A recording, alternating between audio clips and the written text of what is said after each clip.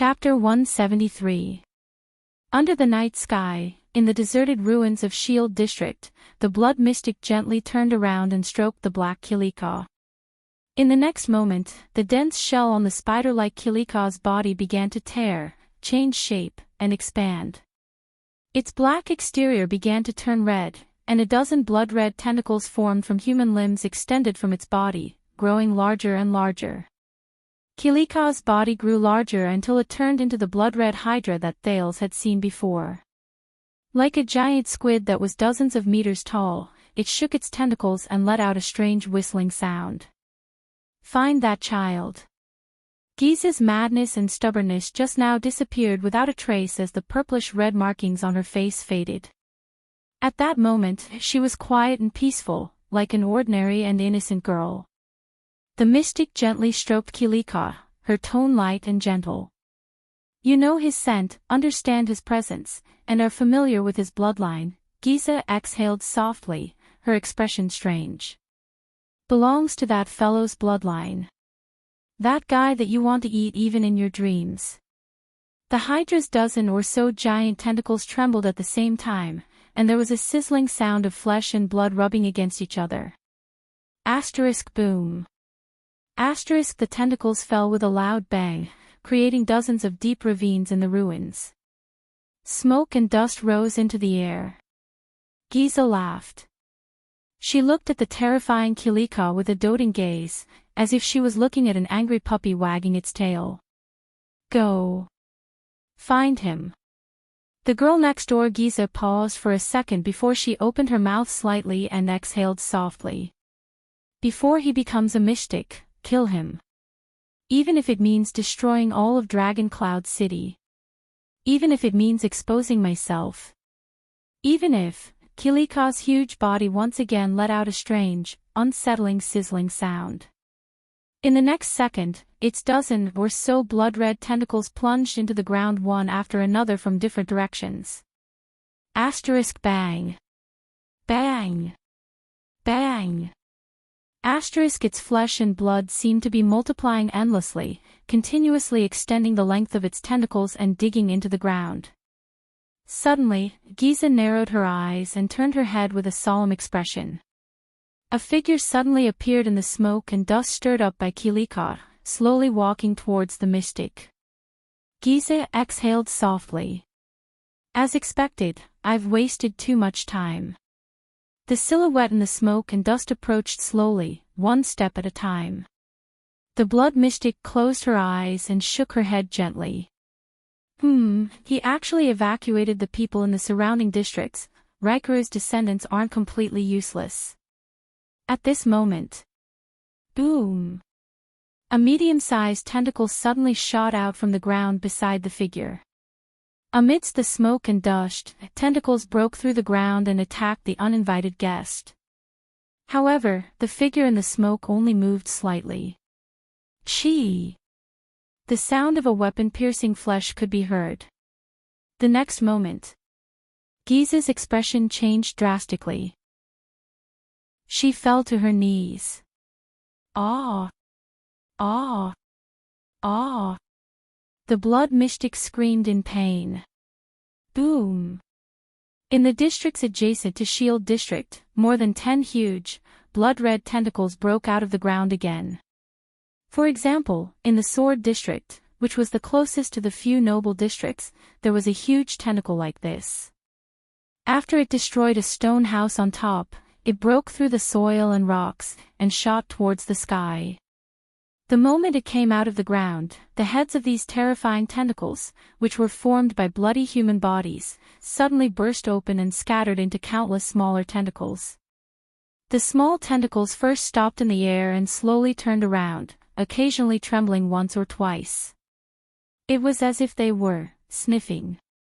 Not long after, these small tentacles trembled at the same time, and then quickly grew, proliferated, and extended in all directions. At this moment, a thin figure in a white cloak suddenly appeared from a corner and instantly landed in front of the roots of all the tentacles. The tentacles sensed the approaching flesh and blood. In that instant, countless tentacles attacked the cloaked figure like a wild beast with its hair standing on end. The figure turned around gently and brandished a special white-hilted blade. The blade flashed. Swoosh. Surrounded by countless tentacles, the figure flashed incessantly in that instant, even leaving afterimages. So much so that from afar, it looked like he was brandishing the blade in a few different directions. The blade grazed almost every tentacle, leaving a wound. But it was far more than that. The next moment, the tentacles that were grazed by the blade trembled violently. Then, these tentacles that seemed to have a life of their own immediately began to blacken and wither in large swathes. Finally, as if they were burning, the entire tentacle turned into flying ash and scattered. Flesh and flying ash instantly floated into a bowl. The cloaked man swung the blade again. This time, the strange blade stabbed into the roots of these small tentacles, the big blood-red tentacle. The huge tentacle shook violently, and bubbles and a large amount of steam began to emerge from the place where the blade had stabbed. Then, it also began to blacken and wither. Until it completely turned into flying ash. Left the roots. The small tentacles that fell on the ground seemed to have sensed something and immediately trembled violently. Like snakes, they scattered in all directions, escaping from that terrifying man. At this moment, countless hurried footsteps could be heard. Dozens of masked figures in gray appeared at the corner of the street. They wore special equipment, armed shields, light crossbows, and streamlined long blades with white hilts. They stepped swiftly and skillfully, blocking almost every tentacle that tried to escape. Their movements were swift, their bodies agile, and their minds calm. Then, they raised their hands and swung their blades. Shing. Shing. Swoosh. This time, the small tentacles that were cut by the blade did not turn into flying ash. Instead, they were like normal limbs that were injured. Bright red blood gushed out of them, but their vitality was obviously not as strong as their roots. After a large amount of blood flowed out of the severed tentacles, they immediately fell to the ground and slowly shrunk. The man who first appeared, the star killer Nicholas, flung his cloak off. With a stern expression, he ignored his subordinates who were busy clearing out the tentacles and walked towards the corner of the street. There, even more white blade guards clustered around an old but dignified man. According to Madame Calshan's information, there are at least a dozen of these things in Shield District and its surrounding areas. Fortunately, we evacuated the residents in time, or else they would have become food for those things, Your Majesty. The Star Killer reported solemnly. Nuvan VII furrowed his brows and looked at a trembling tentacle in the distance. A white blade guard stepped on it and chopped it off. Bright red blood flowed out of it. Nicholas noticed the king's gaze. He swung the strange blade in his hand and said slowly, "We've tested it. Normal anti-mystic equipment can only ensure that they can maintain their basic mobility under the siege of these things. Only a legendary anti-mystic equipment like the Severing Soul's blade can protect themselves and get rid of these disgusting things at the same time." The king nodded. His expression was terrifying. Gleeward has already set off with the Soul Slayer pike. That calamity won't be jumping around for long. Behind the king, a bureaucrat who looked like a disciplinary officer said worriedly, "But these things are still expanding, trying to find more people to feed on. Now, they've even appeared here. Sooner or later, they will extend out of Shield District and catch up to the residents we arranged to evacuate to other districts, and even to those outside the city. It's one thing for it to continue growing by absorbing, but if this goes on, the entire Dragon Cloud City." King Nuvan raised his hand abruptly and stopped his subordinate from reporting. His eyes flashed with anger and determination. The tentacles in this area were quickly cleaned up. King Nuvan clenched his fists and raised his head to look at the warriors around him. He shouted loudly, "White Blade Guards!" Yes! All the White Blade Guards, including Nicholas, turned their heads in unison and shouted angrily. They stared back at the Northland King with sharp gazes. King Nuvan took a heavy step forward. He glared at each of his personal guards, the elite White Blade Guards. The dragon's Imperial Guards. The most valiant existence in Extet. The sound of earth and rocks collapsing came from afar again. King Nuvan took a deep breath. The flames in his eyes burned brighter. Tell me, boys. When Extet needs your protection.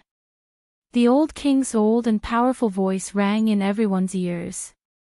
When Northland needs your bravery, when you need to sacrifice your lives, when you bleed dry, King Nuvan turned his head and fixed his gaze on the blood-red hydra in the distance. He stared at the blurry but huge figure and roared ferociously. Will you hesitate? Tell me.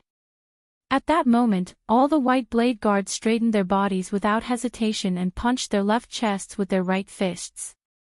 Asterisk thud. Asterisk the dull sound of a punch rang out at the same time.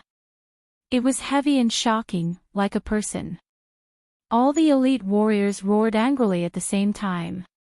Their voices were deafening. No, your majesty. Asterisk swoosh. Asterisk King Nuvan turned around and abruptly drew his saber. With a dignified expression, he nodded and looked at his guards. Very good. Nicholas. You're in charge of dispatching. The Star Killer knelt on one knee and punched his chest with a solemn expression. All White Blade Guards, equip yourselves with anti-mystic equipment and walk around the edge of Shield District, King Nuvan said calmly to the captain of his personal guards. Whether it's delaying, intercepting, or strangling, block this thing in Shield District. It can forget about touching a single Northlander. Nicholas nodded fiercely and stood up to give his orders. Everyone, split into 8 teams. Each team has at least 30 people. Check the anti-mystic equipment and bring signal arrows. Send messages according to wartime standards. The Star Killer looked at his subordinates and said coldly, form a circular formation of 5 people each. Focus on dealing with these little things. Slashing and slicing are the most effective methods. Pay attention to your footsteps, don't get entangled by more than one enemy. If you run into such a big fellow. Nicholas kicked the large tentacle that had already withered into black dried limbs and shook his severing soul's blade. Send a message to inform me. King Nuvan sighed. Kalshan said that the more people that Calamity faces, the stronger it will become.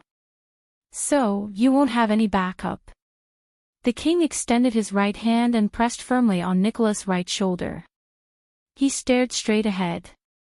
Whether it's the patrols or the recruits, they don't have anti-mystic equipment. They will only die in vain. Our hope lies with Gleeward and you, the Soul Slayer Pike and the Severing Soul's Blade. Gleeward has already gone to find that calamity.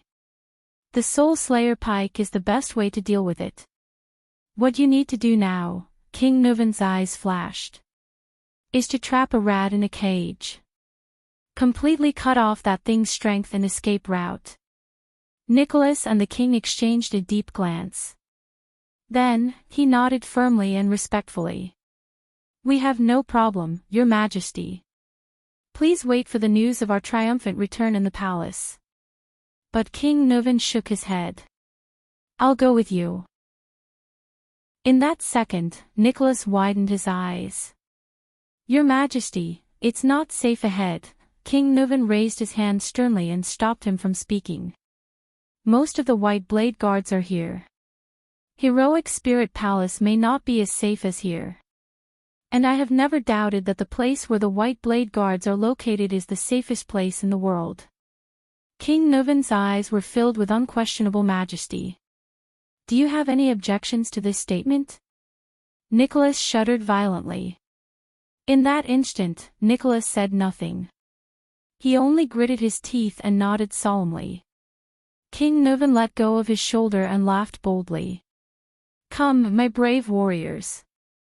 Today, we will set foot on the land of our homeland and rush into a war between humans and non-humans. The old king raised his head and looked at the cliff of the sky, at the valiant statue holding a spear. Today, we will follow in Rikaru's footsteps to hunt the legendary calamity. The white blade guard's expressions became solemn. Nicholas' pupils gradually narrowed. He slowly tightened his grip on the weapon in his hand. Nuven the Seventh turned to the Hydra in the distance. He took a deep breath and slowly exhaled. Take out those crazy criminals who have committed heinous blood debts in Northland 600 years ago and now. Take out those unreasonable freaks who have caused endless disasters for thousands of years. Take out those evil beings who take pleasure in killing and bloodshed. Take out those scum who see us as ants. King Nuven clenched his fists. His gaze was fierce. Destroy them all. Giza suddenly collapsed to the ground. Her originally rosy and healthy face suddenly turned gray and shriveled. Moreover, this gloomy color continued to intensify on her face. Behind Giza, the Hydra Kilika sensed its master's condition and trembled madly. Following Kilika's movement, a few tentacles appeared around the figure again and attacked the uninvited guest. Asterisk swoosh. Asterisk asterisk rip. Asterisk two sharp sounds of flesh being pierced came from the smoke. Ah. Ah, no. Kilika, that's. Giza screamed in pain. Her entire body trembled and her face became increasingly gray, as if she was enduring torture. Kilika suddenly writhed like a madman. Asterisk crack. Asterisk the ground between the mystic and the figure cracked open.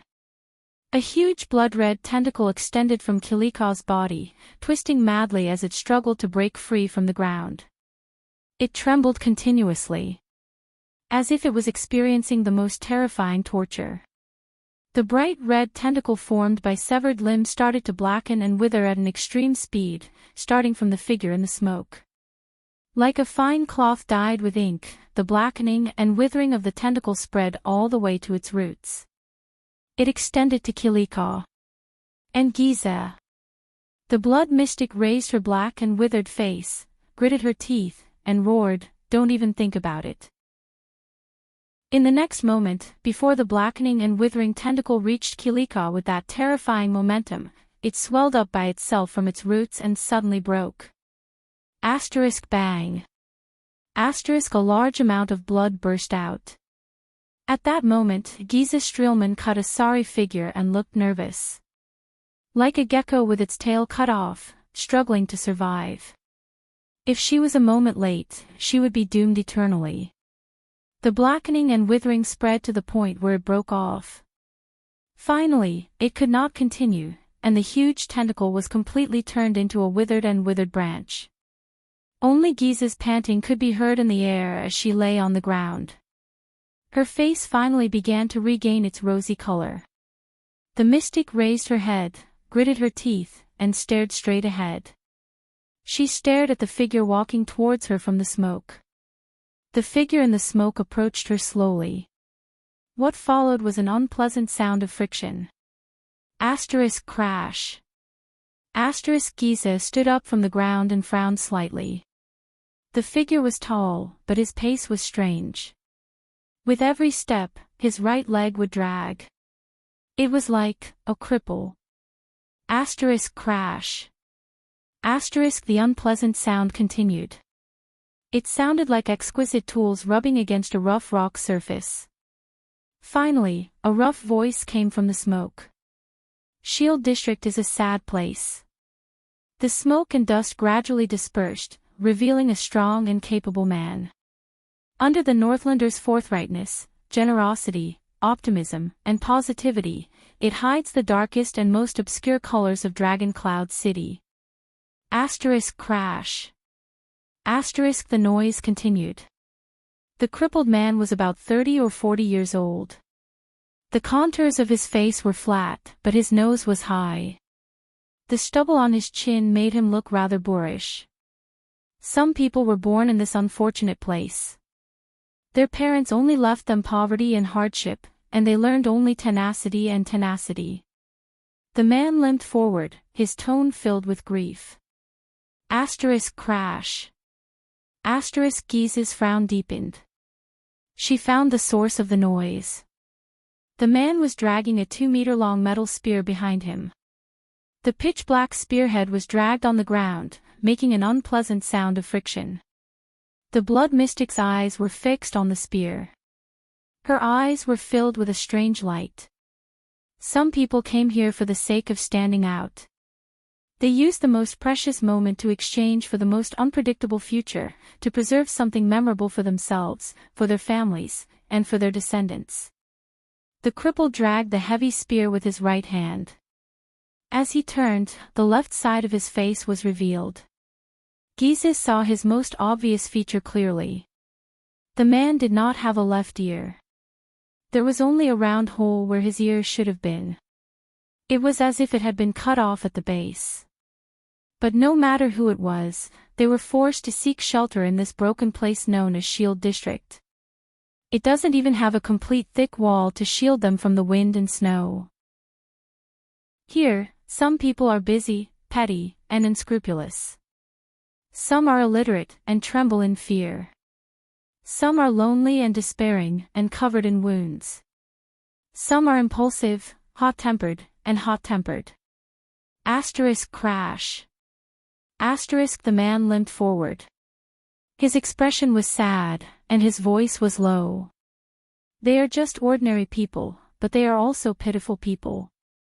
But they are still living under the feet of the most powerful person in all of Extet. With the Northlander's most contented attitude and the strongest smile, they do the lowliest of jobs. They receive the merest income, have the most pitiful hope, and live the most miserable lives. They do not have unparalleled power, no great achievements, no respectable honor, no noble titles, and no glorious bloodline. But they still clench their teeth, swallow their blood, hold back their tears, tighten every muscle, and struggle to survive. The man stopped limping and stood in front of Giza. He turned his head and glanced at a ruin. There, a child's severed hand lay quietly. The man turned his head abruptly. This time, his eyes stared straight at the mystic without wavering. His eyes were filled with indifference, loneliness, disappointment, pain, hatred, and dead silence. "This is Shield District, a filthy place where even the snow is black," the cripple said flatly. "In the great Extet, in the majestic heroic spirit palace, under the dazzling glory of Northland." The man's gaze swept across the ruins around him, and there was a hint of pain in his eyes. "We struggle bitterly, struggling at death's door. We are more like Northlanders than the strongest Northlander." The crippled man with only one ear had a cold expression. He raised the spear in his hand and looked at Giza. "But you, even this tragic and unfortunate chance, this chance to grit our teeth and fight for hope, had to be taken from our hands, which were empty to begin with. Stripped of everything. We are in your eyes." The man closed his eyes gently. He tightened his grip on the spear in his hand. His words were filled with pain. "Like worms, you can trample and knead us as you please. Is that so? Calamity?" The blood mystic exhaled deeply. Her gaze was extremely solemn. She did not answer the man. It was as if she did not want to waste time. She only fixed her gaze on the spear. A few seconds later, Giza finally spoke slowly. 600 years later, the controller of the Soul Slayer Pike. Giza pacified Kilika behind her while panting. She said flatly, "So it's you, a cripple." The man snorted. The blood mystic raised her head and looked at the cliff of the sky. She glanced at the heroic statue of the human hero, Rikru Extet, and then looked down at the lame, one-eared man. She frowned. It was as if he was making a comparison. A moment later, Giza heaved a long sigh. "Isn't that too far off?" The man stared at her without saying a word. "What, in this era," Giza said in disdain, "as long as you're a supreme class, you can master a legendary anti-mystic equipment? Phew." The one-eared man spun his hands. His spear whistled through the air, and the pitch-black spearhead was pointed straight at Giza. The spearhead vibrated slightly. Buzz! It was as if the spear had a life of its own. Drew Gleeward, an ordinary heavy swordsman in Dragon Cloud City, conscripted, he said in a low voice. By the way, the lame man named Gleeward said coldly with the Soul Slayer pike in his hand, the entire Shield District, I'll cover it. Oh. Giza's expression turned cold. She gritted her teeth, but she did not show a smile, which was a rare sight. Then you'll have to thank me. She looked around at the ruins on the streets around them and shook her head. You're home. It's so clean. Gleeward was not angered by her words. The man only dragged his lame leg and took a light step forward. I was just greeting you just now. You should also know the origins of this weapon, right? Gleeward tapped the ferocious-looking spear in his hand and said quietly, when I received it 10 years ago, Merc almost nagged me until my other ear fell off. The man's gaze became pure. The Soul Slayer pike, King Rikuru's great weapon. All life in this world, from great dragons to ants, demons to flowers and plants. Once pierced by this pike. Gleeward stared at the tip of the pike, his eyes sparkling. All life in one's body will be drained. At that moment, the one-eared, lame man's aura began to change. It was as if he had arrived at the most horrifying battlefield. All life. Every part of your body. Giza did not speak. The touch of death, Gleeward raised his head and emphasized coldly, only requires a light touch. The girl, who had always smiled gently, now stared at the pike without any emotion. Her gaze did not shift for a long time. It was as if she was recalling something. This is the unparalleled ability of the legendary anti-mystic equipment, the Soul Slayer pike, the heavily injured heavy swordsman said through gritted teeth. Extermination. This is a legendary anti-mystic equipment forged especially for you, a guy who can't be sealed normally. Gleeward exhaled gently at the pike. Blood calamity. Enemy of life. In the next moment, a cold glare shone in Gleeward's eyes. Asterisk boom. Asterisk his uninjured left leg stomped on the ground with a loud bang. His strong but injured body shot up in a shocking manner. He charged towards Giza, who had an unpleasant expression on her face. The ferocious Soul Slayer pike thrust forward with an invincible momentum, as if it was charging on a battlefield. Asterisk buzz, asterisk in the air, the pitch-black pike released a joyful vibration. It was as if it was longing for something. Chapter 174. The moon was gradually setting in the west. Asterisk bang. Asterisk a loud rumble came from the center of Shield District. The once insufferably arrogant Hydra, Kilika, had once again dived into the ground and disappeared without a trace.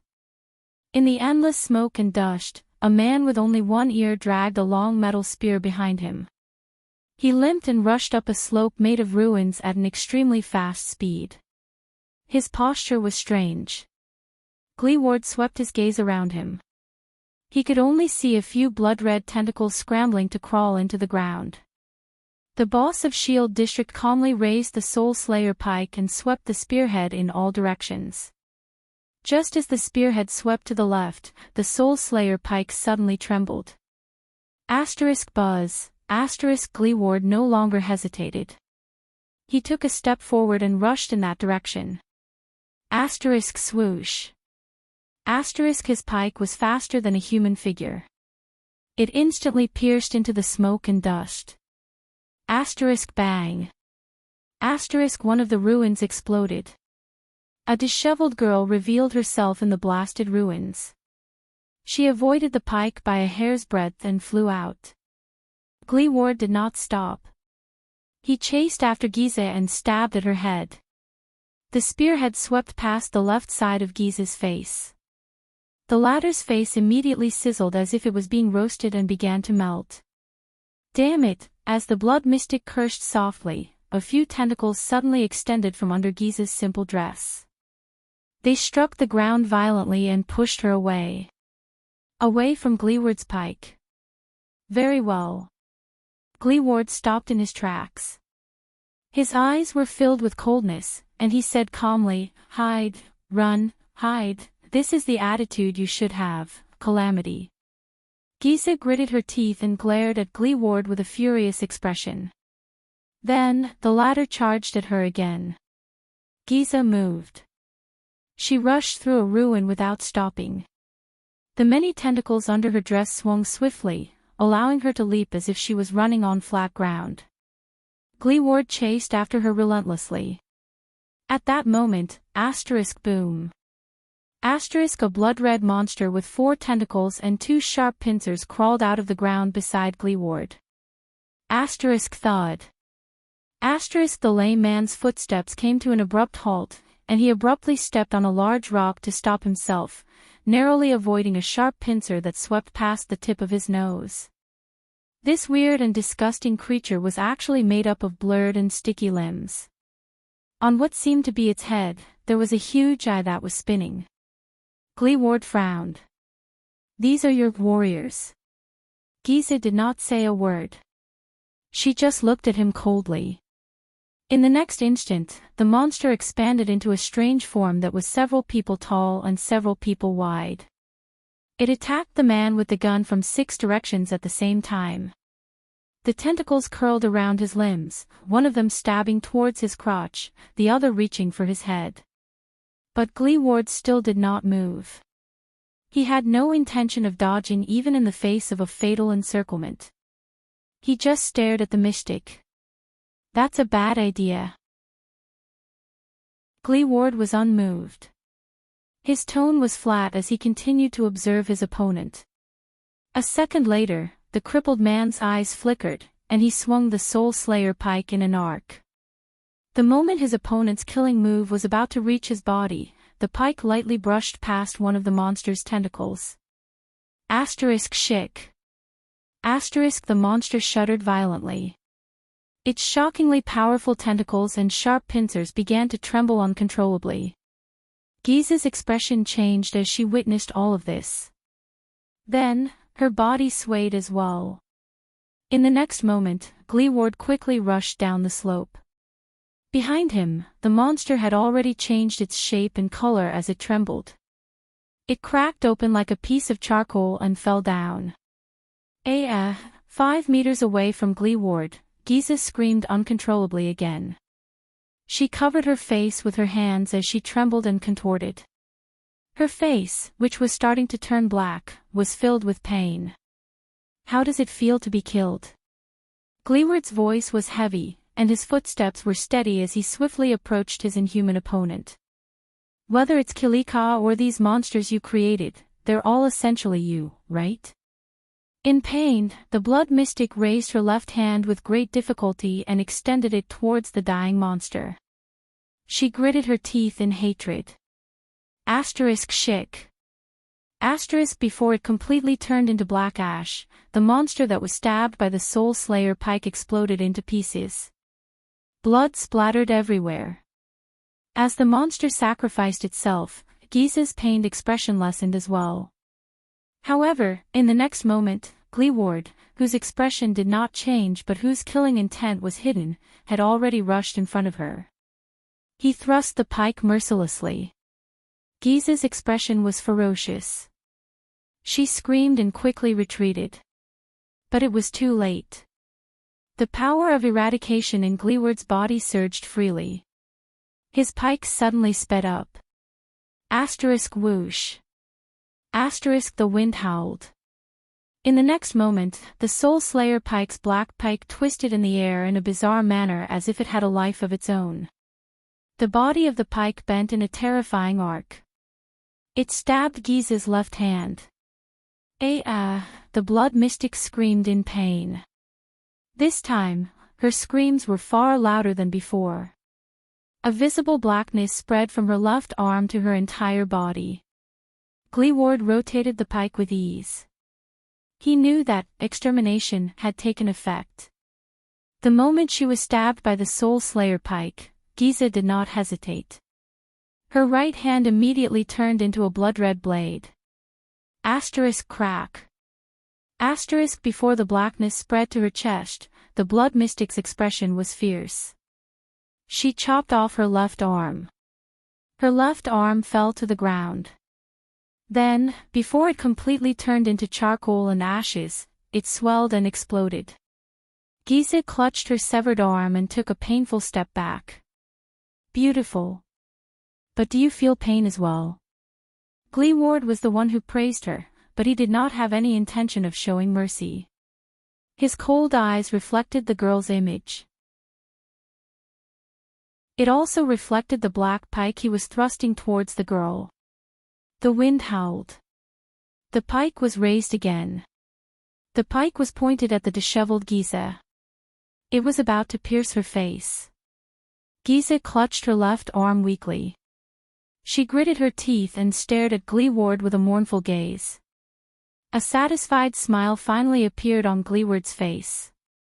But it was also at that moment that a few blood-red lines that looked like the branches of a tree and blood vessels slowly rose on Giza's face. The pike thrust forward. It was unstoppable. In the next moment, a figure burst out of the ruins on the ground. Asterisk boom. Asterisk it stood between Giza and Gleeward. Asterisk thud. Asterisk it was a dull thud, not the muffled sound of metal piercing flesh. Gleeward, who held the pike with both hands, frowned deeply. The tip of the Soul Slayer pike stopped right before the tip of Giza's nose. It was only half a second away. The Soul Slayer pike that the crippled man used to take the mystic's weapon was currently held by a short and muscular figure who was using both arms to hold the pike. Even though the latter's hands were already bleeding from the friction of his grip on the pike. The weak Giza panted. The blood-red lines on her face trembled slightly. She stared at the pike before her with the ghost of a smile. Her expression was complicated and subtle. But Gleeward's expression quickly changed. How? Gleeward stared in disbelief at the short and muscular man who was holding his pike in a death grip. The man's attire, figure, and appearance were no different from a normal Northlander. How could it be you? You are. Gleeward stared at the man in front of him, whose face was filled with despair. He called out his nickname in shock and bewilderment. Glacier Sentinels, Big Leather Belt. Giza revealed a long-lost smile when she saw Gleeward's expression. At the edge of Shield District, Nicholas turned a gigantic tentacle into ashes with a smooth slash. Behind him, the shadows of countless swords and blades could be heard. The elite warriors of the White Blade Guards were carrying out their duty to kill even more smaller tentacles. The Star Killer frowned and walked down the battlefield. In the distance, King Nuven, who was tightly surrounded by a dozen guards, narrowed his eyes and looked at the captain of his personal guards. Your Majesty! The sound of horse hooves came from afar, along with the loud reports of the cavaliers on the horses. The secret room has sent news. Kilika has disappeared. Very good. King Nuven's expression changed. He nodded and said to a noble behind him, "This proves that our strategy is effective. That calamity, it does not dare to face the Soul Slayer pike head-on." Nicholas, who had just gotten rid of a tentacle, came forward. We used the best strategy against the blood calamity. On one hand, we used a small number of elites and legendary anti-mystic equipment to attack its vital points. On the other hand, we divided and surrounded it to cut off its source of power, Your Majesty. The Star Killer's expression became solemn and his eyes shone. We suppressed it. King Nuven nodded heavily. Behind the king, a few Northland soldiers rode over on horseback. They brought along a few noble bureaucrats who were in charge of delivering the news. They continued to deliver the news. Also, Your Majesty, we still do not have any news about the Prince of Constellation and your granddaughter. King Nuven's expression did not change, as if he did not care about his granddaughter's life or death. Also, the nobles and the residents of the other districts are talking about it, especially the residents you evacuated. Many of them saw that monster. There are all sorts of comments about the invasion of the calamity.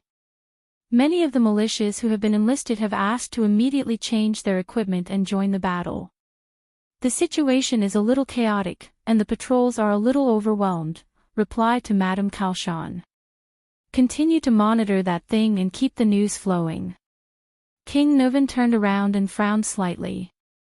He thought carefully and then decisively ordered, also, inform the chief garrison officer to disperse the patrols and pacify the civilians one by one. In the name of the king, this place will be solved very quickly. Ordinary troops without anti-mystic equipment will not be of any use. No one is allowed to recruit or gather troops for any reason. The officials nodded and continued to report the situation. The outskirts of the city are very close. We also received news when we evacuated the residents. Your 6 counts and their vassals have already sent fast horses and messenger crows 3 times, requesting to bring their troops into the city to provide support, bringing thousands of people to feed that calamity. The king rudely interrupted them.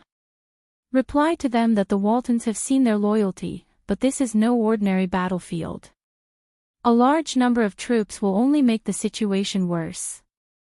A clerk quickly recorded the king's words, while another worriedly said, in addition, the 4 archdukes have requested your majesty that for your own safety, you should immediately return to Heroic Spirit Palace and explain. King Nuvan nodded and nonchalantly waved them off. Let Lisband deal with the nobles, including the archdukes. Tell them that the king is hunting at the front line. Under such circumstances, it is best for them to shut up. After issuing the order, the heralds rode away on their horses. You know, they actually have a point. You should stay in Heroic Spirit Palace, your majesty, the Star Killer said calmly. The king shook his head. Almost all the White Blade Guards have been mobilized, and we can't summon troops into the city. Staying in the empty Heroic Spirit Palace with 4 archdukes and their personal guards with ulterior motives. King Nuvan snorted coldly. Your king just killed an archduke not long ago. I think I know which option is safer. Nicholas nodded and shook off the blood on the severing soul's blade. At this moment, your majesty, boss, look, a White Blade Guard pointed at the sky and shouted. In the night sky, a spark flew high into the sky above Shield District. What followed was a sharp sound. The White Blade Guards shuddered in unison. A signal arrow. This means. Nicholas' gaze flickered. It's the first group from the east. They found a big guy that's hard to deal with. We have to immediately. At the same time, a similar spark bloomed in the sky from another direction. At the same time, there was a sharp whistle. King Nuvan frowned. 2 places. But in the next second, a third signal arrow rose from afar. At the same time. That's not right. King Nuvan stared at the spark and frowned. We've strictly assigned the routes. We split them into 2 directions, east and west, and gradually surrounded them from the edge of Shield District. While the 1st and 5th groups were clearing the route in front, the troops at the back shouldn't have met the big guy. Just as he spoke, a 4th signal bolt appeared not far away. Nicholas' expression changed drastically. So many signals at the same time. There's only one explanation, your majesty. A few seconds later, Nicholas panted and said, a new monster broke out from the ground, so other than the 1st and 5th groups, the others also met it. He could not finish his sentence. Asterisk bang. Asterisk a loud rumble was heard. Amidst the smoke and dust, a blurry, indistinct, gigantic creature appeared in the center of Shield District, swinging its countless tentacles. Everyone present stared at the monster, the multi-headed snake, Kilika, dumbfounded. How could this be? King Nuvan gritted his teeth and looked at the nightmare monster that had reappeared. He took a deep breath and looked at the warriors around him. It's such a big target. Isn't it afraid of the Soul Slayer Pike's ability? Gleeward, He. King Nuvan stopped talking. The old king's expression was unpleasant. He had obviously realized something. There was silence for a few seconds. Then, Nicholas put the severing soul's blade into the scabbard on his back and slowly crouched down. He tightened the straps on his legs and nodded solemnly. "Your Majesty, I request that we depart immediately." The Star Killer regained his extreme calmness. He said softly, "We must slow down the work of clearing these tentacles. I think I need to bring the severing soul's blade as soon as possible, to save Gleeward. On the other side of Shield District." "Dodge!" Black Sword's furious roar was heard. Thales looked at the blood-red tentacle that was charging at them. He gritted his teeth and dragged Little Rascal backwards. But they were far from fast enough. The tentacle slithered on the ground as fast as the wind and instantly slid before their eyes. Then, it suddenly bounced up and shot towards Thales with the sound of the wind. It was as tall as a person. Asterisk whoosh. Asterisk, damn it. Thales cursed in his heart as he watched the tentacle lunge at the tip of his nose. "I can't dodge it." Little Rascal cried out in surprise. At that moment, that strange fluctuation surged through Thales' body again. Thales felt time slowing down again. In this time that seemed to be playing in slow motion, he could clearly see that the tentacle lunging at him was made up of countless bloody human tissues, from skin to muscles, from blood vessels to bones. In the air, it began to fork from the tip, revealing a section of sharp teeth. It was like a large, abnormally shaped snake lunging at its prey. A wave of nausea surged in Thales' heart. What the hell is this? At the same time, a new surge of strength was born in his body. Thales felt the new strength in his body and calculated where the tentacle would land. The next moment, he pushed Little Rascal away. Then, he pounced on the other side.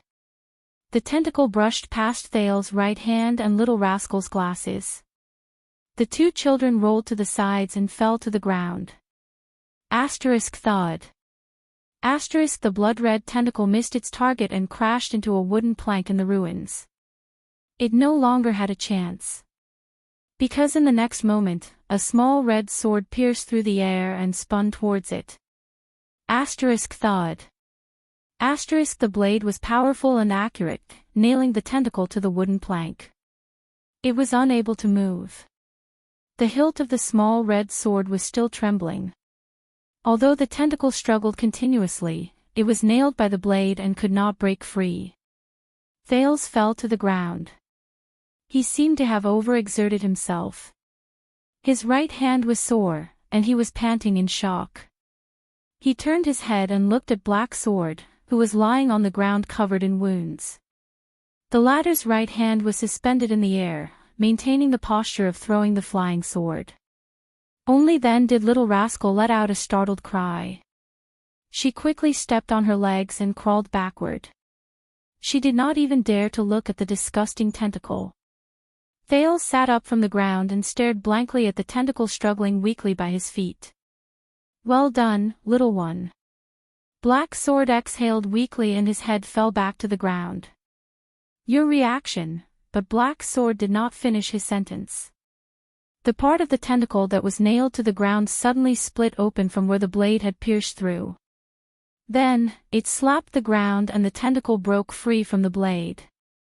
Thales shuddered. **T, be careful!" Black Sword yelled. But this time, Thales could not react in time.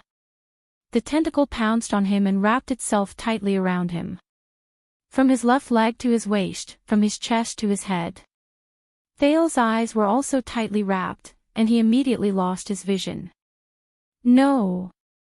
Little Rascal screamed. Thales only felt a shiver run down his spine. It was sticky, greasy, warm, quivering, and occasionally contracting. And a little dizzy. That was what Thales vaguely felt in his daze. It seems quite comfortable. until he felt a greasy, wet, and warm ball slide across the left side of his face and stop at the bridge of his nose. The ball began to tremble continuously, as if massaging his face. This feeling, Thales thought in his daze, is like pressing my palm on my eyelid and feeling my eye tremble in my palm. When he thought of this, Thales shuddered violently. He knew what the greasy, wet, and warm ball that kept massaging the bridge of his nose was. It was someone's eyeball. F***CK. F***CK. F***CK. F***CK. An unprecedented disgust engulfed Thales, immediately waking him up from his hallucination. In extreme panic and nausea, Thales desperately shook his right arm, the only part of his body that was not covered by the tentacle, trying to pull that disgusting thing off. But the tentacle only tightened its grip. Thales clawed at the tentacle in vain, but he only felt that breathing was getting harder and his consciousness was fading. Little Rascal and Black Sword's anxious voices rang in his ears, but he could not hear them clearly. And the eyeball that was quivering even faster. F***CK. His heart beat faster, and the blood vessels in his ears surged more rapidly. Thales, who was suffocating, felt increasingly uncomfortable. Soon, he began to see stars. What should I do? A thought flashed through his mind. Right. I still have. He let go of his right arm and reached behind his waist, wanting to touch the JC dagger that Jayla gave him. The dagger. The dagger. But when he touched his waist, he only felt something greasy and warm. The tentacle had also tightly wrapped around his waist. Thales felt as if he had fallen into an ice cave. At that moment, despair overwhelmed him. **T, what should I do? His right hand flailed about behind his waist. But he could not catch anything. What should I do? Then, a hard object brushed past Thales' right hand while he was flailing about. The pain brought Thales, who was on the verge of fainting, some clarity. He mustered the last of his strength and grabbed the long, foreign object firmly. He pulled it out. Then, he reached for his head. But the accident happened just like that. The moment Thales lifted the foreign object, a wave of heat from the inside out, from his heart to his right hand, suddenly erupted. It was like the most terrifying flame, roasting his entire body in that instant. Pain, scorching heat, and spasms, these three sensations reached his entire body at the same time. Inside and out, every corner, every tissue, and every cell. Illusory sounds appeared in his ears. At first, it sounded like the increasingly loud sound of blood vessels surging. But soon, these sounds changed. Some sounded like waves sweeping across, some sounded like volcanic eruptions, and some sounded like the howling of a storm. Thales opened his mouth, but nothing came out. The only thing that entered his mouth was the fishy, salty taste of the tentacle. And the disgusting organs that slid past his tongue, pieced together from an unknown person. But at that moment, he no longer paid attention to the disgusting tentacle and the restraint. There was only a burning sensation left in his senses. But in the next moment, Thales felt his entire body tremble. Then, he relaxed, and his vision reappeared. His breathing began to become smoother. His chest was no longer heavy, and the restraint on his face slowly loosened. The tentacle let go of him. Then, it slid down silently. At that moment, the burning sensation from the bottom of his heart to his right hand gradually disappeared. Thales panted hurriedly. He struggled to sit up from the ground, gasping for air after surviving a disaster. Then, he saw two pairs of shocked eyes. Black Sword and Little Rascal stared at him in a daze. It was as if they had seen something incredible. Thales was shocked. Then, he realized that they were not looking at him. He lowered his head and looked at his right hand. Then, he could not help but narrow his eyes. At some point in time, Thale's right hand had firmly grasped the weapon Black Sword threw at him. It was the small red sword. But at that moment, the dark red blade of the small red sword was actually emitting a dazzling red light. Thale stared at the small red sword, dumbfounded. He watched as the blade, which was originally dark red and lustreless, gradually became lighter and brighter, becoming a color similar to the blade. It was as if it had just been sharpened. That was not the only abnormality. The disgusting tentacle began to change from the point it approached the small red sword. Thales had seen this change before. It was in the birch tree forest, when the fortress flower was facing the blood mystic. The entire tentacle, which hung limply on Thale's body, began to dissolve, wither, and turn black. Then, it turned into ashes and dissipated in the air. It was as if it had met its natural enemy. All that was left on Thale's body was black ashes. "What did you do?" Black Sword frowned. He stared at the sword in Thale's hand and murmured, "Could it really be a legend, a legend?" Little rascal blinked. She did not understand. At that moment, before Thales could react, he heard the sound of a raging tide, which resembled the surging of blood vessels. Whoosh! It seemed to be surging from afar. But the raging tide soon changed, turning into a low murmur of a human. Thales shuddered and jumped in fright. He raised his head and looked at Black Sword and Little Rascal, but both of them only stared at him in a daze. Black Sword's gaze kept shifting back and forth between Thale's face and the sword in his hand. He did not bother to hide his deep suspicions. However, the two of them acted as if they hadn't heard the voice at all. This scene is so familiar. Thales looked around in panic. Aside from the ruins, the night sky, and the glow of the small sword in his hand, he saw nothing. What's going on? What's going on? Staring at the glowing small sword in his hand, Thales was at a loss. Just as he was about to speak, the single syllable became clearer. It began to form words and sentences. "My name," the voice rang slowly, like an old man from afar. "My name," it sounded like it was coming from countless wooden planks. Thales could not tell what language it was. But he clearly understood the meaning of the voice. "My name, Blade of Purification." Thales opened his mouth wide and stared at the glowing small sword in his hand in utter shock. "Purify, Blade of Purification." Thales was completely stunned. But that was not what surprised him the most. Amid the raging tide, the voice uttered the last two sentences. "It's been a long time," the voice said slowly, "my blood brother."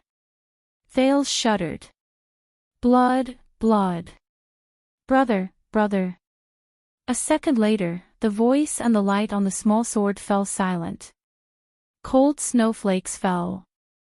It was as if nothing had happened just now. Except for the tip of the small sword. It had turned from a dull red to a pure crimson. It was the color of blood. Chapter 175. Dragon Cloud City, the border between Armor District and Shield District. A series of loud roars came from the direction of Shield District, as well as faint tremors. "We should evacuate together with the residents." A valiant swordswoman with black hair, light armor, and thick black gloves stood on a roof. She frowned as she stared at the tall figure in front of her. "It's not our duty to be nosy, and it's not in line with our principles to look for trouble." But the figure just stared at the sky of Shield District in the distance, taking in the crazily rampaging, unusual giant blood-red monster. "Is this the reason Raphael asked us to leave?" Cohen pursed his lips with a worried expression, his eyebrows constantly moving. "This is what the Secret Intelligence Department wants to do." "Did you hear what the resident said?" "That's the legendary Hydra, Kilika." Cohen clenched his fists tightly, displeasure flashed in his eyes. "It's those calamities, the mystics, those legends that we can only read about in family records and dossiers. Raphael, Cohen looked at the ruins of Shield District, his breathing quickened. Did you do this? Is this your plan? Miranda frowned and looked at her colleague with a complicated expression. The disciplinary officers didn't evacuate the area for no reason. This is not something you should worry about. Dragon Cloud City definitely knows how to deal with calamities. Miranda looked at the Hydra flinging out another giant tentacle in the distance, sighed and shook her head. And, no matter what Raphael did, or what he wants to do, it's not something we can interfere with. Cohen was still staring at the Hydra, his golden hair was covered in snowflakes, but he did not notice it at all. That's Shield District, Big Leatherbelt lives there.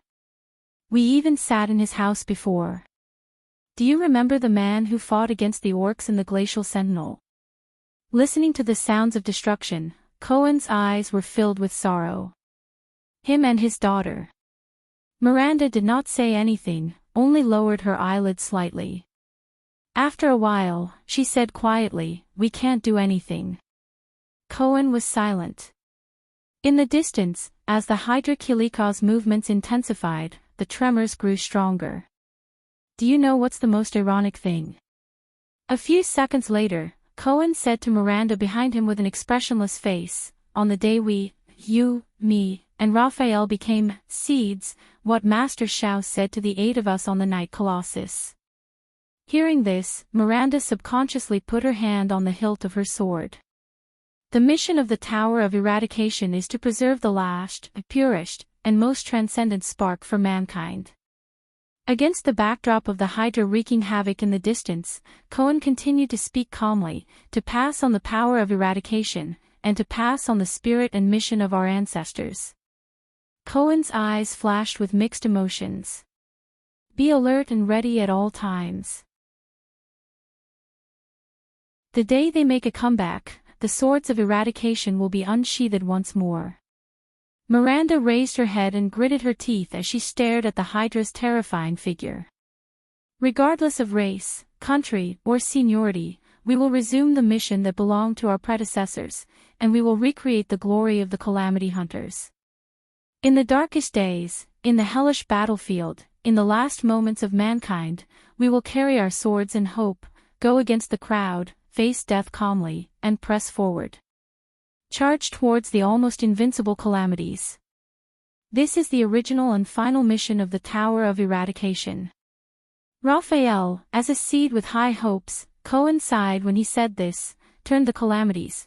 Stop your meaningless and baseless guesses, Miranda interrupted him coldly, we don't know what Raphael and the Secret Intelligence Department did. Maybe the Secret Intelligence Department has a more important political purpose. Maybe if they didn't do this, the Hydra would have appeared in Eternal Star City instead of Dragon Cloud City. Cohen sneered, which was rare. Politics. The blonde police officer shook his head in disappointment. The Tower of Eradication passes down skills to protect mankind, and is above politics. This is also the most valuable thing about it. No matter how bad the relationship between the Tower of Eradication and Constellation is, it has never rejected students from Constellation. Cohen lowered his head and said in a low voice, but we use these treasures, which have been passed down for thousands of years, to kill each other. Swordsmen are proud to be born in the Tower of Eradication. But over the past 600 years, how many swordsmen of eradication have truly died in the hands of the calamities? Died while guarding the path of mankind. And how many died under the swordsmanship and powers of eradication that were also passed down from the tower? Miranda's expression did not change, but her voice was a little ethereal. Not every student can escape the shackles of politics. Not every student has the same ideals and goals as the Tower of Eradication. But Raphael? Cohen sighed heavily. With his status, compared to us, he should be the most detached from these things, shouldn't he? Miranda looked at his back in silence. A few seconds later, the swordswoman put away her solemn expression and chuckled softly. Cohen. Miranda looked at Cohen, who turned around in surprise, and curled up the corner of her mouth. Has anyone ever told you, maybe you're not suited to be a suzerain, or even a noble." The swordswoman flashed a thought-provoking smile and asked meaningfully, "The ideal and kind heir to the Count of Walla Hill." Hearing that, Cohen was stunned and stared at Miranda in a daze. He tilted his head and stared at the roof under his feet. Desolation and loneliness flashed in his eyes. This time, Cohen was silent for a longer time than he had ever been. Finally, the police officer's voice rang out absent-mindedly. "Ah, I know. From the first day I could remember things. I knew it." Cohen's voice was calm, but it made Miranda's heart darken for no reason. "I can't be a good suzerain. I can't." Miranda did not speak. At this moment, the two of them looked up as if they had sensed something. In the next second, the two swordsmen jumped off the roof at the same time and hid behind the wall with agility. A minute later, two figures flitted past the streets that had already been evacuated. One of the strange footsteps was light, as if he was walking on the ground. The other's footsteps were more normal, and his steps were steady. In terms of movement, Miranda, who was hiding in the dark, thought both of them seemed to be good fighters. However, both of them seemed to be injured, and their bodies were unstable. "I think we should go into Shield District to look for someone, even if that thing is there." One of them sounded very young and impatient, as if he was not satisfied with his companion beside him. "I say, can't you say something?" "Oh, okay, I remember now. Can't you give me some reaction?" "God, don't make those gestures that I don't understand." "Wait." Miranda's pupils constricted when she saw the two figures. In the next second, Cohen watched in shock as Miranda stood up, left her hiding place, and blocked the two people who passed by. The two uninvited guests stopped in their tracks warily and adjusted their postures so that they could attack easily. But their hostility was quickly broken. "You are, at that time, beside Lady Cecere," Thale's attendant, Wyacasso, held his saber and stared at the swordswoman. His eyes widened in shock. "Broken Dragon Fortress. Lady Miranda. Why are you here?" Wyatt asked in astonishment. "It's a long story." "What about you?" Miranda frowned. "What are you looking for? Is it related to that calamity?" "This." Wyatt was stunned at first, then he turned his head hesitantly. He was a noble of the Arund family, and even the heir of the Duke of the Northern Territory who had once tried to usurp the throne. The disappearance of the prince, but in the next moment, Wyatt frowned slightly. He saw that Miranda's expression was also not right. Both of them felt the tension in the air at the same time. They turned their heads. The companion behind Wyatt, a man with a silver half-mask and metal prosthetic limbs, was trembling. Ralph, the Phantom Wind follower, fixed his fractured hand on his body. His eyes were bloodshot as he stared at the blonde police officer. His hands could not stop trembling. He touched his throat with difficulty, then abruptly let go as if he was scalded. Soon, Ralph's gaze was filled with hatred and anger. Cohen narrowed his eyes in puzzlement as he looked at the strange short-haired, silver-masked man. His gaze swept across the man's lower body, which was covered by clothes, but he could still hear the prosthetic limbs. He scratched his head. "Why are you looking at me like that? Do we have a grudge?" "Excuse me." Under the other person's extremely unfriendly gaze, the police officer asked cautiously and confusedly, "Have we met before?" Cohen soon no longer had to be confused. In the next second, Ralph coldly swung his right hand, and a hidden blade popped out from his arm. Looking at the familiar hidden blade, Cohen's gaze tensed. A memory from not too long ago flashed through his mind. It was that night. Disaster Sword, Groudon. The girl with dual blades. He himself. And, the police officer frowned. He bent down and placed his hand on his saber. Miranda and Waya were both stunned. They looked at the two people who were about to fight, puzzled. "So you're not dead yet, my old friend from Red Street Market." Cohen vigilantly took half a step back.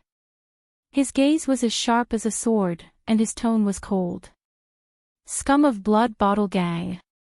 The expression on the other half of Ralph's face, which was not covered by the mask, became more and more unpleasant. He let out a low, guttural growl and clenched his fists tighter. The rustling sounds of flesh scraping against each other came from all directions. It was as if thousands of snakes were swimming wildly in all directions. How many threats, enemies, and dangers do these scraping sounds signify? In the midst of the strange rustling sounds, Nicholas, who was under the eaves of a dilapidated house, opened his eyes gently. The power of eradication in his body began to circulate in a strange manner. It surged through his entire body in waves. In the next moment, the Star Killer descended like a bolt of lightning. He broke through the eaves with an astonishing momentum. Bang! As Nicholas' figure appeared, a dozen blood-red tentacles of various sizes appeared in front of him. The tentacles trembled in unison and attacked him from different angles. Nicholas, who was in the air, should not have been able to dodge. But his figure strangely began to flicker and blur. All the tentacles that were stretched out towards Nicholas curled, whipped, struck, and stabbed at him from front to back. These life-threatening tentacles brushed past his ears, armpits, soles of his feet, and waist in the air, but without exception, all missed his body by a hair's breadth. The air was torn apart by the tentacles. The howling wind glided past the surface of the Star Killer's body. In that second, the unscathed Nicholas' gaze was calm. He swung the severing soul's blade in the air. The trajectory and arc of the blade formed countless ellipses in the air as Nicholas' body descended. Thud. Nicholas landed steadily on the ground. Behind him, many broken tentacles fell and turned into ashes. Nicholas stood up. Without changing his expression, he stabbed the severing soul's blade into the large tentacle in front of him. Soon, Kilika's severed limb disappeared from the world. "It's much easier than parrying the weapons coming from all directions on the battlefield," Nicholas thought to himself. "After all, I only have to face one enemy." He broke through from the edge of Shield District all the way here, and the worry in his heart did not decrease. Instead, it increased. The number of enemies on the road was getting denser, and the Hydra's figure was also getting bigger. Clearly, he was already close to Gleeward. Hopefully, nothing will happen to him. As one of the few Supreme-class warriors who had fought their way out of piles of corpses on the battlefield, Drew Gleeward had an indomitable will, rich experience, and resolute determination that matched his exquisite fighting skills. This kind of warrior seemed to be born to exist on large-scale battlefields. Regardless of whether it was a favorable or unfavorable situation, they could create unimaginable miracles. When he thought of that person, Nicholas could not help but frown. The kingdom's wrath in the south. This was also why, even though Gleeward's temper was terrible and his relationship with the officials of Dragon Cloud City was bad, he was still chosen as the wielder of the Soul Slayer pike 10 years ago, even though he was still cursing and insulting Nuvan VII and the other archdukes of the Walton family and their parents on the first day he received the pike. Of course, it was also because of his bad temper that Gleeward, a heavy swordsman, lost his title, official position, and wealth after he retired. His name was also not among the 5 war generals. Instead, he became a famous boss in Shield District and Hammer District. The Hydra was right in front of him. Nicholas gritted his teeth. Before new monsters or tentacles reached him, Nicholas did not stop moving. He moved forward quickly. When he bypassed the ruins of a collapsed mill, Nicholas was stunned. He saw Gleeward. Gleeward was not suppressed to the point where he could not fight back as he had expected, nor had he fallen. This was the worst-case scenario he had expected. Gleeward stood in front of him, perfectly fine.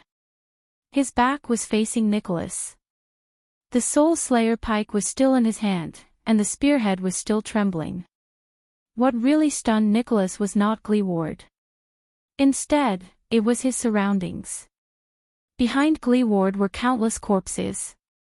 Adults, children, old people, men, women, most of them were dressed in rags and had serene smiles on their faces. But their faces were as black as dried wood. Nicholas stared at the corpses all over the ground with an unpleasant expression. He had seen this kind of death before. It was the effect of being hit by extermination. But, Nicholas stared at Gleeward in disbelief. Gleeward! Nicholas shouted loudly. Gleeward shuddered slightly and turned around slowly. Nicholas tightened his grip on the severing soul's blade in his hand. Gleeward did not even notice that he was behind him. This was unimaginable in the past. There's something wrong with his current state of mind. The Star Killer thought to himself. The lame former heavy swordsman turned around while trembling and looked at the Star Killer. Nicholas stared at Gleeward's face in shock. It was covered in tear stains. It's you.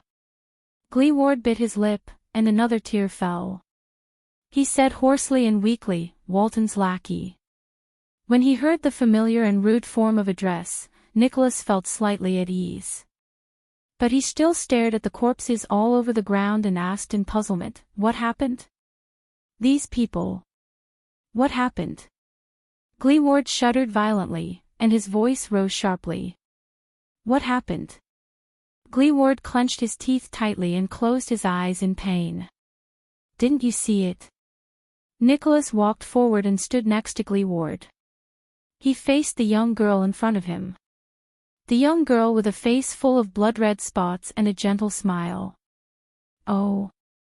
The blood mystic chuckled. Another one.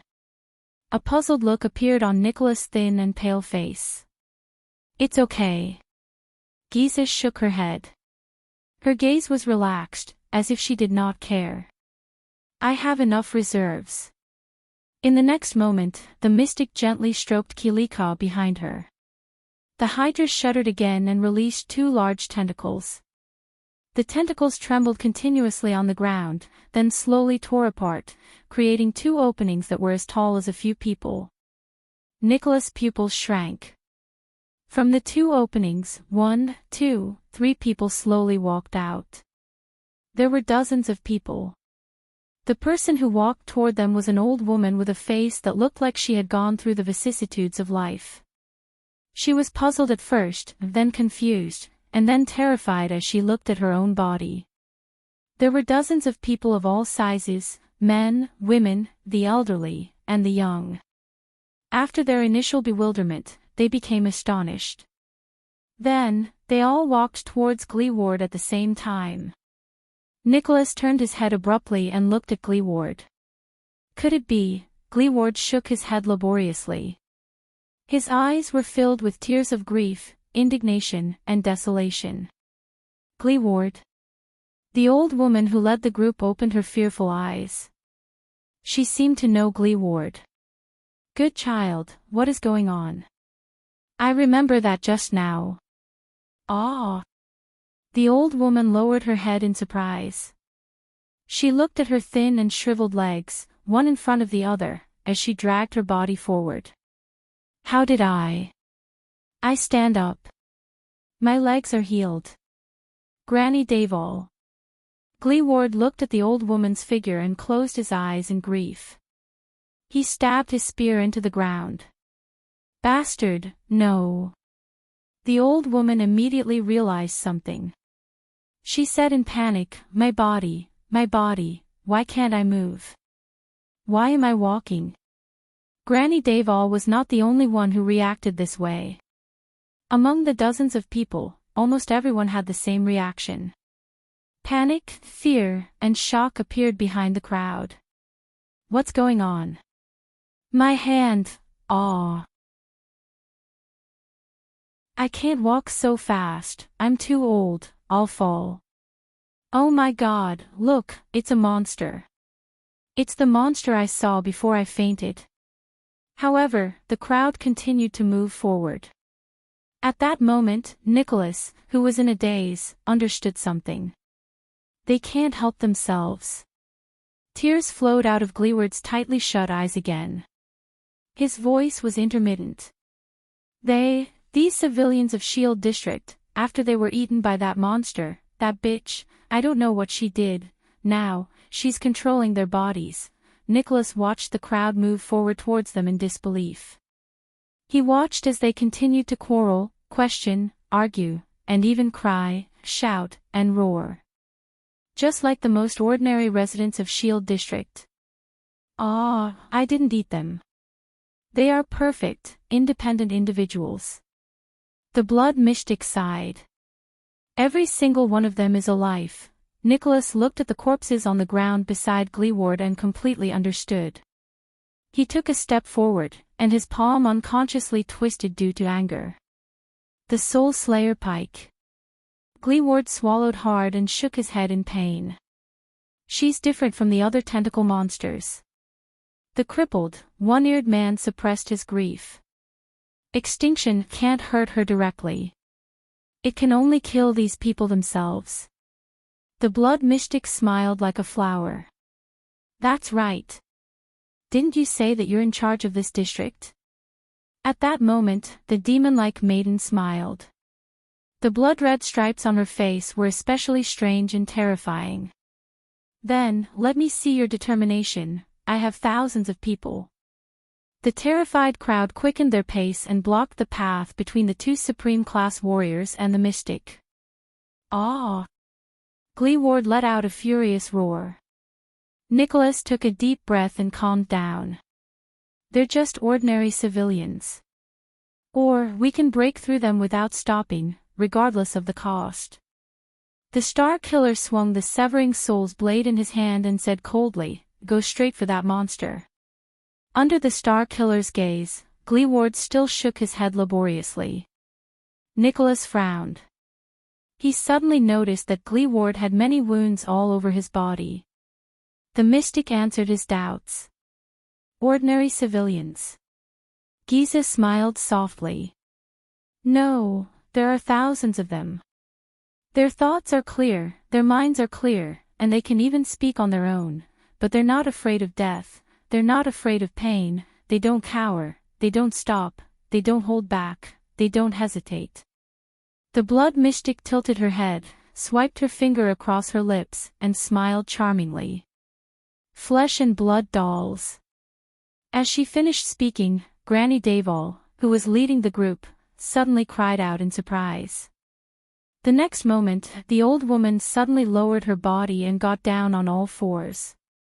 The crowd behind her instantly burst into an uproar. As she cried out in surprise, Granny Davol used her hands and feet like a feline.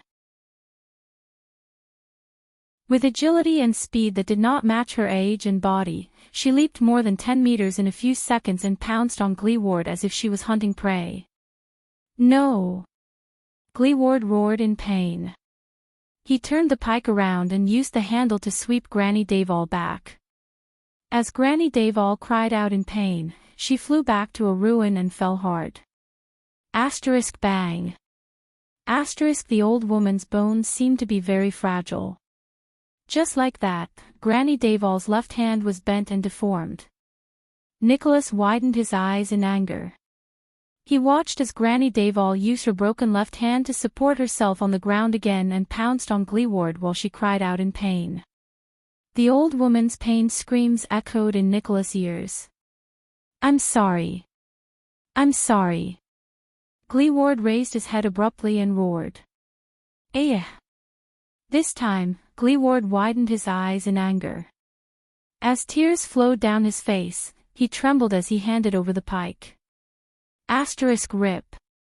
Asterisk the pike pierced through Granny Davol. Gleeward, child. Granny Davol's face was filled with disbelief. Then, Granny Davol's face turned black. She lost all her life and slowly fell down. The crowd burst into a collective howl of panic. Gleeward gritted his teeth and panted continuously. Hey, these people aren't as useful as my cuties. The blood mystic covered her mouth and chuckled. The blood spots on her face swayed like reeds in the wind. Of course, you're all so much weaker when you face them, pitiful humans. Nicholas stared at all of this in a daze. Gleeward's eyes were bloodshot. He bit down hard on his lower lip and pulled the pike out of the old woman's body while his entire body trembled. They won't stop. The crippled man gripped the pike in his hand tighter, as if he wanted to leave a palm print on it. No matter how injured or damaged they are, they will only get up again. This was his shield district. They're coming at me wave after wave. These were the people he was supposed to protect. Stop me, kill me, these, unarmed, innocent civilians. Unless, Gleeward roared angrily with a face full of tears. He swung his hands and raised the pike. Kill! The crowd drew closer. Panicked, fearful, and trembling faces that he was incredibly familiar with appeared before his eyes. Kill them! Gleeward, who was about to break down, was like a trapped beast that had been forced into a corner. He roared in grief, indignation, and despair. Kill them! Nicholas watched the waves of people approach them, then looked at the countless corpses that had already fallen beside Gleeward. He felt a chill run down his spine. The blood mystic clicked her tongue. TSK, the Soul Slayer pike, is it? Unprecedented anger appeared in her eyes. I know the power of this thing better than you do. The power it can unleash in Rikuru's hands is much stronger than a rookie like you, but I am still standing here in one piece. The blood mystic raised her hands. There was a smile on her face, and her voice was cold. Guess what this proves? The mystic grinned and laughed with her head thrown back. Very well. Giza thought quickly in her abnormally excited state. This way, I can at least buy some time. Enough time to search for that boy. Find him. Kill him. Save him. As her thoughts raced, Kilika extended more and more tentacles underground. 2 patches of red appeared on Nicholas' pale face. He spoke slowly and laboriously. So, you've already planned how to face the Soul Slayer pike from the beginning, right? Starting from absorbing your food, the mystic flashed a bright smile. Gleeward could not stop trembling. He raised his head and looked at the approaching crowd. His eyes were filled with numbness and determination. Nicholas stared at his inhuman opponent. His heart grew heavier. What should I do? Kill all the residents of Shield District who are not dead yet. Kill thousands or even tens of thousands of them. Fight her again. How could this be? The Star Killer took a deep breath and shook his head slowly. The Soul Slayer pike is recorded in the Legend of the World, as well as you and the Hydra, but why is there no record of this scene? I'm not sure about this either. The blood mystic exhaled. Her smile did not fade. But I can make some guesses. Nicholas and Gleeward frowned. Did you know that the Soul Slayer pike's ability was originally called Extermination? The mystic smiled faintly. But later on, it was renamed Extermination. Gleeward shuddered. Giza chuckled. She raised her head and stared at the cliff of the sky, at the statue of the hero who was holding a pike and staring at the ground. It was a statue of perseverance, courage, compassion, tolerance, and greatness. Originally, Rikuru had a blood heir. The mystic said faintly, his son, his younger brother, his nephew, his uncle, the Extet family who loved each other. Nicholas and Gleeward stared at each other. Their eyes were filled with shock and bewilderment. Until we met on the battlefield. The mystic narrowed her eyes. Her eyelashes trembled slightly. Your so-called human hero. That heartless, cruel, and terrifying man with a heart as hard as stone, Rikuru Extet. In their eyes, the terrifying and cruel blood calamity gently raised her slender fingers and slowly pointed at the advancing crowd. Personally lifting the Soul Slayer pike, Giza's eyes shone with a strange and subtle red light. She parted her cherry lips and revealed a secret that sent chills down their spines. All of them, did not spare a single one, killed them all.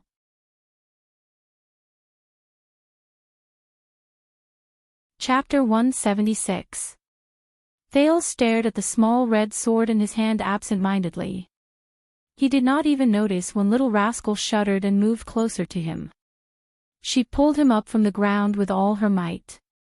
The Blade of Purification. Is that its name?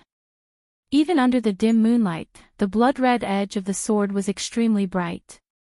Thales tried his best to sort out the thoughts in his mind. He even forgot about the environment he was in. Is this sword a living thing? If it is, why didn't it move in Black Sword's hand? If it isn't, then what is that voice that came from my ear? No, it's more like it came from the bottom of my heart. Why is it so similar to what happened when the High Priestess of Bright Moon Temple prayed? The moment he touched it, the burning sensation that seeped out of his body reminded him of the scene when his mystic energy went out of control. Is there a connection between the two? It said, my blood brother. What does that mean? It also said, it's been a long time. Have I seen this thing, the legendary anti-mystic equipment, before? More and more questions popped up in Thales' mind, but none of them had an answer. It only made him more confused and confused. What did you do? Black Sword's voice rang in his ear, stern and fierce. Thales was startled. He snapped out of his daze and unconsciously loosened his right hand. Asterisk clang. Asterisk the small red sword in his hand fell to the ground. Black Sword struggled to lift his upper body with his weak body.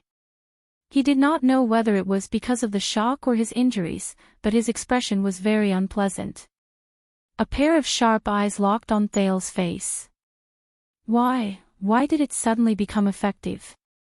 Thales only reacted then.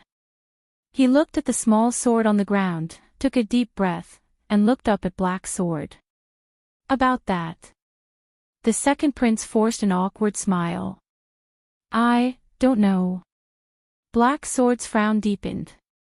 Little Rascal let out a huh. Look. The girl pointed at the ground, her voice filled with surprise. It changed back. Black Sword and Thales were shocked. Their gazes were once again attracted by the small sword on the ground. The small sword that once shone with a red glow in Thales' hand began to change color. The bright blood-like blade on the ground faded once more, turning into the same dull and dark red color as before, as if all its blood had been sucked out. Thales blinked in bewilderment. He was not the only one who reacted this way. The legendary assassin of the Brotherhood shook his head shakily, his expression puzzled. What exactly is this? If only Ramon was still here. Black Sword looked at the dimming small sword. He lowered his head and gritted his teeth. His eyes were filled with indignation. Right at this moment, another loud explosion sounded from afar. Bang! Before anyone could react, a dilapidated house not far away suddenly turned into dust. A terrifying giant blood-colored tentacle soared into the sky. In the distance, the Hydra's silhouette was faintly discernible in the smoke. Both Thales and Little Rascal shuddered. They watched in astonishment as the tentacle split into countless tiny limbs. Like a group of densely packed, wriggling snakes, they swept towards them from all directions. What are you waiting for? Black Sword roared anxiously, run. Thales shuddered. Without saying a word, he grabbed the pale-faced Little Rascal. Ignoring everything that had just happened, he dashed in the opposite direction of the tentacles. This kind of tentacle again, so... Thales gritted his teeth. Did Asda really lose? Aren't mystics immortal and indestructible? Then how did he lose? Damn it. I have to keep running. As for Black Sword, who was still on the ground, unable to move, he could only wish him luck. However, this time, the tentacles seemed to be exceptionally swift and powerful. They flooded the corpse-strewn street like a tidal wave. Everywhere they went, there was a terrifying sizzling sound. When Thales heard it, he felt a chill run down his spine. He was scared out of his wits. Without Asda's protection, they had barely taken 4 or 5 steps when the first small tentacle caught up to them. This time, its target was only Thales. In an instant, Thales felt a weight under his feet. His ankle was tightly entangled by the tentacle that came first. Thales felt a chill run down his spine. Thud. He staggered and fell to the ground. The tentacle began to twist and drag him backwards. No! Little Rascal screamed. She turned around and grabbed Thales' arm tightly, trying to save him from the entanglement of the tentacles. However, how could the strength of 2 children struggle against the multi-headed snake's tentacles? They were dragged towards the snake-like tentacles. Damn it! Thales felt his scalp tingle as he watched his ankle being entangled tighter and tighter. He glanced behind them and saw other tentacles getting closer and closer. In just a few seconds, they were right in front of him.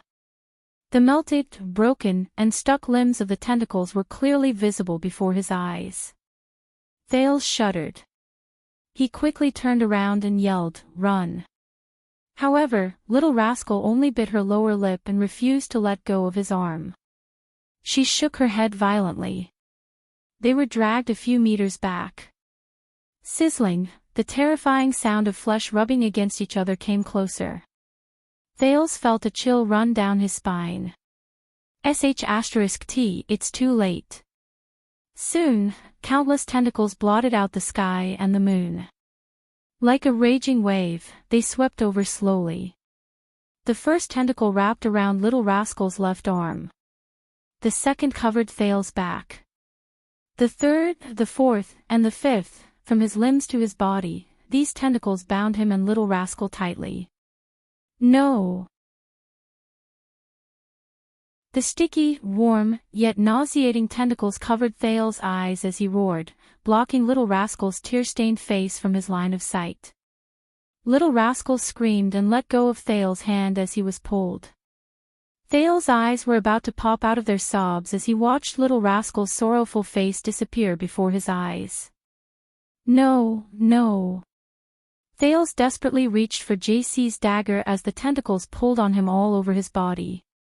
At the juncture of life and death, he no longer cared about secrets or side effects. He had to use mystic energy, or what he thought was mystic energy. However, just as the second prince was about to stab himself with the dagger, another tentacle came from behind and bound his right arm. Then, it dragged him backward. He could not touch the dagger. Thales gritted his teeth in indignation. No, he was like a prey hunted by a spider, trapped in a spider's web and unable to move.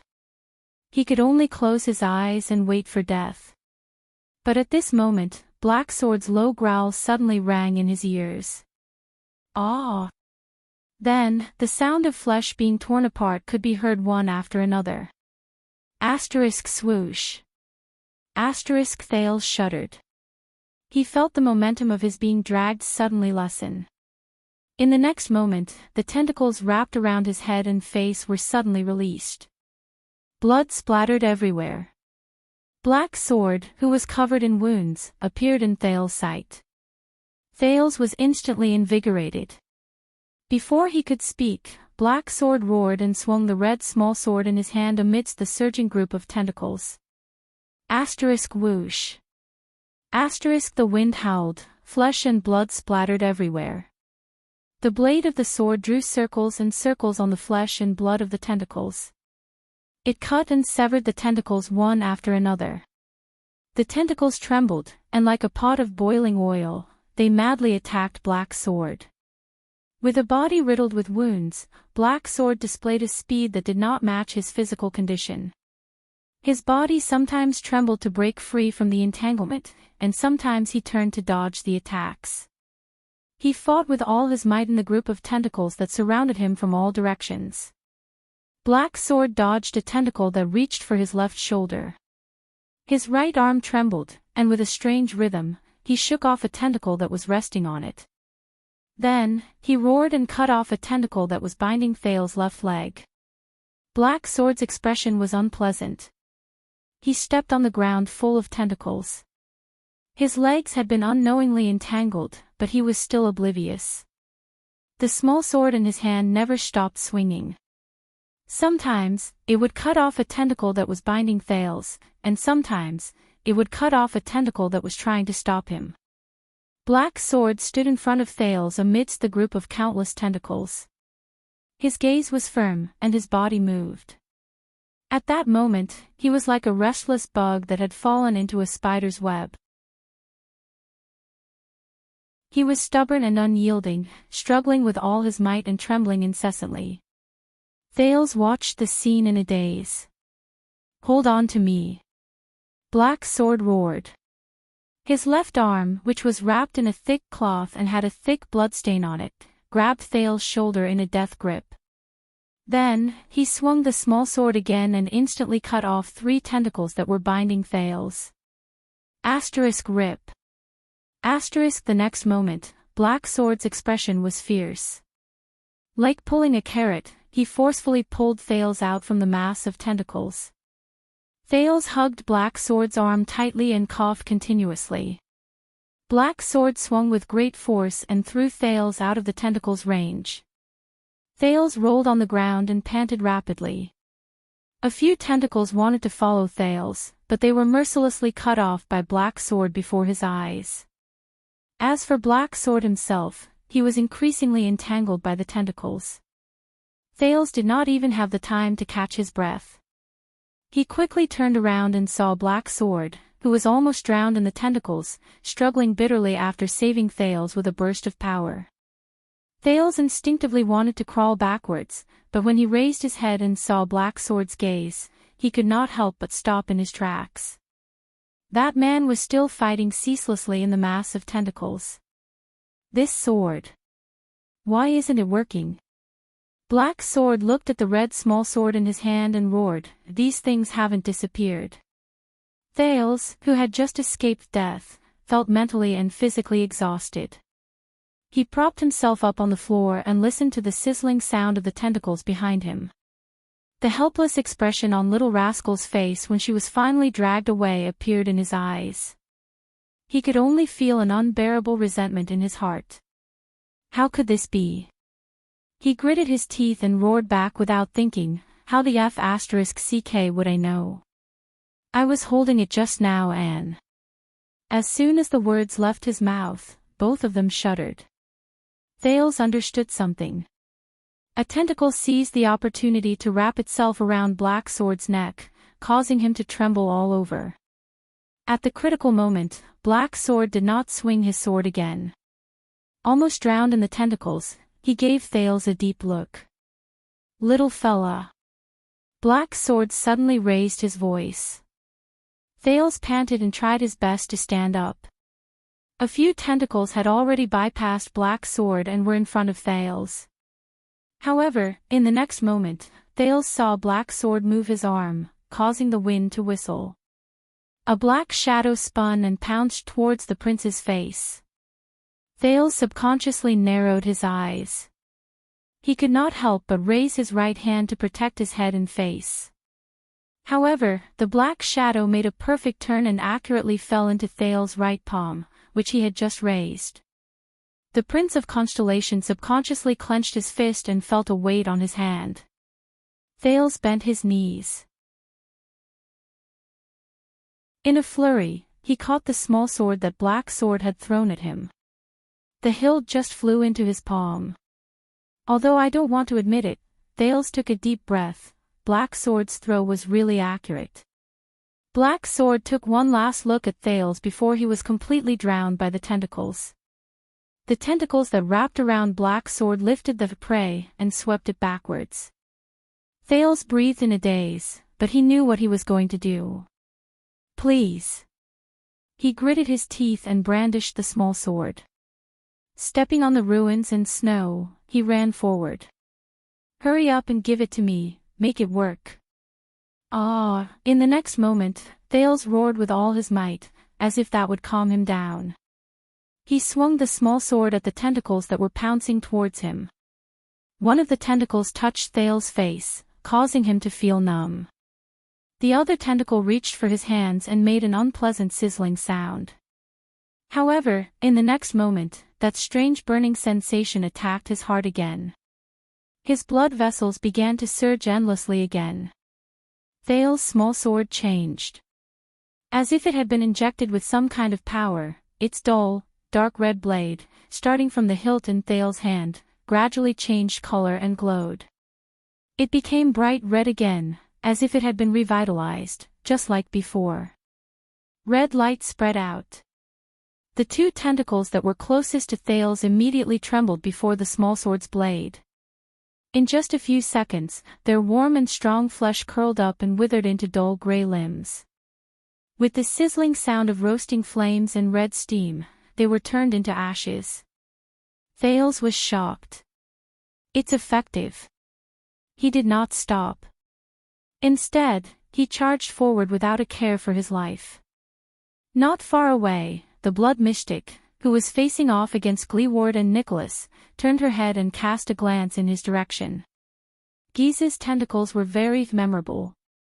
Thales did not want to experience the warm, solid, sticky, and slippery sensation when he bumped into them. It's too disgusting.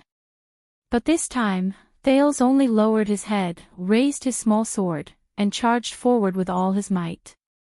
Surprisingly, Thales did not run into any substantial obstacles that could stop him for more than a few seconds, even though the group of tentacles looked so terrifying. Thales stared at the ground, not letting the surging tentacles in front of him affect his vision. With just one breath, he continued to run. His entire body crashed into the mass of tentacles that wrapped around the black sword in a disorderly manner. The wall of flesh and blood formed by the tentacles crumbled the moment he touched it. Ashes fell continuously in front of him. If he was entangled by a tentacle, Thales would subconsciously lean the blade against that spot. In just a few seconds, the tentacles would tremble slightly, then loosen and turn into ashes. Like ripples on the surface of a lake, the tentacles trembled, retreated, and dispersed in front of him. At a speed faster than when they came, they curled towards the roots. But Thales still did not care. He just raised his sword and charged forward. The next second, he felt the ground beneath his feet become empty. Thales panicked and fell to the ground. But he did not fall. Thud. A dull thud was heard. Thales felt a pain in his head. He felt as if he had crashed into a thick wall. Something caught him just in time. Enough. Black Sword's cold voice rang in Thales' ears. Thales shuddered and only then did he raise his head. Freed from his predicament, Black Sword's expression was unpleasant. He grabbed Thales' wrist tightly and held the red small sword in front of his neck. That's enough, Black Sword said coldly and let go of Thales' arm along with the small sword. Thales, who was still in a state of shock, finally found his breath. Having survived the disaster, he looked around. He saw the tentacles retreating in defeat. They curled back in a sparse and sporadic manner, either withered on the spot or disappeared into the darkness. It was as if nothing had happened. The only thing missing was a person's figure. Thales ran 2 steps forward in a daze. He saw nothing but corpses and withered tentacles all over the ground. It's too late. Black Sword's sharp eyes stared into the darkness in the distance. His voice was a little weak. We can't catch up. Thales' heart trembled. Clutching the red small sword, he slid weakly to the ground and bit his lower lip. However, his left hand accidentally pressed against something. A hard object. Thales lowered his head and was immediately shocked. It was Little Rascal's glasses. The pair of black-rimmed glasses that did not suit her. One of the lenses had been worn off. But its owner, Thales could not help but feel a pang in his heart. Little Rascal, He had dragged her away from King Nuvan, away from Asda, and away from Giza's tentacles. But now, in the end, she was. When he thought of this, Thales felt a lump in his throat. It was as if a huge rock was stuck in his heart. No, Thales picked up the badly damaged glasses and bit his lip hard. In his mind, he could not stop the image of little rascal hugging his arm tightly. Then, she was drowned in the tentacles, screaming as she was dragged away. No, Black Sword clutched his chest, swayed, and sat down. He spat a mouthful of blood on the ground. After he regulated his breathing, he raised his head. Thales shut his eyes tightly and lowered his head. Black Sword heaved a deep sigh when he saw Thales behaving this way. Looks like you really did something. Black Sword stared at the tentacles that had withered and turned black around him. Some of the tentacles had even scattered into ashes. He said slowly, "It only reacts to your touch. That sword seems to only be effective in your hands, to restrain mystics." Immersed in indescribable grief, Thales shuddered slightly. Thales glanced at the bright red weapon in his hand with a blank gaze. "Do you have anything to explain?" Black Sword shook his head and put away his previous expression as he calmly asked. Thales furrowed his brows. He stared at Black Sword with a mixture of resentment and annoyance. Why is he still concerned about this? Thales was silent for a moment before he spoke. "Explain." Thales sneered mournfully. "Explain my ass." Black Sword ignored what he said. Instead, he stared at Thales' face. A few seconds later, Black Sword suddenly spoke. "Azure ambition." Thales replied absent-mindedly, "What? What do you have to do with that place?" Black Sword asked seriously. At that moment, Thales felt a surge of resentment in his chest. He had no intention of paying any attention to Black Sword. He said coldly, "What the F***ck do I have to do with it?" Thales lowered his head and gritted his teeth. He closed his eyes and tried his best not to look at the corpses on both sides of the street. After being attacked by the tentacles just now, they were unrecognizable. Black Sword did not answer him. He only tilted his head and frowned as he looked at the darkness in the distance. A moment later, Black Sword's tone turned cold. "Don't you know? She's in this state because of you." Thales trembled and raised his head. His eyes flickered as he looked at Black Sword. "Everyone here, including Ramon, thousands of people, died because of you. You should know this very well," Black Sword said indifferently. "How do you feel?" Thales breathed without realizing it. His eyes were empty and lifeless. "This is the disaster brought about by those monsters," Black Sword said flatly. 12 years ago, I saw such a tragedy. Corpses were strewn all over the place, countless ruins, companions who were snatched away, innocent people involved, and the monsters' indifferent and hateful gazes, as though no one was around. To those monsters, we're just worms that can think and talk. Compared to their goal, even if it's an extremely ridiculous goal, we're not worth mentioning. Thales gritted his teeth and narrowed his eyes. "What are you hinting at?" "The mystics destroyed the entire city.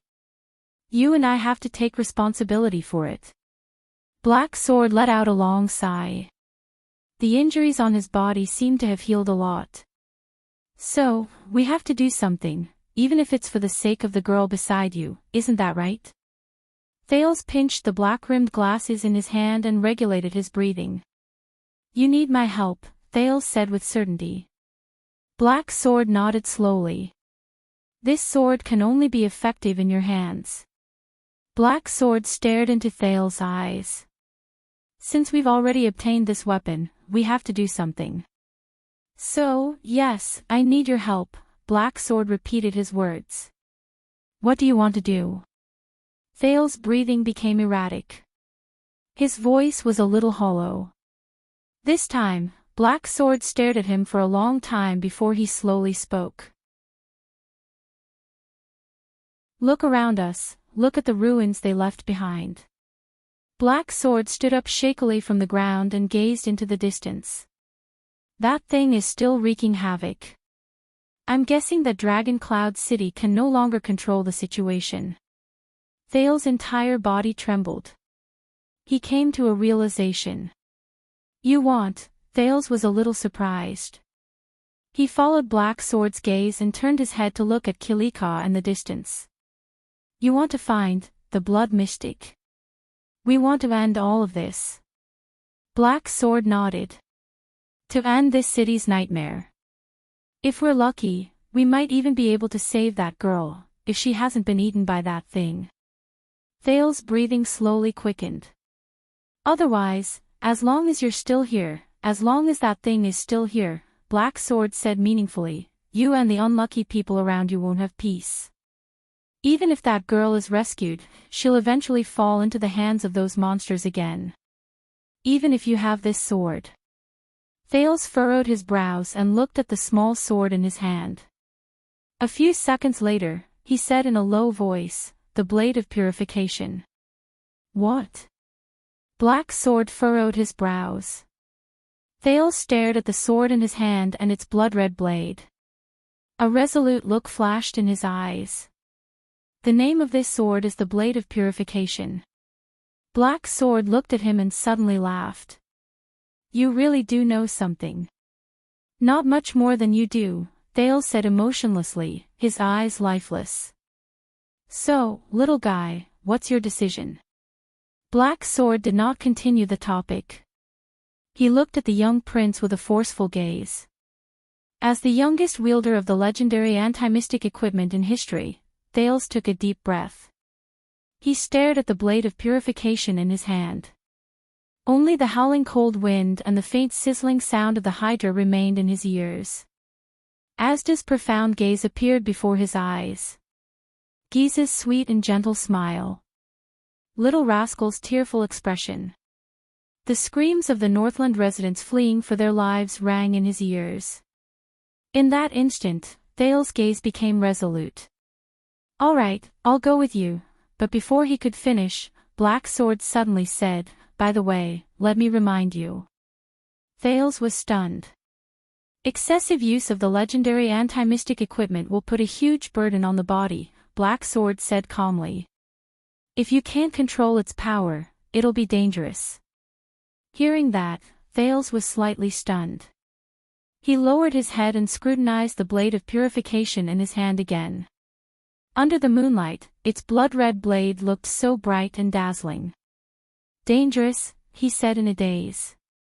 Especially for those who have not reached supreme class, they can't guarantee absolute control of the legendary anti-mystic equipment. Black Sword's voice continued to ring. And you better think it through. Black Sword's words were extremely cold. Thales frowned heavily. In that instant, he suddenly thought of Gilbert, Yodel, and Gines. He thought of their gazes, even though he had never seen Yodel's gaze. He thought of what Gilbert had told him, that he had to protect himself first when he encountered a calamity. But he also remembered his own identity. Every time I use mystic energy, I have to pay a heavy price, right? Anne. He thought of Giza's smile again, and her gentle but determined gaze. She won't let me go. Thales sneered. You were persuading me to go with you to find the mystic, and now you're saying this. What's your answer? Black Sword raised his eyebrows slightly. Thales' gaze gradually focused. He raised his head and looked at Black Sword's sharp gaze. Then, he nodded heavily. Let's go, Thales said flatly. Let's go and see that cute big sister.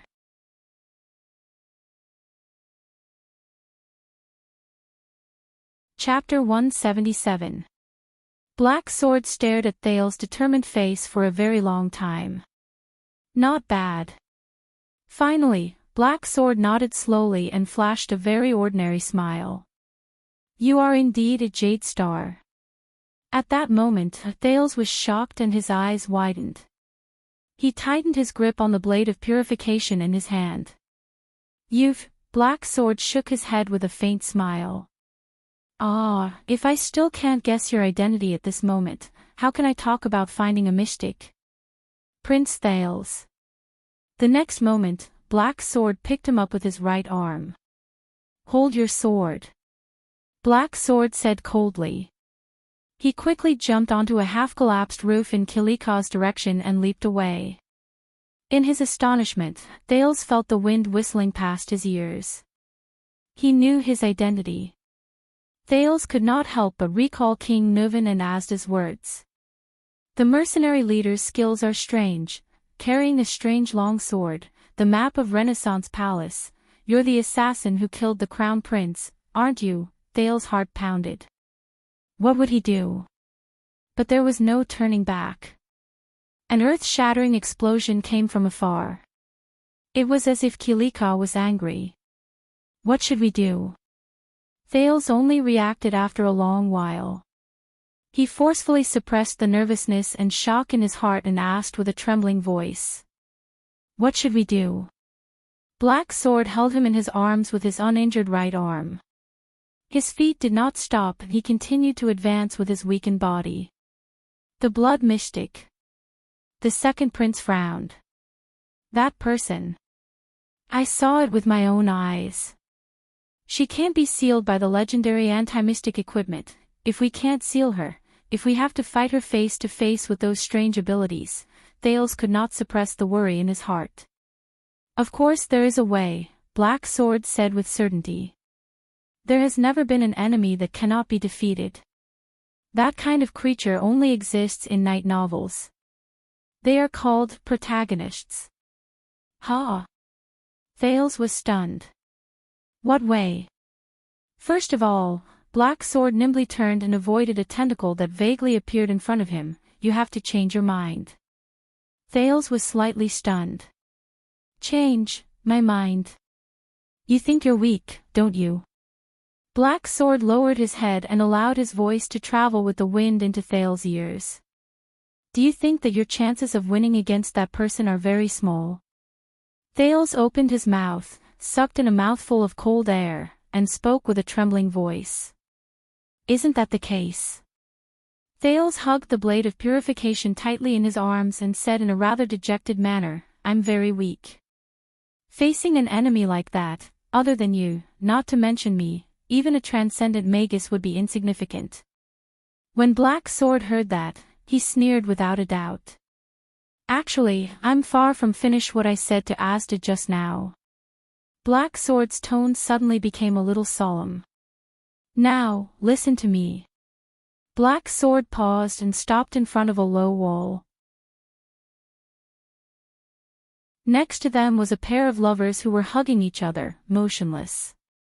No, little fellow. Black Sword's tone was extremely cold. The sound of a house collapsing came from afar. The battle seemed to be very intense.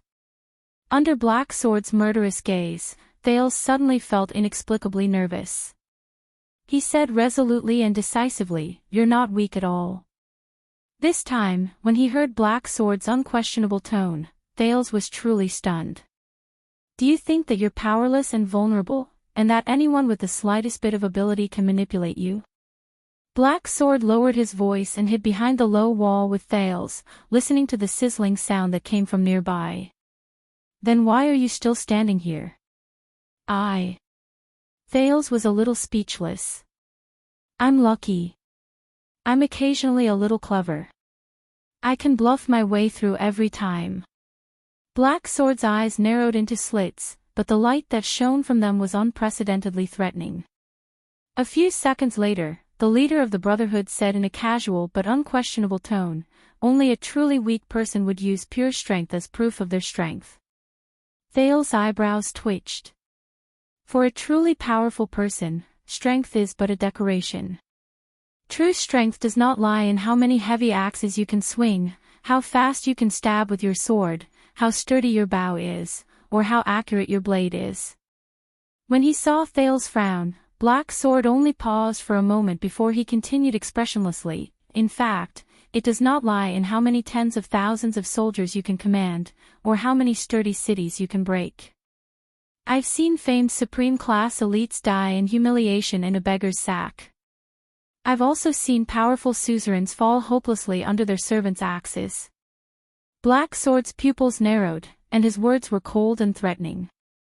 I've also seen an insufferably arrogant mystic being frightened by a frail and sickly girl, panicking and at a loss for what to do. Thales took a deep breath and raised his head. His eyebrows were tightly furrowed as he whispered, "Supreme class, suzerains, and even mystics. Those are just coincidences. Under very rare circumstances, coupled with some impossible luck, they only have the chance to die in the hands of the weak." However, as Thales spoke, his voice slowly became weaker. He stared at Black Sword, who was shaking his head slowly. "You're right." The ordinary-looking man exhaled. "Coincidences, circumstances, luck, opportunities, and so on. When all of these are added together, they are the key to determining the difference between the strong and the weak, the superior and inferior, and the difference between victory and defeat." Thales widened his eyes, slightly startled. "You mean?" The corners of Black Sword's lips curled up slightly, as though he was looking at a mischievous student. "A truly powerful person views all the factors that determine victory and defeat as their own strength."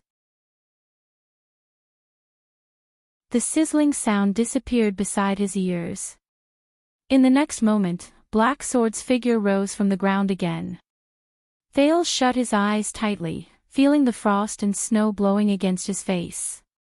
But Black Sword's words still reached his ears without missing a single word. They were clear and unmistakable. A truly powerful person turns disadvantages into advantages, disadvantages into advantages, death into opportunities, and absolutes into uncertainties. They turn their enemy's strength into their weakness, and infinitely magnify their own strength. They seek hope in a hopeless situation, fight for a turnaround in a loss, sublimate a favorable situation into a sure-win situation, and turn unforeseen circumstances and accidents into their own aid. Black Sword stepped over a man who had fallen to the ground. The dead man's face still showed signs of suffocation. They turned into an alley that was missing half of its entrance. The sounds of intense battle ahead were getting closer. As the cold wind blew against his face, Thales could not help but say, but Black Sword did not allow him to interrupt.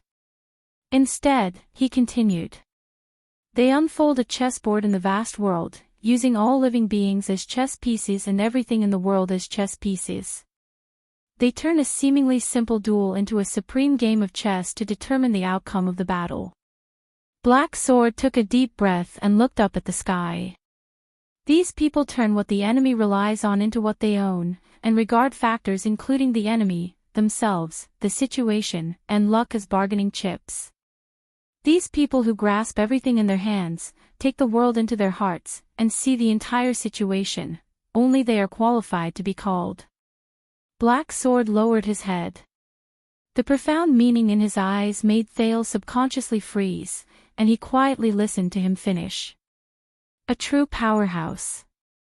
Kilika's sizzling sound could be heard clearly, and it was even getting closer. There was a moment of silence between the two of them. Only the snow that scraped against their faces reminded them of their situation. Thales slowly opened his mouth. After gritting his teeth and hesitating for a while, he finally spoke. "But..." Thales revealed a bitter smile, which made him look rather haggard.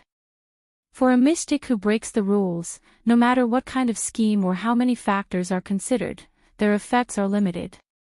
"You're wrong again," Black Sword said with a cold expression. Black Sword made a sharp turn and held Thales in his arms. With a slight shovel, he slid across a dry and frozen ditch. The action was a little rushed, and Thales only felt dizzy. Even those who seem to have unparalleled power, who can destroy cities and countries with a wave of their hands, who are invincible in the world, and who are even immortal, at this point, Black Sword seemed to intentionally look around at the ruins around him. But Thales could only squint and try his best to reduce the impact of Black Sword's movement on his sense of balance. Black Sword slammed his left palm on the ground and leaped up. He raised his head and snorted softly. If you can't do this, then you're still a weakling, at best, a relatively strong weakling. The Hydra in the distance was already right in front of them. It was clearly visible. Didn't it notice us? Thales was a little nervous. I have my ways. Black Sword glanced at him indifferently. How do you think I survived the Blood Mystic's attack? They stopped again. Black Sword extended his hand and touched a spot on the ground. He closed his eyes slightly. It was as if he was feeling something. But his words rang out again. In short, in the eyes of the truly powerful, even those calamities, even their seemingly unstoppable power, are nothing more than a slightly larger chess piece on the chessboard.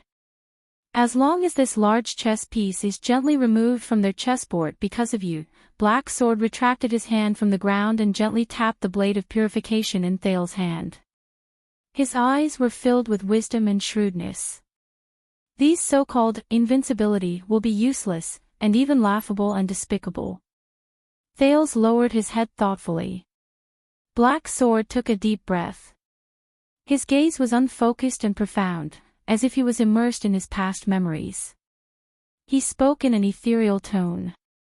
Have you ever seen a supreme-class swordsman who lost both his arms break down in tears after waking up? Thales was slightly taken aback. Black Sword continued. Have you ever seen an elite scout who can travel thousands of miles in a day get drunk and depressed after his leg bones are completely shattered? Have you ever seen a high-ranking official who lost his power and status spend his days in the countryside and go crazy every night? Have you ever seen a famous general who was convicted after commanding 1,000 troops, lose hope in prison, and die of depression? Have you ever seen a 1,000-year-old noble who was stripped of his family name and gave up on himself like the most desperate beggar? Have you ever seen a terrifying calamity who is unparalleled and has boundless power tremble in front of a small legendary anti-mystic equipment and flee? I have, the man said faintly. Thales' breathing became heavier and heavier. Ah. Thales exhaled softly and flashed a tired smile. Cheat factor dependence. But I've seen more than just them. Black Sword did not understand what he said. He only took a deep breath as if he was concentrating. I've seen a prince who fell into the enemy's hands overnight. His legs were broken, his reputation was tarnished, and he was reduced to a lowly slave. In 2 years, he overthrew his slave master and led a new army to travel thousands of miles back to the capital. I've seen a weak woman who has been deprived of all her strength, but she is able to maneuver among the malicious enemies like a gust of wind. She is able to kill people without leaving a trace and destroy an army in an instant with her sweet laughter and graceful gestures, as well as her eloquence and eloquence. Thales did not speak. Black Sword frowned slightly and pressed his palm on the ground in another direction. Black Sword's keen senses gave him invaluable information about the battlefield. Someone was confronting and dealing with the Blood Mystic. 2 of them. Based on this situation, it's highly likely that they have a legendary anti-mystic equipment. Good chance. But it's not the best chance. I have to wait patiently. That's a true powerhouse. Black Sword, who was distracted, came back to his senses and nodded slowly, as if he had confirmed that the path ahead was safe. The existence of this kind of person is free from the shackles of all power, authority, and status. No matter where they are, they can shine. Even the smallest ant can shake the supreme gods. Thales frowned slowly. Are you also this kind of person? Black Sword fell silent. No. The man's tone was low. I can only be considered as one of the people who strives to catch up to them. But you, young man. You have this kind of potential. Black Sword turned his gaze. His gaze was like a blade that cut through Thales' face. Your performance on the cliff surprised me. Thales widened his eyes. You have fewer chess pieces than everyone else, but you try your best to seize all useful and useless factors. You hold on to every possible bargaining chip and place the most crucial piece, thus changing the entire battle. Young man, just based on those few points just now, you are stronger than most people in this world. Black Sword observed the scene in the distance. Kilika's figure was already right in front of him. You're a powerful person.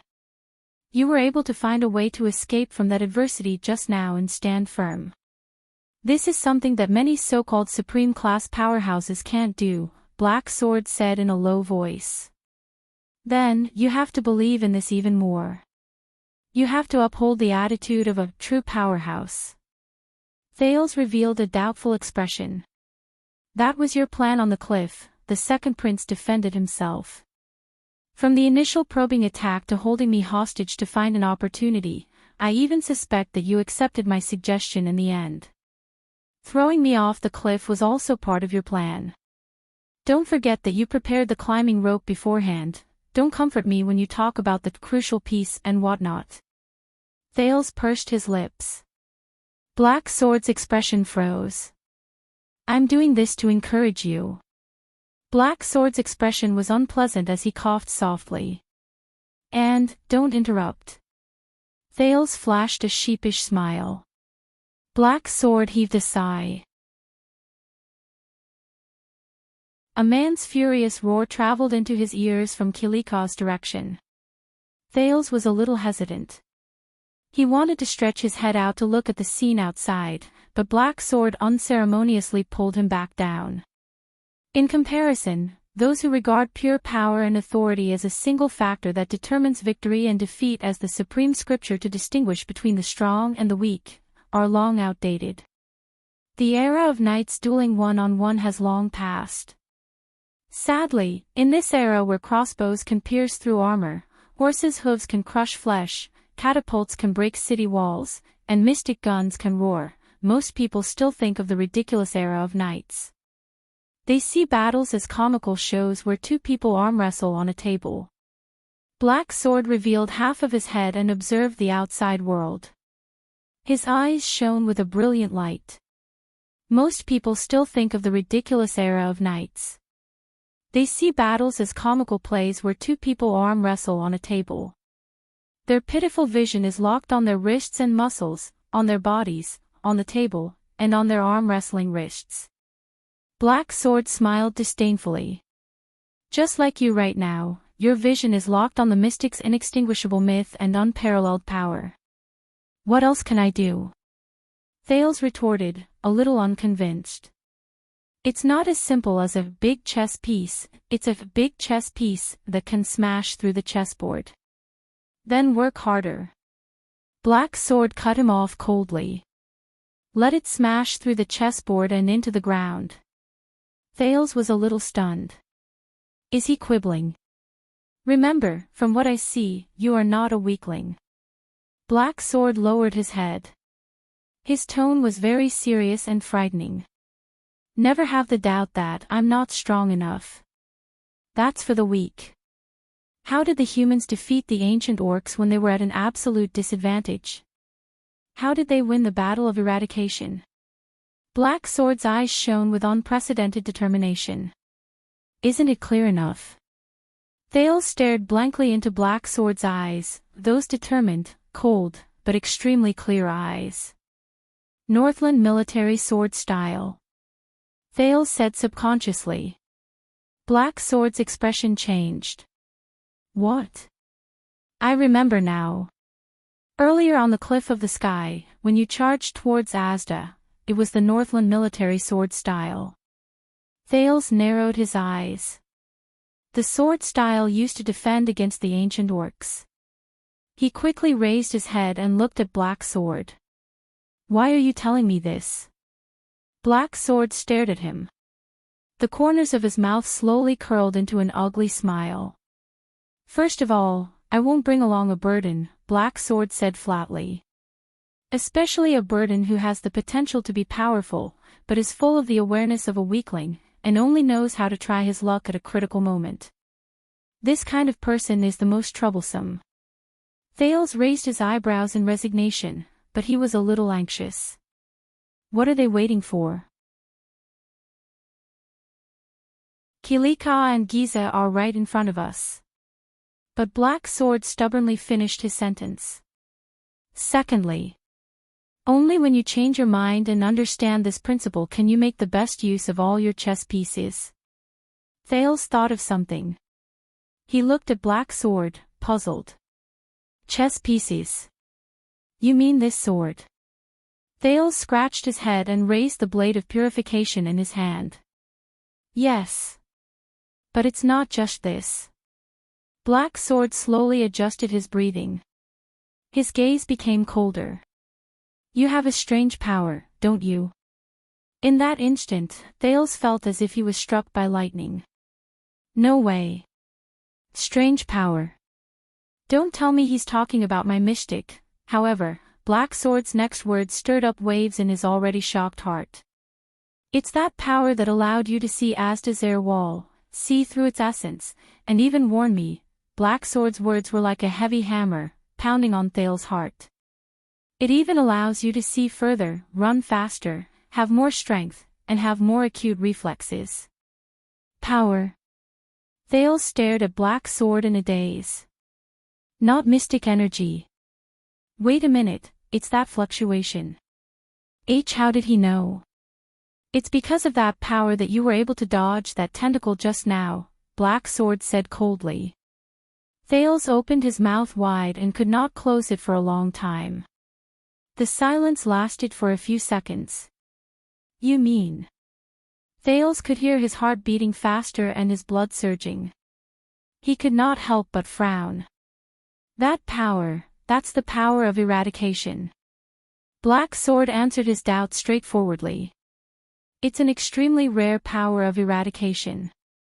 The sin of Hell's River. Thales widened his eyes.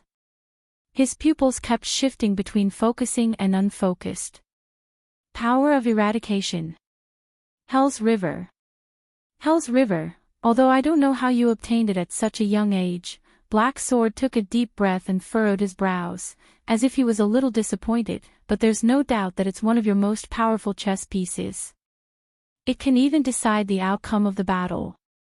Sin of Hell's River. After a long while, Thales came to his senses and said absent-mindedly, "What the hell is this name?" "I didn't say that its name is nice." Black Sword stared at his expression, as if he wanted to see flowers blossoming on his face. "It just needs to be useful." "That's enough." "Useful?" Thales raised his head and tried hard to adjust his chaotic thoughts. He remembered the first time the fluctuation surged in the birch tree forest. He also remembered the moment when he first saw those strange fluctuations on Ramon's body in Broken Dragon Fortress. "I don't even know what that is." Thales frowned. "Do you?" Sparse rumbling sounds came from behind the low wall. A few seconds passed. Under the moonlight, Black Sword's ordinary face actually looked a little frightening at that moment. In that moment, Thales vaguely felt that Black Sword's expression was a little lonely and sorrowful. "I don't just know." Thales blinked. As the Hydra's hissing became increasingly noisy, Black Sword spoke softly. "We're more of the same kind. The kind of slaves who are cursed." Thales sucked in a breath in shock. "Same kind. Slaves. Wait, that power," but Black Sword did not give him any chance to ask. "Listen carefully." The legendary leader of the Brotherhood raised his head and looked at Kilika's terrifying body that was growing stronger by the second. Using the most ordinary and even somewhat dull tone, he said in a low voice, "Before we make our final move, about how to use the sin of Hell's River."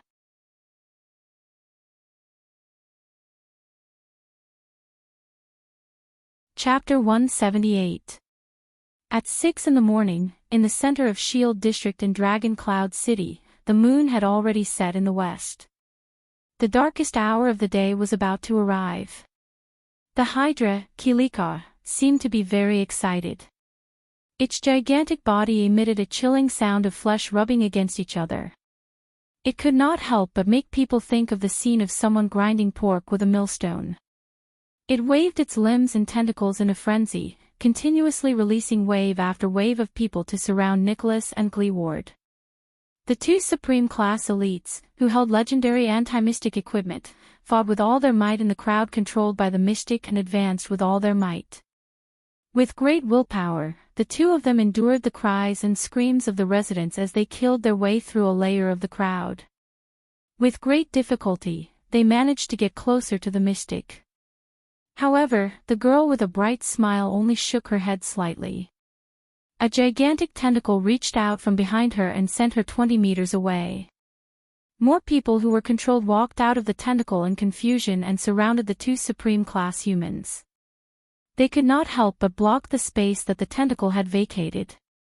Just a dozen meters away, under an inconspicuous low wall, Thales listened attentively to Black Sword's explanation with shock and astonishment. The power of eradication originates from the untapped potential in the human body. We use special methods, such as specific martial arts and sword styles, to guide it into usable power.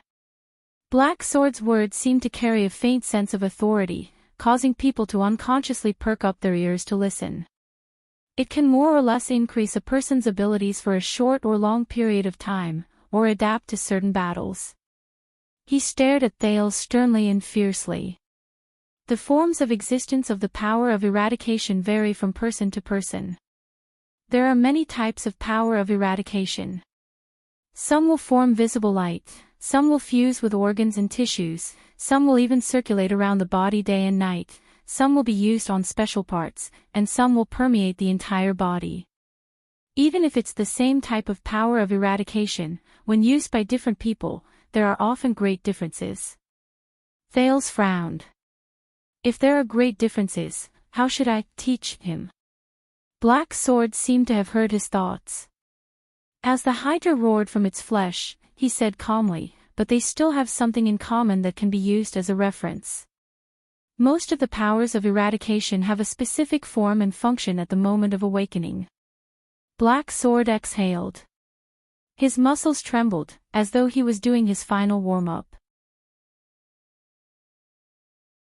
He said, for example, the glory of the stars, which greatly increases nerve excitement and human endurance, the thawing of glaciers, which continuously increases one's resistance to pressure and senses, the Pegasus music, which maximizes the resonance with the external environment, and the death of the sword, which instantly breaks the human body's self-protection mechanism.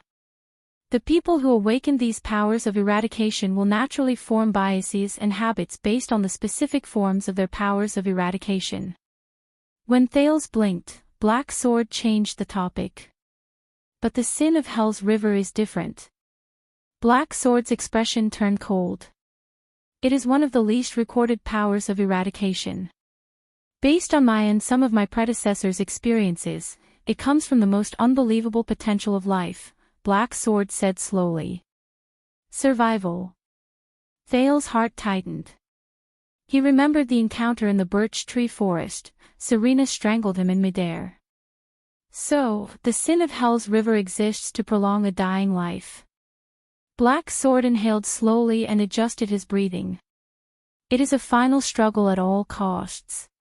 He gave the prince a profound look. This is also the prerequisite for us to awaken the sin of Hell's River. It awakens at the moment of death, and it will stimulate all the essence of life. Because of this, it is different from most powers of eradication. The sin of Hell's River does not have a specific form. In other words, it can exist in any form, and be effective. Thales' pupils shrank. Any form of existence for the powers of eradication. Thales' pupils shrank. Any form.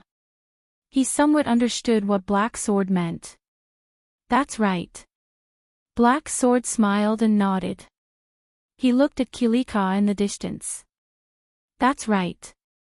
The sin of Hell's River, Black Sword narrowed his eyes. It's the omnipotent powers of eradication.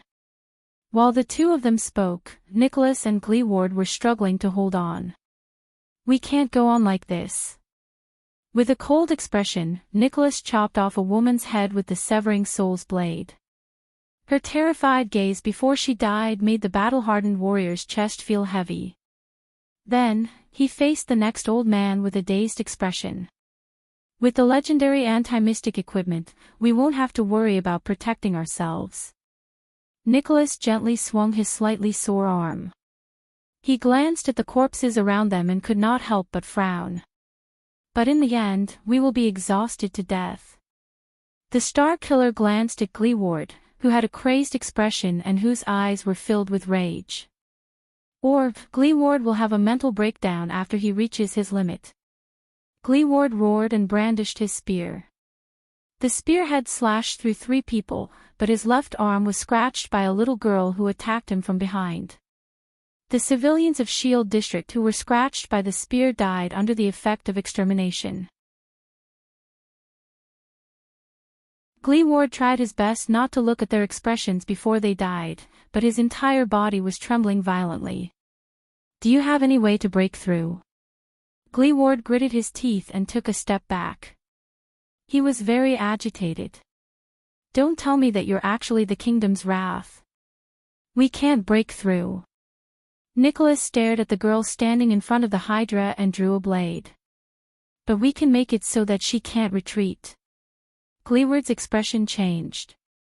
In the next moment, the Star Killer's aura changed. 2 patches of red appeared on Nicholas' pale face. He retracted his arm and stopped attacking the densely packed crowd in front of him. He stroked the severing soul's blade with his finger. In an instant, with a loud crack, the severing soul's blade, which had 2 curved sections, broke into 2 halves from the protruding part of the blade's spine. The blood mystic raised her eyebrows as she watched all of this. She instinctively felt that something was wrong, and the blood-red stripes on her face shuddered. The cut on the blade seemed to be very regular. The Star Killer held the broken blade in one hand and the remaining half of the severing soul's blade in the other. He revealed a mysterious smile. "World break, begin," he said softly. In the next second, Nicholas moved. The power of eradication in his body began to tremble. He turned his body sideways and squeezed past the 3 civilians controlled by the mystic in front of him with unbelievable movements. As they screamed involuntarily, he tapped the ground lightly, stepped on their shoulders, and leaped into the air. If Ida was here, she would immediately recognize that this was the same movement Nicholas displayed when they first met.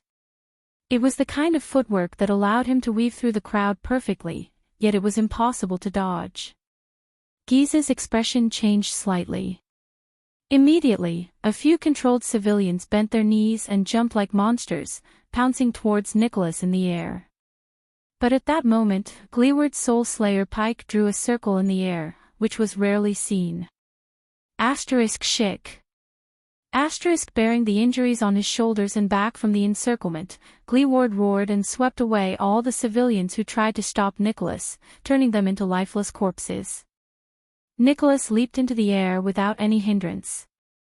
In that second, he cast a profound glance at Giza in the distance. Separated by dozens of densely packed people, the Star Killer shook his arm.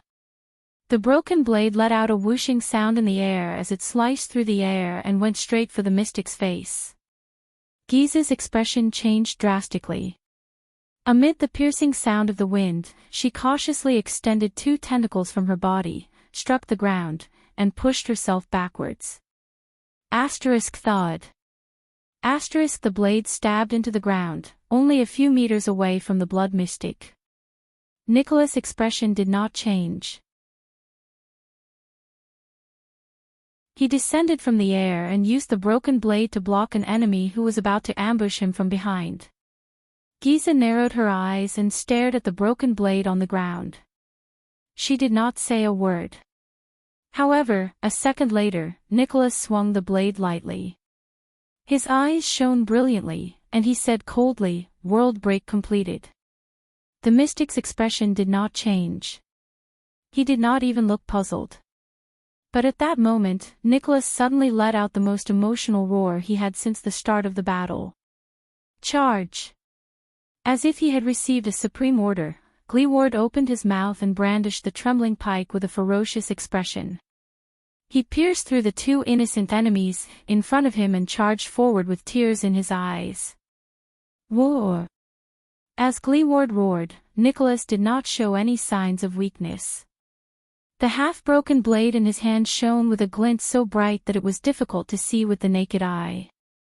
In an instant, he slit the neck of a wailing teenager and charged towards the mystic. There's only one chance. Break through. In the blood mystic's eyes, the two supreme-class mystic charged forward without caring about the cost, injuries, and defense. The dense crowd of dozens of people was crushed by their charge. Giza tilted her head slightly. More people walked out of the tentacles and surrounded the vanguard. However, Nicholas and Gleeward's charge did not stop. Both of them had scratches and cuts all over their bodies, but they burst forth with their most ferocious forms and charged at the mystic at the same time. They were getting closer and closer to the mystic. In the end, Giza still closed her eyes. Soon, Kilika stretched out a giant tentacle from behind her, grabbed her waist, and swept her backwards. But an accident happened at that moment. The mystic on the tentacles retreated no more than 10 meters. The blade of the severing soul's blade that was stabbed into the ground suddenly shone brightly. The broken blade shone with the most dazzling yellow light. The tentacles that protected Giza continued to drag her backwards, but a yellow light that was identical to the one on the blade suddenly appeared behind Giza. Giza's expression changed. The tentacles were still retreating, but Giza seemed to be held back by an invisible hand from behind. She was forced to a stop in front of a barrier formed by the yellow light. No matter how hard the tentacles tried, they could not drag Giza out of the area of the yellow light. It was as if it had been stuck by something. Giza raised her head abruptly and looked at the broken blade of the severing soul's blade on the ground in front of her. It's that broken blade. There's something wrong with it. Giza did not have much time to think, because in an instant, the two supreme-class elites broke through the densely packed crowd. Covered in blood, they charged fiercely towards the mystic, who could not retreat even a single inch. 10 meters, 5 meters, 4 meters, 3 meters, the distance between the two of them and Giza was getting closer. Attack! Nicholas roared and elbowed an enemy to his left. Then, he turned around and swung his blade decisively.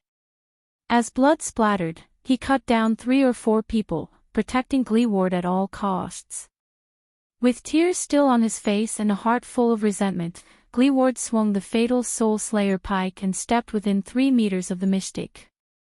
Then, he thrust the pike forward. The yellow light behind the blood mystic flashed faster and faster. It still obstructed her and prevented her from retreating or dodging. The tip of the pike approached the spot between Giza's eyes. Thud. At that critical moment, the body of the Soul Slayer pike was once again gripped tightly by the veteran, Big Leatherbelt, who suddenly appeared beside Giza. Chief Gleeward. Big Leatherbelt held the Soul Slayer pike with a face full of tears. I'm sorry. Nicholas' figure flashed again. The broken blade flew and clanked against metal. In a short period of time, Gleeward was protected so tightly that not even a drop of water could escape. It's nothing. Gleeward gritted his teeth and glared at Big Leatherbelt, who was forced to stand between the mystic and the Soul Slayer pike. It's just another unlucky battle. The 3 of them were locked in a stalemate. The crowd surrounding the 3 of them seemed to have received some sort of order. They stopped abruptly and retreated in unison amidst the terrified howls of those who were being controlled. Only then did Nicholas get a chance to catch his breath. He took a step back and leaned his back against Gleeward, who was holding the Soul Slayer pike against the mystic. Giza lowered her head. Her lips moved slightly, and her voice rang in the ears of the 2 supreme-class individuals. What is this, the mystic asked flatly. This is the ability of the Severing Soul's blade. Nicholas clutched his chest. He glanced at the blade on the ground, then at Big Leatherbelt, who was blocking the Soul Slayer pike. His expression was unpleasant. With the separated blade as the center, it can isolate an area that is completely isolated from the outside world for a short period of time. It only allows entry and no exit. Gleeward gritted his teeth. His eyes were full of hatred. It's enough to trap you here, bam. Giza narrowed her eyes. She did not seem to mind at all. Without moving her lips, she asked, how rare? It's another equipment I've never seen before. This ability has a terrible name. Nicholas' face twitched a little. In the end, he took a deep breath and said somewhat stiffly, it's called, You Can't Escape. Humph, the blood mystic snorted coldly. It sounds like the work of that B*TCH, blood spike. Nicholas looked at the crowd around him warily. Without batting an eyelid, he nudged his companion behind him. The Blood Spike Empress originally forged this equipment to fight against the Void Mystic, that kind of illusory, untraceable existence. The Hydra, Kilika, let out an enraged and indecipherable roar. Just to deal with Zarkle. The Blood Mystic shook her head slowly. You don't know how sad that fool will be when he hears you say that. Nicholas turned his head and fixed his gaze on Giza. Of course, we later realized that if the Severing Soul's blade is used with other equipment, it will be quite effective against most calamities. For example, right now, it's You Can't Escape. The Blood Mystic fixed her gaze on them. Her expression became more and more stiff. Game over, bitch. Wielding the Soul Slayer pike, Gleeward's expression was terrifying. He looked as if he wanted to cut the mystic into pieces with his gaze. Do it. Nicholas urged his companion behind him in a cold voice. Let's end this. Are you ready, Big Leatherbelt? Gleeward nodded. Staring at his former comrade who was being controlled, anger and reluctance flashed in his eyes. Of course, boss. Big Leatherbelt smiled miserably at first. Then, his expression stiffened and he said sorrowfully, I still have a daughter. Hearing that, Gleeward frowned slightly. Shield District is almost completely destroyed. Only a small number of residents in the periphery were evacuated. My daughter is probably, but Gleeward still took a deep breath, gritted his teeth and said, I'll take care of her for you. Tears flashed in Big Leatherbelt's eyes. At that moment, he flashed a serene smile. Thank you. In the next second, under Big Leatherbelt's relieved gaze, Gleeward's entire body let out a terrifying crackling sound. The Soul Slayer pike in his hand seemed to have the strength of 1,000 kilograms. Trembling, Gleeward's hands, which had been freed from Big Leatherbelt, thrust forward. Thud. The Soul Slayer pike pierced through Big Leatherbelt's chest, producing a muffled sound of metal rubbing against his sternum. Big Leatherbelt's relieved smile froze on his face. His entire body turned into a withered corpse.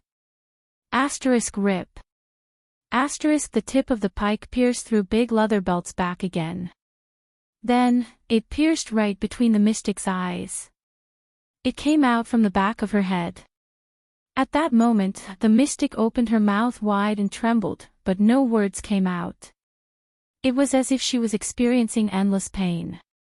Behind her, Kilika let out a terrifying sizzling sound. His huge body slowly fell limp. The crowd around them stopped moving. Giza's face began to turn black and brittle. Like cracked, dead wood, pieces fell off. Nicholas exhaled. Panting, he staggered 2 steps forward, picked up the blade that was stuck in the ground, and slowly fastened it to the broken Severing Soul's blade. A dazzling yellow light flashed at the broken part. Then, the 2 pieces of metal fused together seamlessly. It was as clean as new, as if it had never been broken. Gleeward closed his eyes. Leaning on the ground with the pike, he knelt down on one knee in exhaustion. It's over. Nicholas turned around and looked at the tottering hydra. Wait! Gleeward's violent roar rang in the air. Nicholas immediately cast him a surprised and bewildered gaze. What? The Soul Slayer pike is still vibrating. The lame veteran opened his mouth in disbelief. He stared at Giza, who was shattering like broken pottery. With all his might, he pulled the pike out. This isn't her. Gleeward roared in grief and indignation. It's not that bitch. Nicholas was instantly shocked. Under their shocked gazes, the shards on Giza's face fell off piece by piece, revealing a pretty but lifeless gray face. Once the mystic's appearance was stripped away, an innocent girl appeared before their eyes. This is just a civilian. Gleeward roared at the top of his lungs. The battle-hardened Nicholas' expression was cold. He spread his arms like lightning and turned to the crowd around him. But it was too late. Countless people instantly moved and pounced on Nicholas, who had just relaxed. They drowned him in the crowd. In the next moment, a tentacle was quietly flung out from the crowd and reached him in an instant. Bang. Unable to react in time, Gleeward was struck by the tentacle. Under the boundless force, the lame veteran flew more than 10 meters away. Thud. Like a broken sack, Gleeward crashed into a ruin. Dirt and stones flew everywhere, and he rolled a few times before he fell to the ground, motionless. He seemed to have lost consciousness. His Soul Slayer pike flew in another direction and rolled on the ground with a dull clang. No! Nicholas' sorrowful and indignant roar pierced through the crowd. He fought his way out of the countless people whose strength, speed, and reflexes surpassed that of ordinary people. He was covered in wounds. Blood splattered everywhere. The Star Killer rolled a few meters away. With one hand on the ground, he lifted his head weakly and looked at Gleeward, whose fate was unknown. The multi-headed snake, Kilika, who was on the verge of collapse, became active again. It sent out a tentacle and split it open. A gentle and beautiful girl, the real blood mystic, appeared in the tentacle with a pleasant smile on her face. With a gloomy expression, Nicholas looked at Giza, then at the substitute who had fallen under the Soul Slayer pike. No. You. When did you change your true form? Nicholas said, trembling in disbelief. Giza only looked at him with a smile, as if she was looking at a naughty child. Nicholas closed his eyes, punched the ground, and howled in grief at the sky. It was his fault. He should have thought of it earlier. From the beginning, the mystic had never smiled, never moved her lips, and never had much of an expression on her face. Now that I think about it, that was just a substitute. The blood mystic's gentle voice came from afar. Look, it's not that difficult to change a person's appearance with a bit of dead skin tissue, right? Giza shook her head mischievously. It saves my little cuties the danger of being attacked by the Soul Slayer pike, which would affect me. I can also enjoy the wonderful expressions on your faces when you get tricked. Giza giggled as she looked at Nicholas' resentful expression and waved her hand. And I only need to stand in a straight line with the substitute. Even the Soul Slayer pike, which can locate mystics, can't tell whether it's a substitute or the real one. The Soul Slayer pike is out. The mystic narrowed her eyes and looked at Gleeward in the distance. Listen up, this is a lesson from the bitch. At that moment, Giza's expression became extremely cold. Never let your guard down at any moment. In the next moment, countless tentacles and the controlled crowd pounced on the unconscious Gleeward and the injured Nicholas like a raging flood that broke through a dam. They covered the sky and the earth, and they blotted out the sky and the moon. In the end, the two controllers of the legendary anti-mystic equipment were defeated by the mystic. Nicholas gritted his teeth. The hand that held the blade trembled in anger. He staggered to his feet and looked at the enemies attacking him from all directions. He lifted the blade helplessly. The blade sliced through a tentacle and turned it into ashes. The hilt knocked away a wailing child who pounced on him like a hunting eagle. Goodbye, Gleeward. Nicholas felt the blood trickling down his forehead and thought in despair. We failed. But at that moment, the blood mystic's expression suddenly changed. She turned her head abruptly and looked in another direction. There, Kilika's two giant tentacles trembled at the same time. Then, they turned into ashes simultaneously. Giza narrowed her eyes. The legendary anti-mystic equipment. The third one. Soon, the mystic saw the figure who attacked her. It's you. Giza's eyebrows twitched. It was her old acquaintance. Black Sword's figure appeared vaguely in the middle of the tentacle's encirclement. He was less than 20 meters away from her. But wherever he went, the blood mystic's creations of flesh and blood were all reduced to ashes. Remember. Black Sword charged towards Giza with an indomitable will. He whispered to Thales, who held the blade of purification in his arms, "We only have one chance. It's time." Thales took a deep breath. His gaze was firm as he nodded slowly.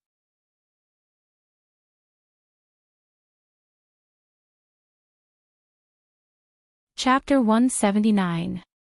The battle later will be very intense. If you feel nervous, afraid, and your limbs are stiff, it's very normal. Recruits are like that. When that time comes, you only need to do one thing: repeatedly think about what I'm saying now to focus.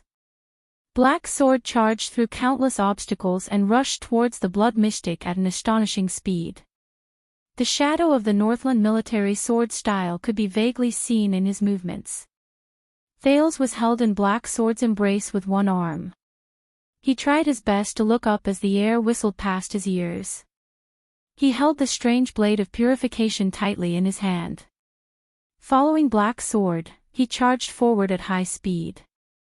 Those two men, even if they are rare supreme class elites, even if they both have powerful legendary anti-mystic equipment, I still have a feeling that they will lose in the end. The Blood Calamity, that seemingly harmless little girl, is an extremely terrifying opponent. Over the past 12 years, she is the only existence that can make me feel fear and anxiety at the same time. In the howling cold wind that was so piercing that he could not open his eyes, the second prince opened his mouth and struggled to suck in the air that drifted past his mouth to maintain his breathing. He could not help but recall Black Sword's last words before they charged forward. Her fearsomeness doesn't lie in her uncanny power or her infinite power. Instead, it lies in the fact that she truly possesses the heart of the strong. Even as powerful as she is, she remains calm, cautious, decisive, and resolute. She seizes every opportunity and never underestimates any opponent. She reacts quickly and adapts in a timely manner. Even if she occasionally shows madness, it does not affect her attitude and instincts towards battle. That monster has a deep understanding of battle, a perfect understanding, and rich experience. I've only seen it in a few people. When Black Sword took the first step forward with Thales in tow, the prince's mind was blank. It was as if he had returned to the cliff of the sky and was rapidly falling to the bottom of the cliff hundreds of meters below. Until the first Hydra's tentacle appeared before his eyes, he heard the terrifying sizzling sound of flesh and blood rubbing against each other. Black Sword calmly grabbed his hand and swung the blade of purification. Shik. The tentacle turned into ashes flew past his eyes. Thales finally regained his breath. A variety of emotions instantly surged into his heart. Nervousness, fear, apprehension, and a little excitement and agitation. We need to understand one thing first. That monster, the Blood Calamity, has never faced us in her true form. Thales thought of this and gritted his teeth. He recalled Black Sword's words over and over again in his mind, digesting the shock and surprise he felt just now. The Earth standing before us is a fake body created from flesh and blood. This is the information I obtained after fighting her twice, treading the line between life and death. I exchanged my blood for it. In other words, it is not as you said, the legendary anti-mystic equipment cannot seal that monster. It's because the person who tried to seal her was unable to lock onto her true body amid the countless pieces of flesh and blood. Thales frowned a little and looked at the gentle girl in front. Not her. In the distance, Giza raised her head and stared at them with a strange expression. This Giza, who appeared after defeating 2 legendary anti-mystic equipment, is also a fake. So, in the birch tree forest, when Sonia shattered her under the supreme shield, how could she appear unscathed? Asterisk swoosh. Asterisk a sharp whistle cut through the air. 2 medium-sized tentacles, one above and one below, swept towards them. When we face her, we must exhaust all possibilities, seize every advantage, and bet all our chips, just for the final victory. Let's start by finding her true form. Thales felt waves of power surge in Black Sword's body. Black Sword's feet trembled, and he stepped lightly on a short stone block. They rose a foot into the air.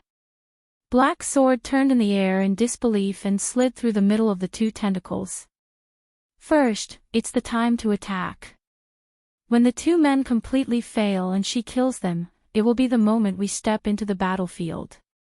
At that time, whether she hesitates, is bewildered, or is simply distracted, it will be a precious, weak advantage for us. Even if it can only save us half a second to charge and get close to her fake body.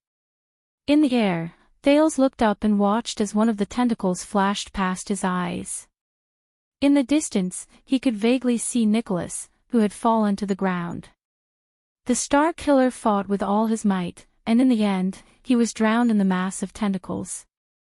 There was a piece of tissue that looked like half a tongue in the tentacle. It brushed past Thales' nose and gave off a nauseating smell of blood and acid. Thales suppressed the discomfort in his stomach and throat and forced himself not to close his eyes. He wanted to see his enemy clearly. All possibilities. All advantages. All my chips. He gritted his teeth and repeated Black Sword's words in his heart. Next, it's our offense. Once the battle starts, we will immediately reveal the legendary anti-mystic equipment, which is the natural enemy of mystics.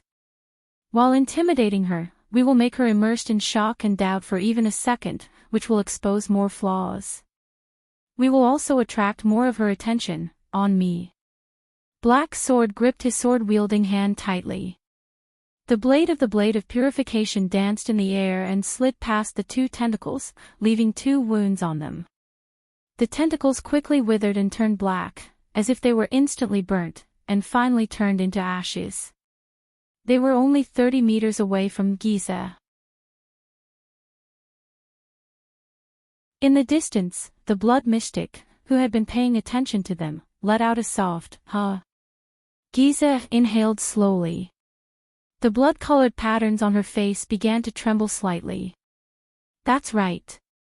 Aside from the Soul Slayer Pike and Severing Soul's Blade, the 3rd legendary anti-mystic equipment. What a night full of surprises. The flying ashes stained Thales' face and mixed with the melted snow. In the next moment, Thales felt his entire body freeze. Black Sword landed on his feet. He supported himself with his left hand and regained his balance. He did not lose his momentum and continued to press forward. The oncoming cold wind quickly turned the melted snow on Thales' face into ice crystals.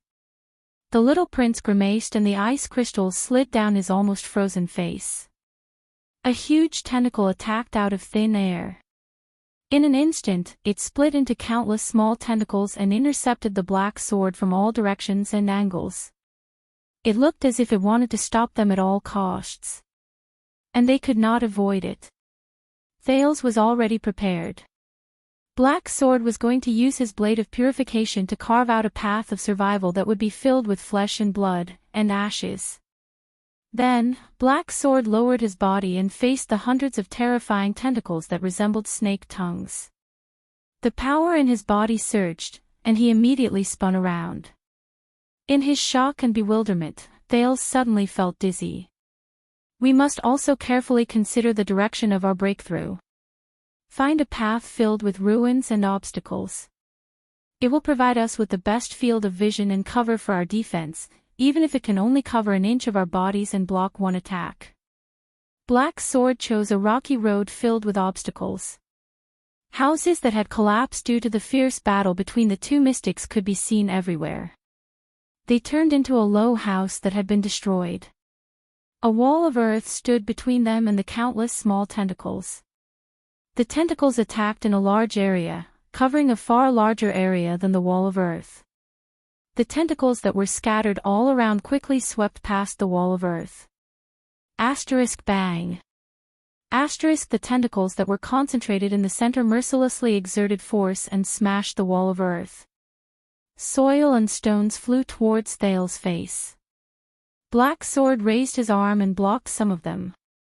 However, just as the wall of earth shattered and the momentum of the tentacles that smashed it weakened, Black Sword moved again. A strange power spread through his legs. With a calm expression, Black Sword instantly sped up. Swoosh.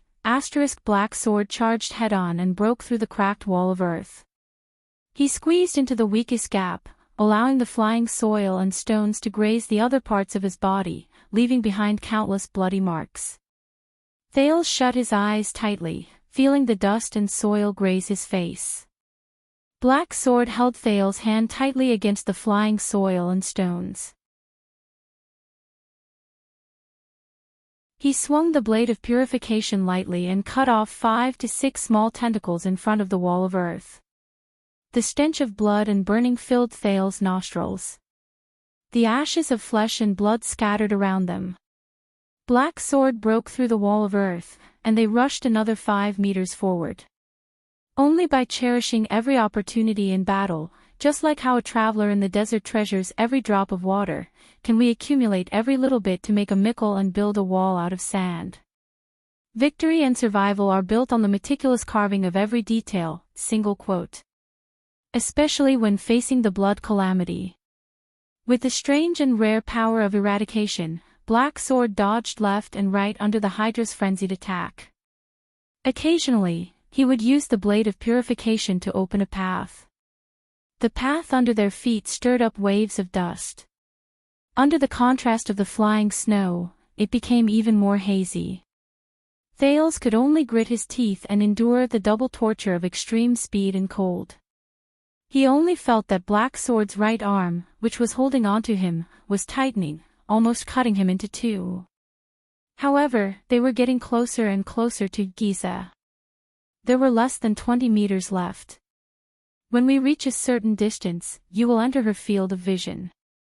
Giza saw the boy in Black Sword's arms clearly. She then smiled. I see. I was wondering why Kilika couldn't find you after searching everywhere. The mystic said softly. Her clear voice sounded as if it was right beside his ear. Thales could vaguely see the blood mystic's terrifying expression as he moved, dodged, broke through, and fought with Black Sword in a frenzy. My condition is terrible. I can't maintain my charge for too long. Fortunately, we have the blade of purification, which can ensure that we are not affected by her ability. At least, we won't be suddenly captured by her bizarre manipulation of flesh. So you found yourself a new bodyguard. What an amazing child. Giza glanced at the expressionless Black Sword, who had extraordinary skills. She watched as their charging figures closed in. Don't worry. The blood-red stripes on Giza's face branched off again, making her smile look even more bizarre. Everything will be over soon. Thales shuddered. If her target is you, with such a close distance and a weak prey that she is determined to capture, there is a high chance that she will not retreat or evade. She will rely on the advantage of being unable to be sealed as you said to kill me and take you down in the shortest time possible.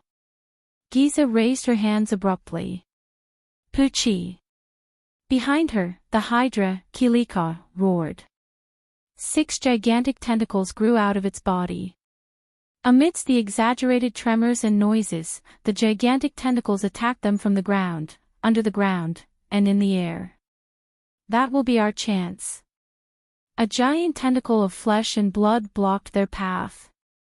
Black Sword gripped Thale's right hand calmly. At that moment, Black Sword turned his gaze and looked in one direction with a cold expression. Hiss, the tentacles split open. Countless black monsters with long, narrow, tiny limbs, and hideous spikes instantly sprang out from the flesh formed by the broken limbs. They were the size of a child and were covered in hideous spikes. The monsters landed on the ground and shuddered one after another. The spikes on their bodies stretched out like blades. Her true body should be hidden in those disgusting creatures made of flesh and blood. Underground, in the tentacles, in that huge monster, or in any other possible flesh and blood. Just like how water melts into the sea and trees are hidden in the forest. We need to find her true body among the countless piles of flesh and blood. Hiss, like starving larvae, the monsters opened up an organ in their bodies and let out a terrifying hissing sound. In the next moment, the pitch-black monsters raised their heads and swung their limbs. Some of them ran, some jumped, some rolled, and some crawled. There were even a few monsters who spread their equally ugly black wings in the air. They swarmed towards Black Sword and Thales, covering the sky and the earth. They surrounded Black Sword and Thales in a densely packed manner. At that moment, the smiling Giza in front of them was obscured by these terrifying little things. Hiss. Hiss, Thales shuddered. He looked at the horrifying scene in front of him and felt his skin crawl. The Blood Mystic is extremely good at gaining experience in battle and quickly turning it into combat power. When she encounters enemies and methods she has used before, such as myself, for the second time, she will immediately have a corresponding new method to counter them. This means, using the same move a second time is ineffective against the remaining fighters. Thales threw away the unnecessary thoughts and tried his best to focus his mind. He was in the most dangerous battle. I can't be distracted. Thales faced the cold wind that blew against his face. He opened his eyes in pain. He felt as if his heart was about to jump out of his chest as he moved at high speed. He bit his lip hard and could only focus by recalling Black Sword's words. The first time we fought, I used Tremor, a move I learned from a Supreme Class assassin and modified. I slid her tentacles away. However, the second time we met in the alley, once I used Tremor again, she immediately changed her strategy and used a new method. She transformed her flesh and used sharp bone spikes to break the move. Did you see that? The monsters with bone spikes. Black Sword's words traveled into Thales' ears intermittently amidst the sound of the wind. They exist to suppress my tremor. Thales sucked in a deep breath and focused his gaze on the black monsters. They were hideous in shape, but when they were combined with their shocking numbers, Thales felt a chill run down his spine. That feeling was like a group of child-sized black locusts, tens of thousands of them, blotting out the sky and covering the earth as they pounced towards him. Without hesitation, Black Sword rushed towards the group of monsters in front of him, as if the danger before him was not life-threatening, but a beautiful dream. So, the second time we fought, I was suppressed by her in just a few seconds. I almost died in the hands of these little monsters. This time, Black Sword did not hold back. He did not use tricks or save energy. Thales felt Black Sword's body tremble beside him. A pulsation that seemed to have a substance surged from the depths of his body. He knew that this was the sin of Hell's River. It was the sin of Hell's River that belonged solely to Black Sword, and it was 10,000 times stronger, more skillful, and more effective than Thales' own power. The chill that surrounded the surface of his body seemed to have a substance that seeped into Thales' heart, causing him to tremble. Thales felt that the man beside him had become different. Black Sword's expression became solemn and gloomy. His faintly discernible aura began to become fierce and violent, and the muscles on his body began to swell. Black Sword's pupils, which were already firm and fierce, slowly widened as more and more light entered his eyes. At that moment, Black Sword was like a fierce beast that slowly opened its eyes and bared its claws and teeth. Finally, the first pitch-black monster attacked from the air. It was only a foot away from Black Sword's head. The bone spikes on its body trembled slightly and seemed to have become sharper.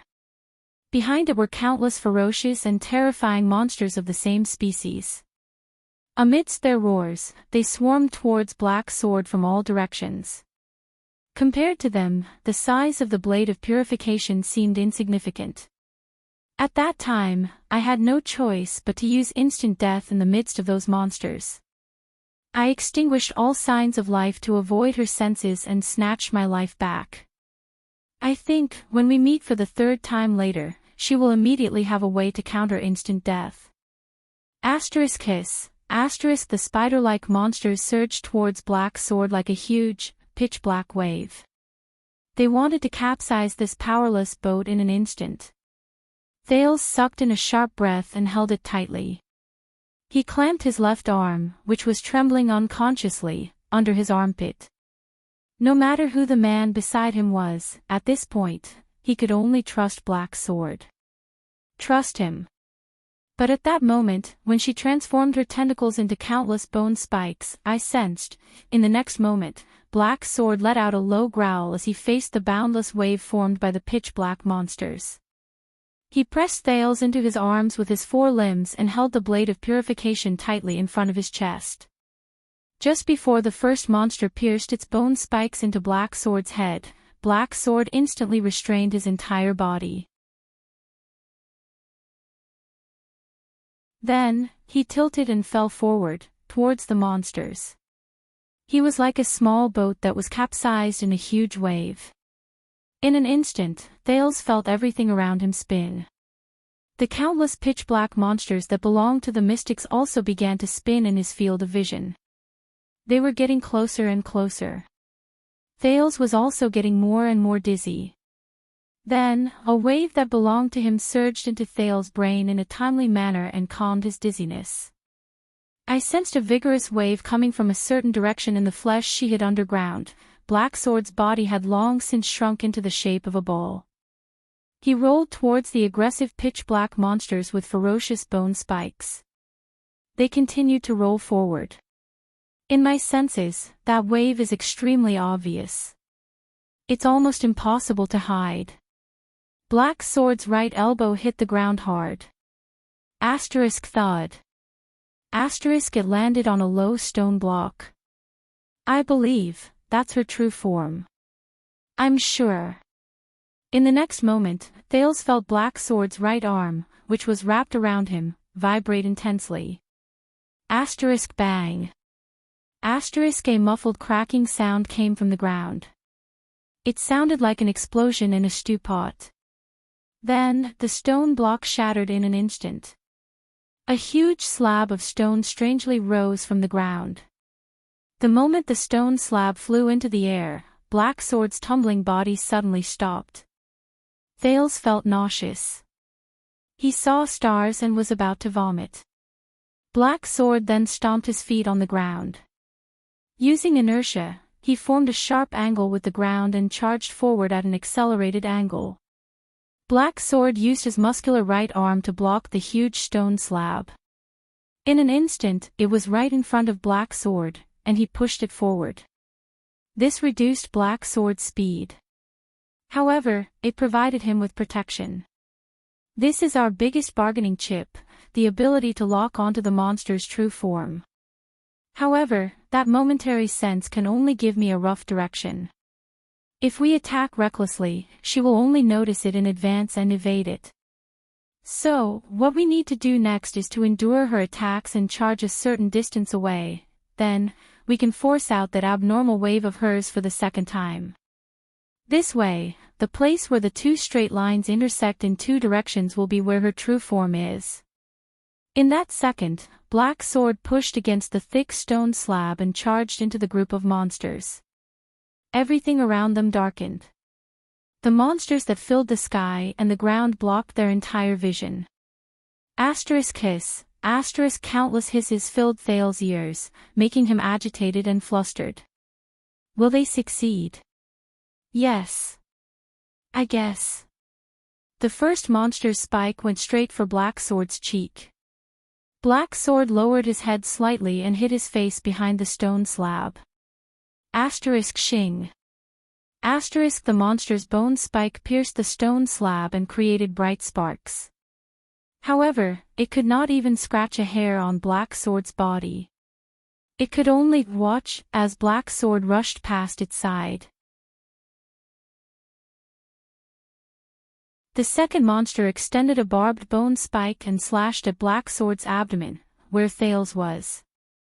Thales watched the bone spike get closer and listened to the hissing in his ears. His mind was blank. However, Black Sword only moved slightly. The stone slab immediately changed its angle and stuck to his abdomen, blocking the monster's sudden spike. Asterisk bang. Asterisk with the protection of the stone slab, Black Sword continued to charge forward. Countless black spider-like monsters swarmed around Black Sword and Thales like a swarm of locusts.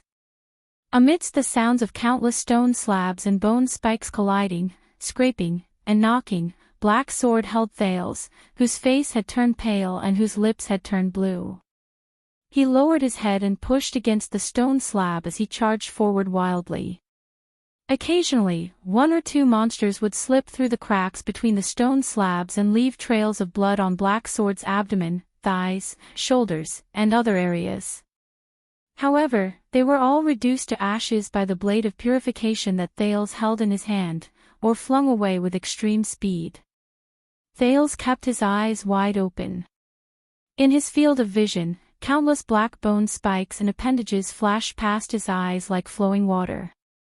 The second time we forced her to transform, force her to release fluctuations, and reveal her true form, the protective stone slab shattered inch by inch under the countless impacts in just a few seconds. Gravel and blood fell from Black Sword's body at the same time. However, at the same time, Black Sword's body trembled. Shing. A black monster's spike grazed his shoulder, drawing out a streak of blood. Shing. Then, the second one pierced his left thigh. The second time I fought her, I used instant death. However, Black Sword seemed to have lost his sense of smell. His face was ashen. Other than holding Thales tightly in his arms, he did not react to the increasing number of wounds on his body. It was as if he had lost his senses. He charged forward without feeling anything. A skill that extinguishes the vitality in the body for a short period of time, thus disappearing from the enemy's senses. In an instant, Thales felt the man's muscles stiffen. He continued moving, but the strength in his body seemed to have disappeared in an instant. His breathing stopped, his skin stiffened, his movements slowed, and even his eyes lost their luster. In an instant, Thales even felt that Black Sword's figure in his field of vision, he did not know if it was an illusion, slowly became blurry. Thales knew that Black Sword's instant death had been activated. He anxiously stared at the black monsters that were still charging towards them with hissing sounds. Soon, Thales no longer had to be anxious.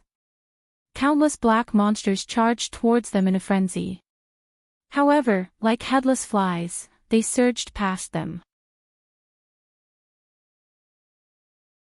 Amidst the terrifying hissing sounds, the monsters that were originally charging in the same direction like a raging wave suddenly became chaotic, like disturbed lake water.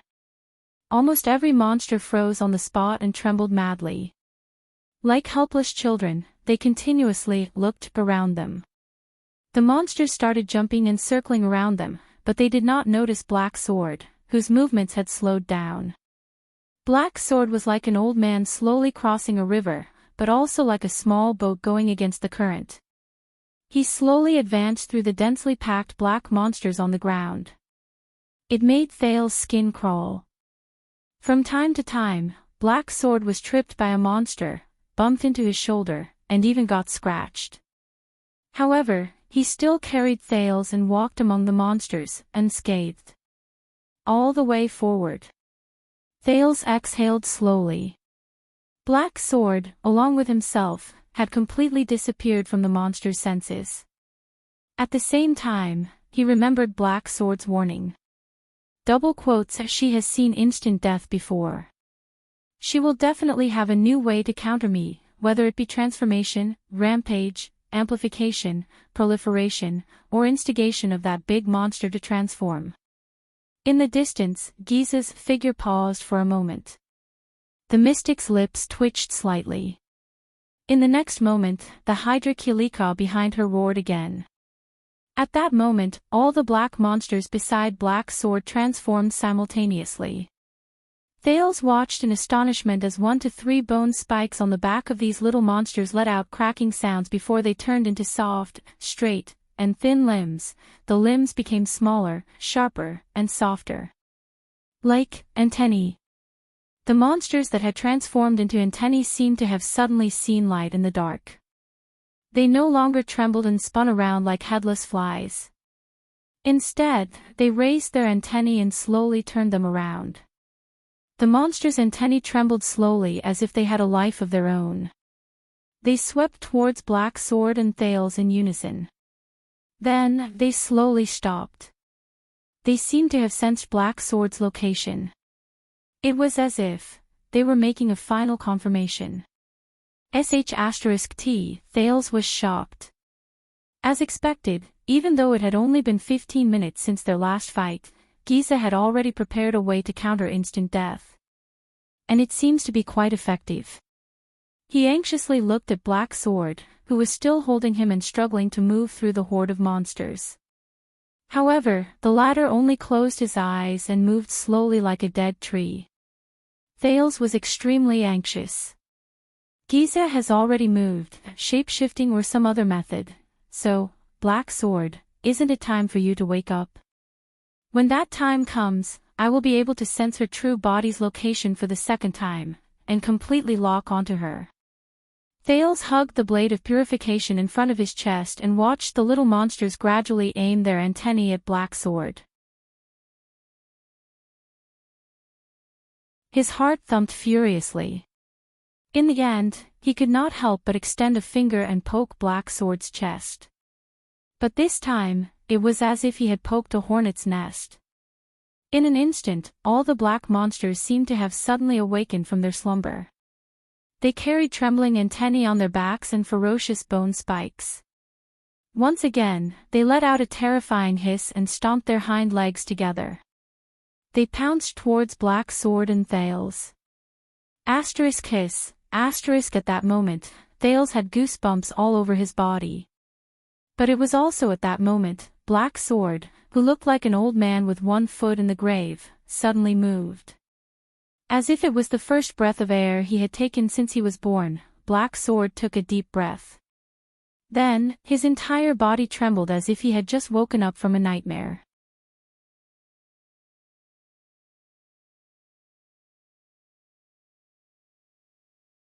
Chapter 180. Black Sword, who had just woken up from instant death, calmly looked around at the countless monsters that were pouncing on them. In a fraction of a second, Black Sword suddenly let go of Thales and crouched down. His right arm stretched heavily towards his feet and into the ruins of a pile of wooden planks. The next moment, Black Sword abruptly raised his right arm from the ruins.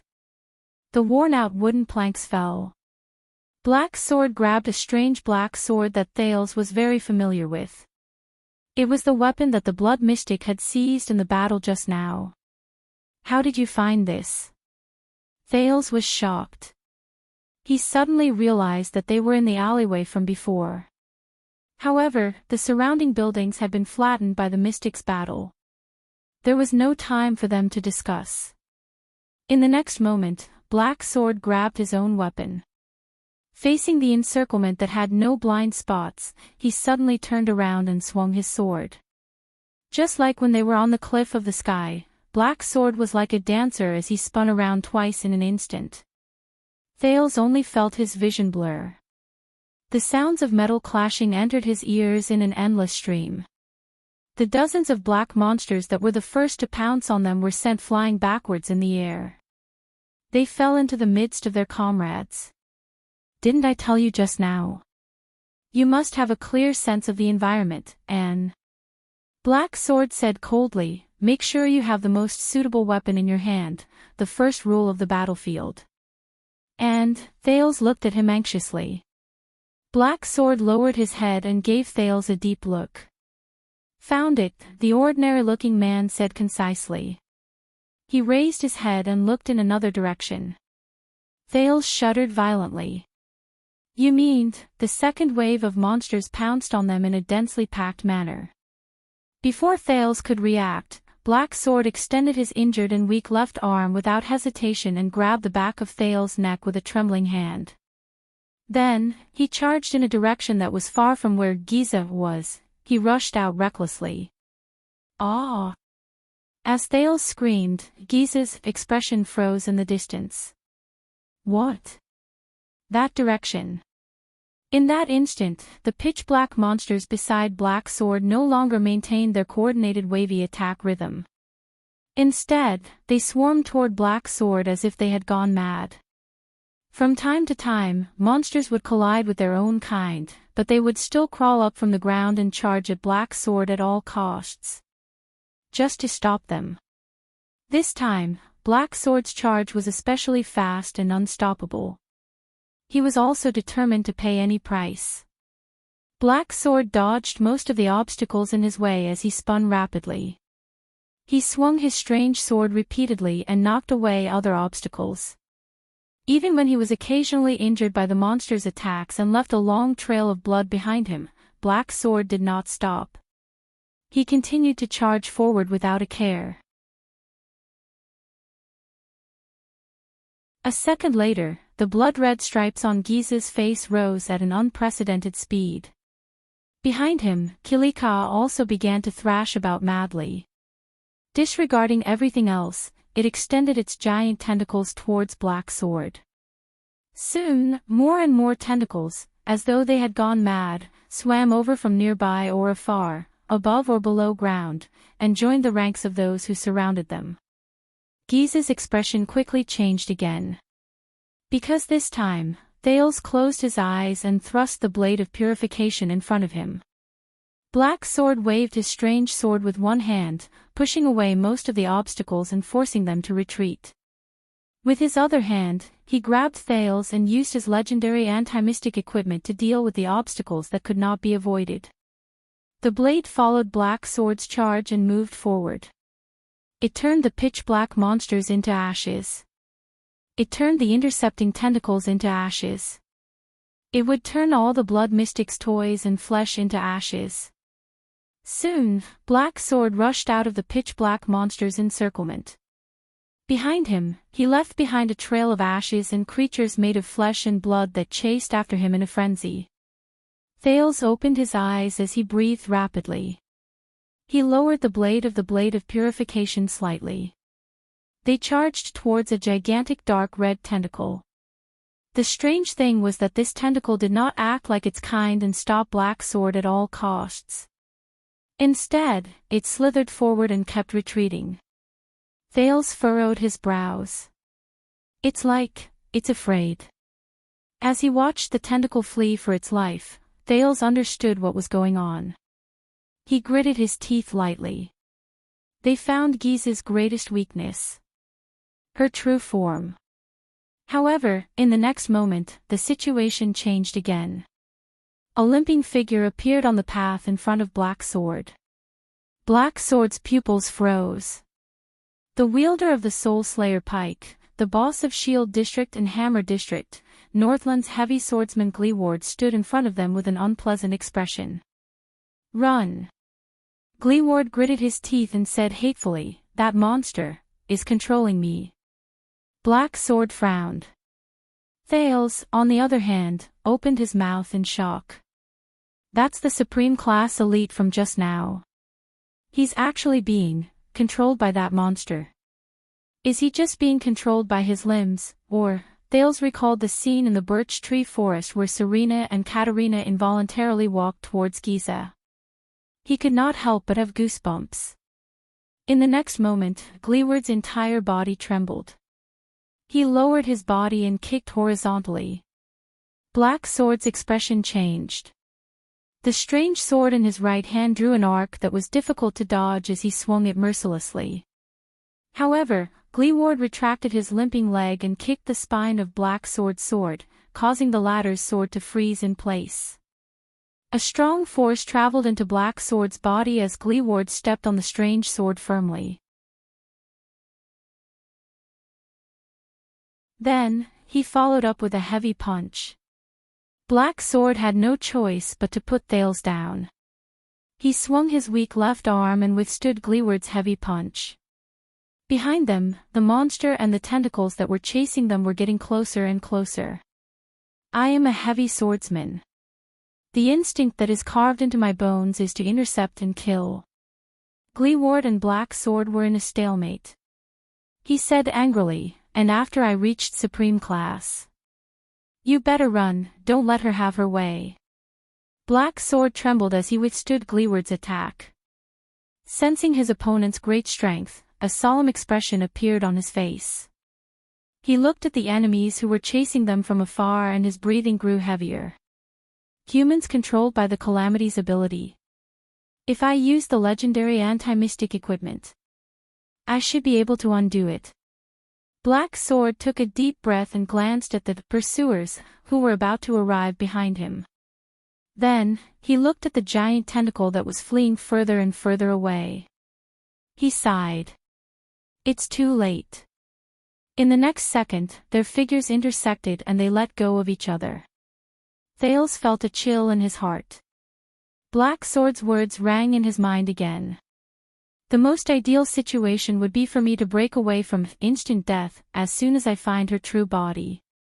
Then, I'll bring you to attack her vitals and seal her true body before she can react and escape. But as I said before, the Blood Calamity is an expert in combat. She has an endless stream of strange tricks up her sleeves. Besides, I'm far from being in my best condition. Hence, there will definitely be accidents in my plan. We have to minimize these accidents as much as possible. For example, consciously gather these accidents at the places we want them to happen. For example, me. Thales' heart rate increased without him realizing it. In that instant, Black Sword had already exchanged several blows with the empty-handed Gleeward. The unarmed Gleeward had the flesh and blood granted to him by the mystic.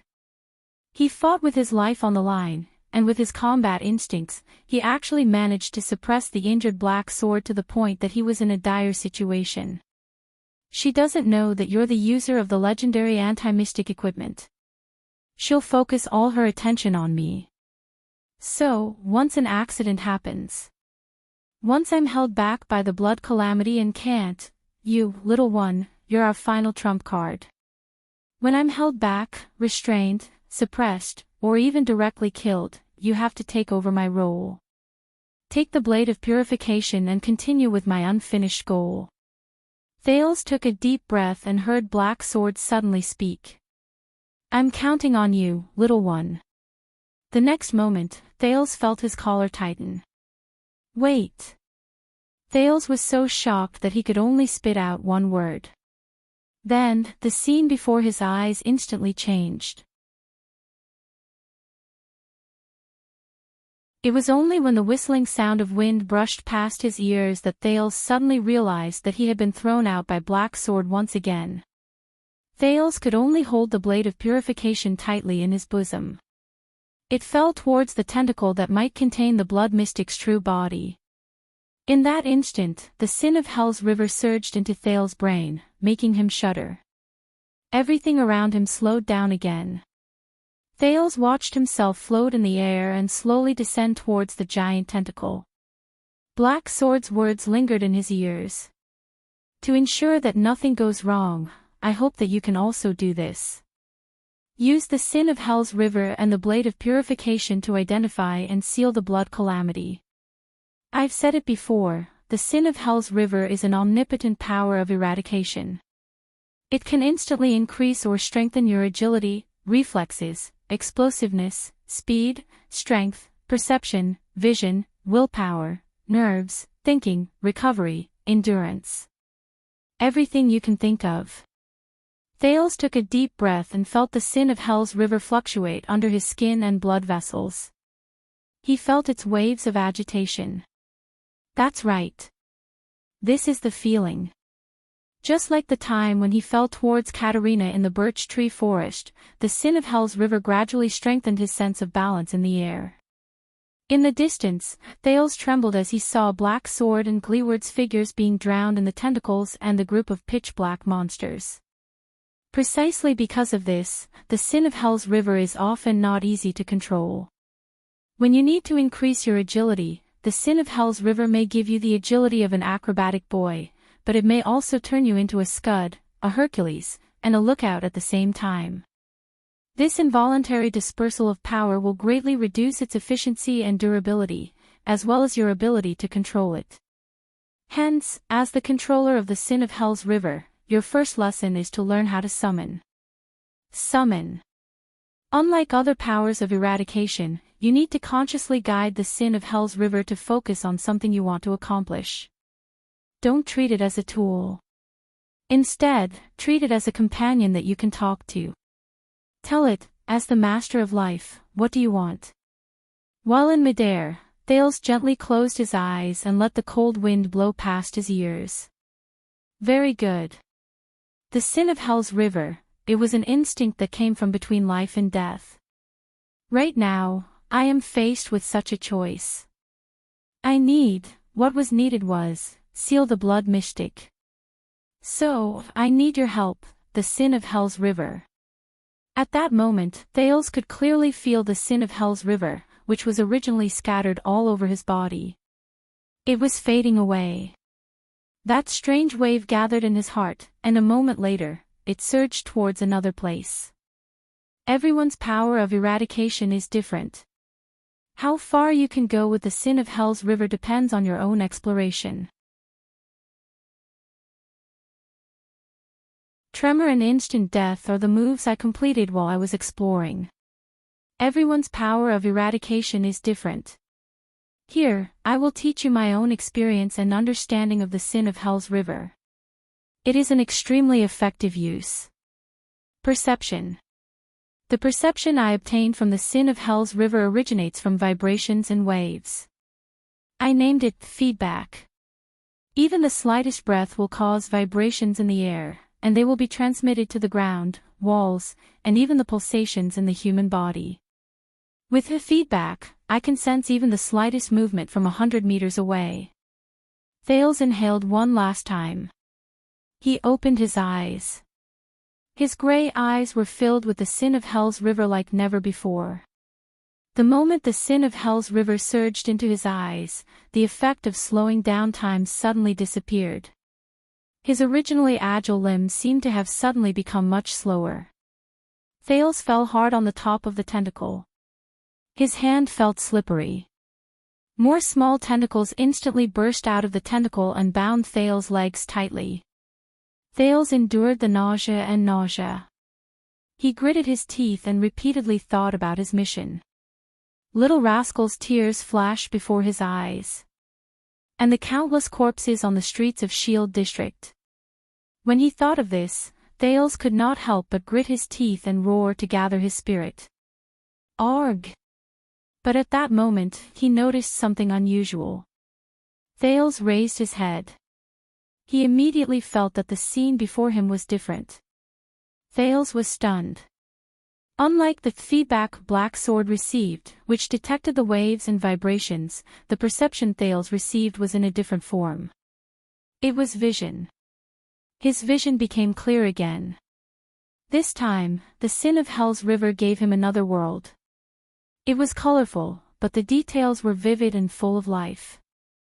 This time, the sin of Hell's River's feedback gave him another world. It was colorful, but the details were vivid, and it was full of life. It was as if the resolution had been increased by countless times. He could see every inch of flesh and blood in the huge tentacle before him clearly. Every pulse was clear to him. Thales could even guess the general flow of blood in this tentacle, the specific path of muscle contraction and expansion, and which inch of tendon he would be able to break free. He stared at the new sensory world before him, and his eyes almost popped out of their sockets. But that was not all. Thales looked at the tentacle that was emitting endless red light. He suddenly realized that these lights were layered, and some were deep, and some were shallow. As he confirmed his target, the sin of Hell's River gathered in his eyes and became denser. Soon, in the deepest part of the tentacle, a spot of light that was so red that it was almost purple was slowly shrinking and pulsing.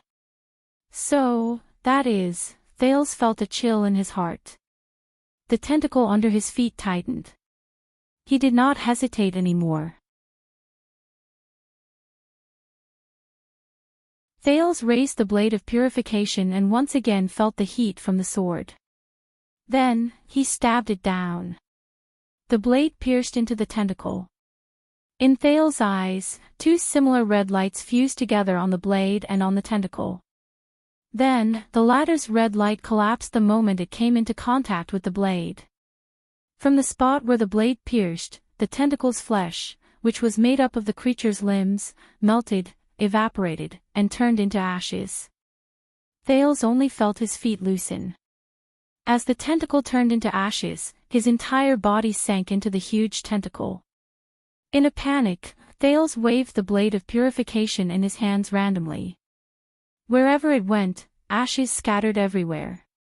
The inside of the tentacle, which looked like a red cave, seemed to be whimpering in pain. The endless tremors made Thales dizzy. Finally, Thales' legs landed on the ground. The second prince panted heavily, sucking in the stinky, sour air. Damn it. This place is too disgusting, isn't it? He raised the blade of purification and stepped on the sticky and slippery flesh. He forced himself not to look at the limbs around him that were still moving slightly as if they were breathing on their own. They were heads, arms, stomachs, lungs, eyes, noses, and so on. He suppressed the desire to vomit and walked slowly towards the brightest red spot in his field of vision. Asterisk swoosh. Asterisk a few fine tentacles and spikes attacked him.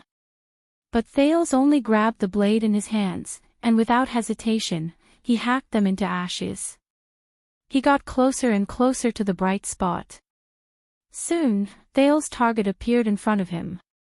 It was a purplish-red naked girl whose limbs and back were embedded in the wall of flesh and blood. The young girl's face was covered in layers of blood-red patterns that were constantly trembling. It was extremely strange. She did not have a gentle expression, nor did she have a pleasant smile. She only closed her eyes and breathed in and out slowly. Her skin was also the same strange purplish-red color. Countless thick and thin dark red blood vessels extended from the wall of flesh and blood and connected to the girl's body. He could vaguely see flowing liquid within them. Thales, who was dumbfounded, could not help but stop in his tracks. The prince stared at Giza, who was almost fused with the flesh and blood behind her. His breathing slowly quickened. What the hell is this? The girl opened her eyes abruptly. Thales, who was already restless and had goosebumps all over his body, jumped in fright. You shouldn't have come here, Giza's true form said slowly. The stripes on her face trembled slightly, like a wandering parasite. How did you find me?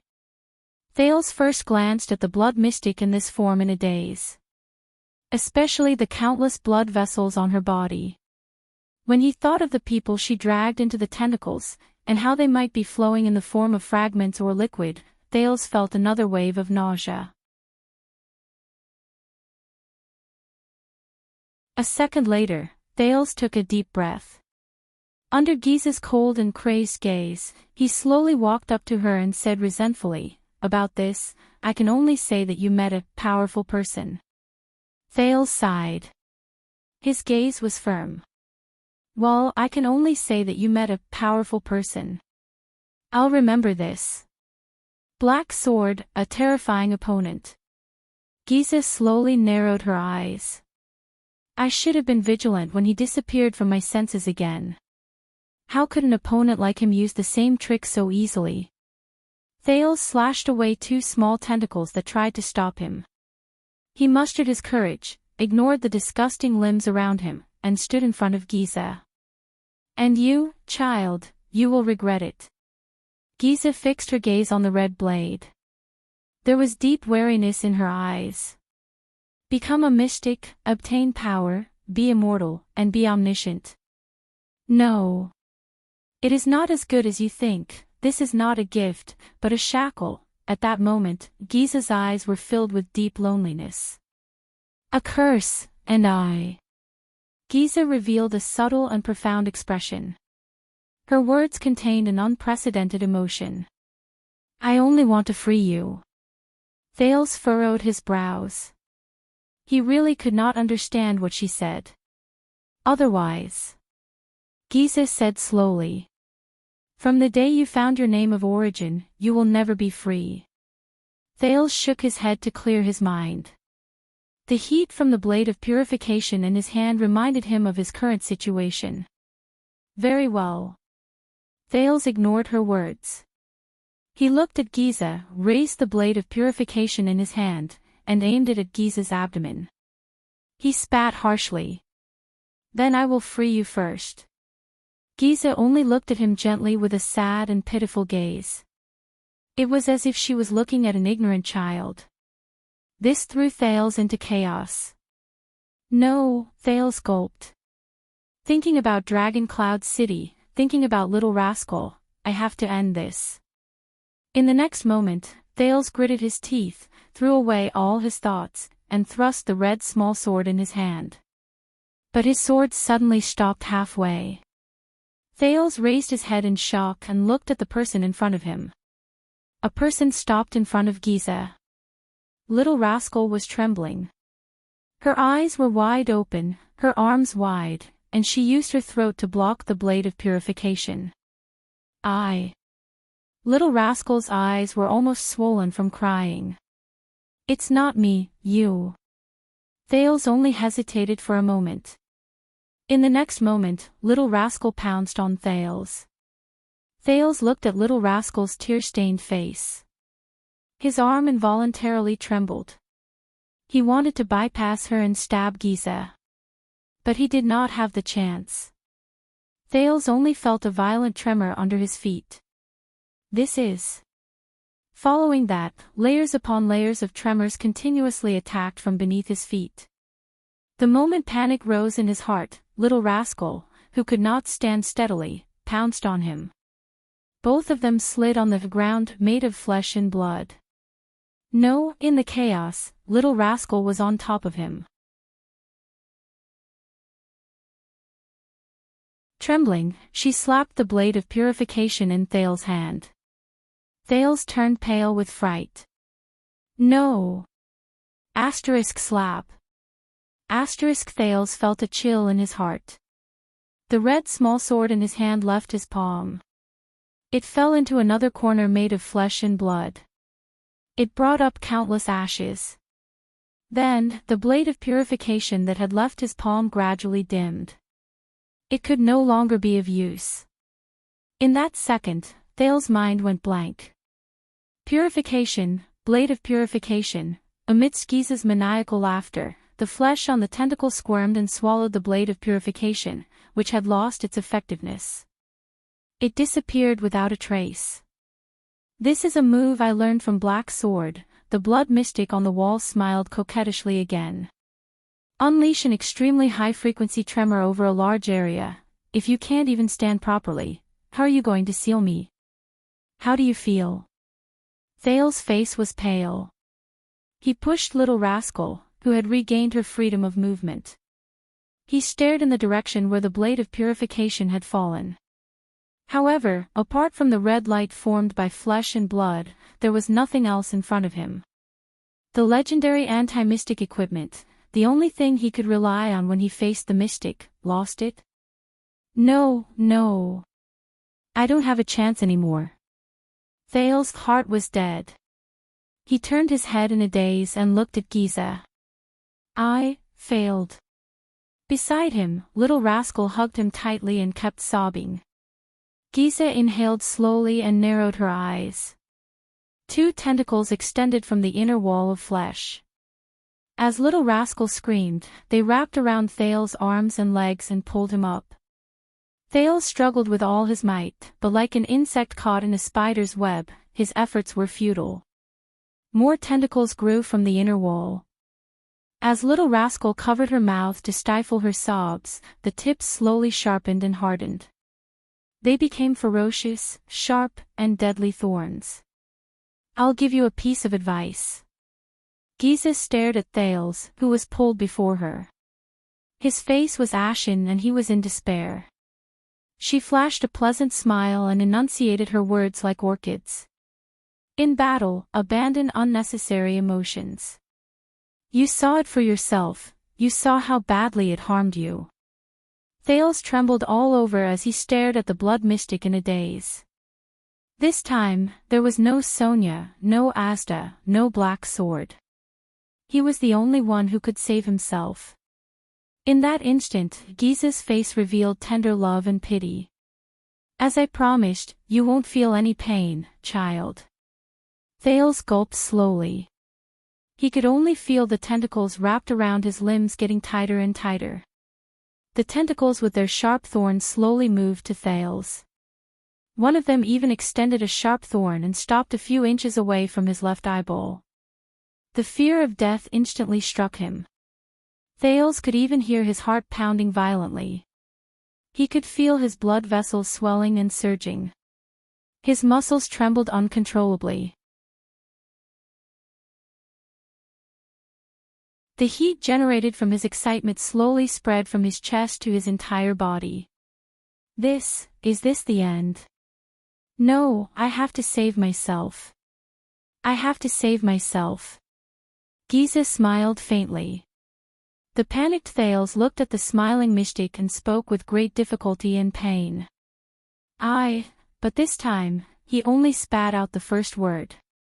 In the next moment, countless tentacles with sharp thorns shot out at the same time and sank deep into Thales' body. Thales shuddered violently. No, his eyes were lifeless as he stared at the blood mystic in disbelief. No, the first thorn pierced his left eye and penetrated the back of his head. No, the second thorn pierced his throat and penetrated the back of his neck. No, the third thorn pierced his heart and came out the back of his chest. No. There were even more sharp spikes that pierced Thales' body mercilessly, without any hesitation, and without reservation, but he could no longer feel it. In that second, all his senses seemed to have left Thales' jade star in an instant. He seemed to have sunk into eternal silence and darkness. He would never return.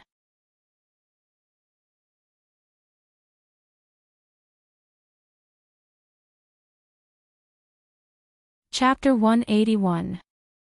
I said I'm done. Why am I still reading? Thales opened his eyes gently. Where is he? It's not important. What's important is that he felt something.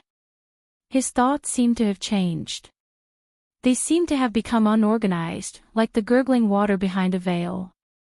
He seems to be indifferent to everything. How could this be? Thales vaguely knew his own situation, but he did not want to change this feeling. This is good, isn't it? It's like I've entered another realm. Thales looked up. In front of him was a gray, round grain. Yes, Thales saw a gray stone grain. No, it was not one. It was one of the countless stone grains embedded in it. Amazing.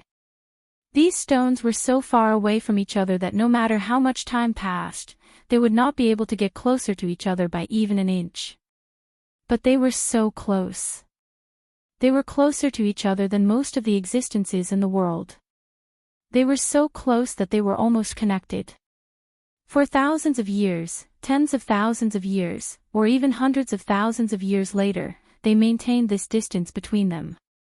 Sometimes they were as far as the heavens, and sometimes they were so close that they were almost face to face. What a magical world, isn't it? There's such an interesting and vivid relationship between two solidified stone grains. What about all the other existences in this world? Do they also have such an interesting relationship? Definitely. Why didn't I notice this before? Didn't I notice the wonders of this world? Maybe I was too stupid before. Thales thought calmly and without a ripple in his heart. He slowly lifted his gaze. The stone grains were getting further away from him, or maybe closer. That was still not important. What was important was that the distance between him and these stone grains was changing. And at every moment when this distance changed, they also became different from each other. The stone grains were him, and he was the stone grains. It was the same. He continued to look up. Ah, so that's how it is. Thales suddenly understood. These stone grains formed the surface of a floor tile. A rough, uneven, and uneven surface. What a wonderful combination. They were just stone grains, but because of the special distance and position between them, they became another kind of existence. An existence called the surface of a floor tile. Just like humans. When distance and position were lost, each individual was an independent person. But when they increased or decreased the distance between them, changed their positions, and stood together, at the same time, they stood in the same dimension, in the same region, and in the same society. They became different existences. An existence known as the crowd. Wait a minute, a small voice told him in Thales' senses. Maybe it's the other way around. It's precisely because of their existence that the location and distance are determined. How did he know all this? Forget it, it's not important. The important thing is, it's fun. Let's see more. Thales saw it. It was a grayish-black octagonal floor tile, and it was connected to countless other floor tiles of the same shape. Are these tiles made by people? That was why the distance between the floor tiles was so uneven. Or perhaps, the person who put them together thought that they were very even. Because they could not perceive the beauty of uniformity. The beauty of balance. Or perhaps, this was what they meant by evenness. That's right, if you zoom in a little further, wouldn't these tiles be a very even floor? Thales raised his gaze to the highest point. He knew that it was daytime. This was because the existence known as day was defined by the position of the ground and the sun. The sun had already passed its zenith, forming a beautiful angle with the ground. In front of him was an exotic house. The four corners of the strange, flaky eaves curled up. The door was made of heavy, sunken wood, and the windows were made of glass and crystal drops. There were also black-haired and black-eyed humans dressed in flowing robes moving in and out of the gorgeous house from time to time. Without exception, they all looked nervous. Why are they nervous? Thales' thoughts moved a little. He knew why. In that house, there was a woman, a young woman with black hair and eyes. She was surrounded by a group of women, and she was crying out in pain in a pool of blood. The woman's lower abdomen was swollen. She was in labor. They did not have to be nervous. He saw that the life in the woman's abdomen was strong, and it was moving its limbs continuously. She would give birth naturally. And a man who looked like the woman's husband, who wore elegant and noble clothes and accessories, was blocked outside the house by another group of men. He had a difficult expression on his face. I see, Thales thought. The inside and outside of the house are isolated. This is why the inside of the house is tense and dignified, and the outside is tormented and difficult. What a pity, if only they could see each other's situation, even, if only they could see the girl in the woman's abdomen, would they not have to be nervous, worried, afraid, and tormented? Soon, the woman's scream stopped, and her abdomen slowly flattened. And with a weak wail, a baby girl covered in blood was carried out. The man outside the house got the news. He broke through the blockade and rushed into the house without a care for anything else. The man trembled as he knelt in front of the bed. He held the woman's weak hand and comforted his wife nervously and anxiously in a language he did not understand. The woman smiled. Finally, someone respectfully handed the baby girl, whose eyes were tightly shut, to the man. The man trembled as he took his daughter. Oh my God, Thales, who was watching all of this from the side, looked at the excited man with black hair and black eyes, then at the woman with black hair and black eyes, who had a gratified expression on her face. He could not help but want to laugh. What would happen if they knew the truth? The baby girl slowly opened her eyes and looked at the first person she had ever seen in the world. The man who was holding the baby girl trembled when he saw the baby girl clearly. The man raised his head in shock and looked at the people around him in panic. He spoke in a language Thales did not understand, as if he did not know what to do. Someone walked forward with a frown and glanced at the baby girl. Then, he froze on the spot. There was an uproar in the house. Then, the woman's trembling screams and wails, the servant's anxious comforts, and the man's roars came one after another. He he he. Thales laughed as he watched all of this. Yes, he looked at the baby girl and her blue eyes. Her crystalline blue eyes were completely different from the black eyes of her father and mother. That man probably did not expect that his wife's daughter was not his daughter, right? How ridiculous. Thales looked away, and the thoughts in his mind turned over like a machine. If the man had seen that his daughter had a pair of blue eyes that were not inherited from him a few months ago, no, that's not all.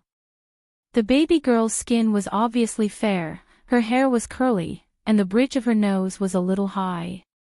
This was already very obvious before she was born. Unfortunately, the man did not know. If he knew, then, do I still need to be like today, after being filled with anticipation, worry, torment, and wait, to be greeted with disappointment, pain, resentment, and anger? No, I don't need it. But the man can't see through his wife's belly, so he can't see his wife's betrayal. So he's destined to experience all of this. His vision is too narrow, and his knowledge is too limited. This is the price of stupidity and ignorance. Sad and ridiculous.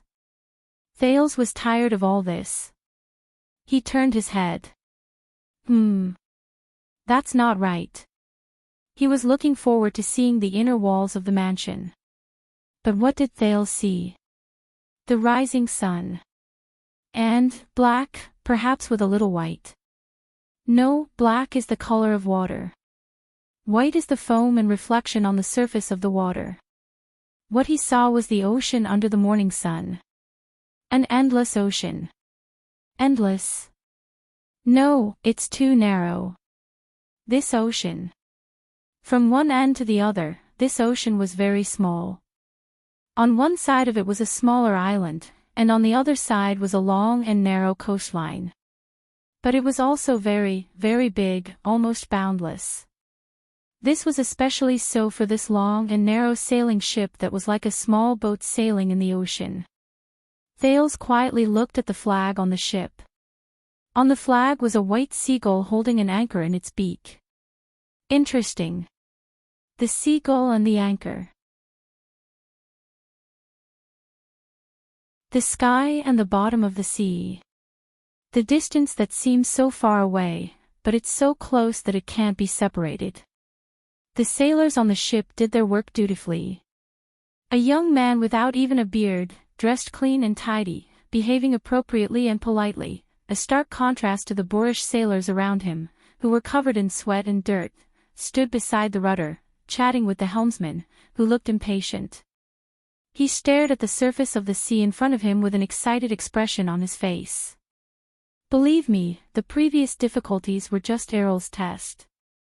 We've already passed through the black whirlpool. According to the sea chart passed down by my ancestors, we'll soon find it. This time, Thales understood. The man's common language had a rather strange accent. The rise and fall of his voice and the cadence of his voice were particularly obvious. It was different from the crude, vague, short and forceful Northland accent and the meticulous Constellation accent. This young man seems to be someone, the captain. Or the employer of this ship. Unfortunately, Thales laughed again. Once the man turned his head, he would see the contempt and disdain in the sailor's eyes. Why would the boss listen to this brat? I heard that he's a ruffian from Valir gang, not a noble. One of the sailors whispered to the old sailor beside him, who was tidying up the mooring ropes. He even followed him and took the risk to sail the ship to this place. Of course he's a ruffian. It's just that a few generations ago, his ancestor was elected to one of the 36 seats. The latter glared fiercely at the young man. He owes the boss a huge debt.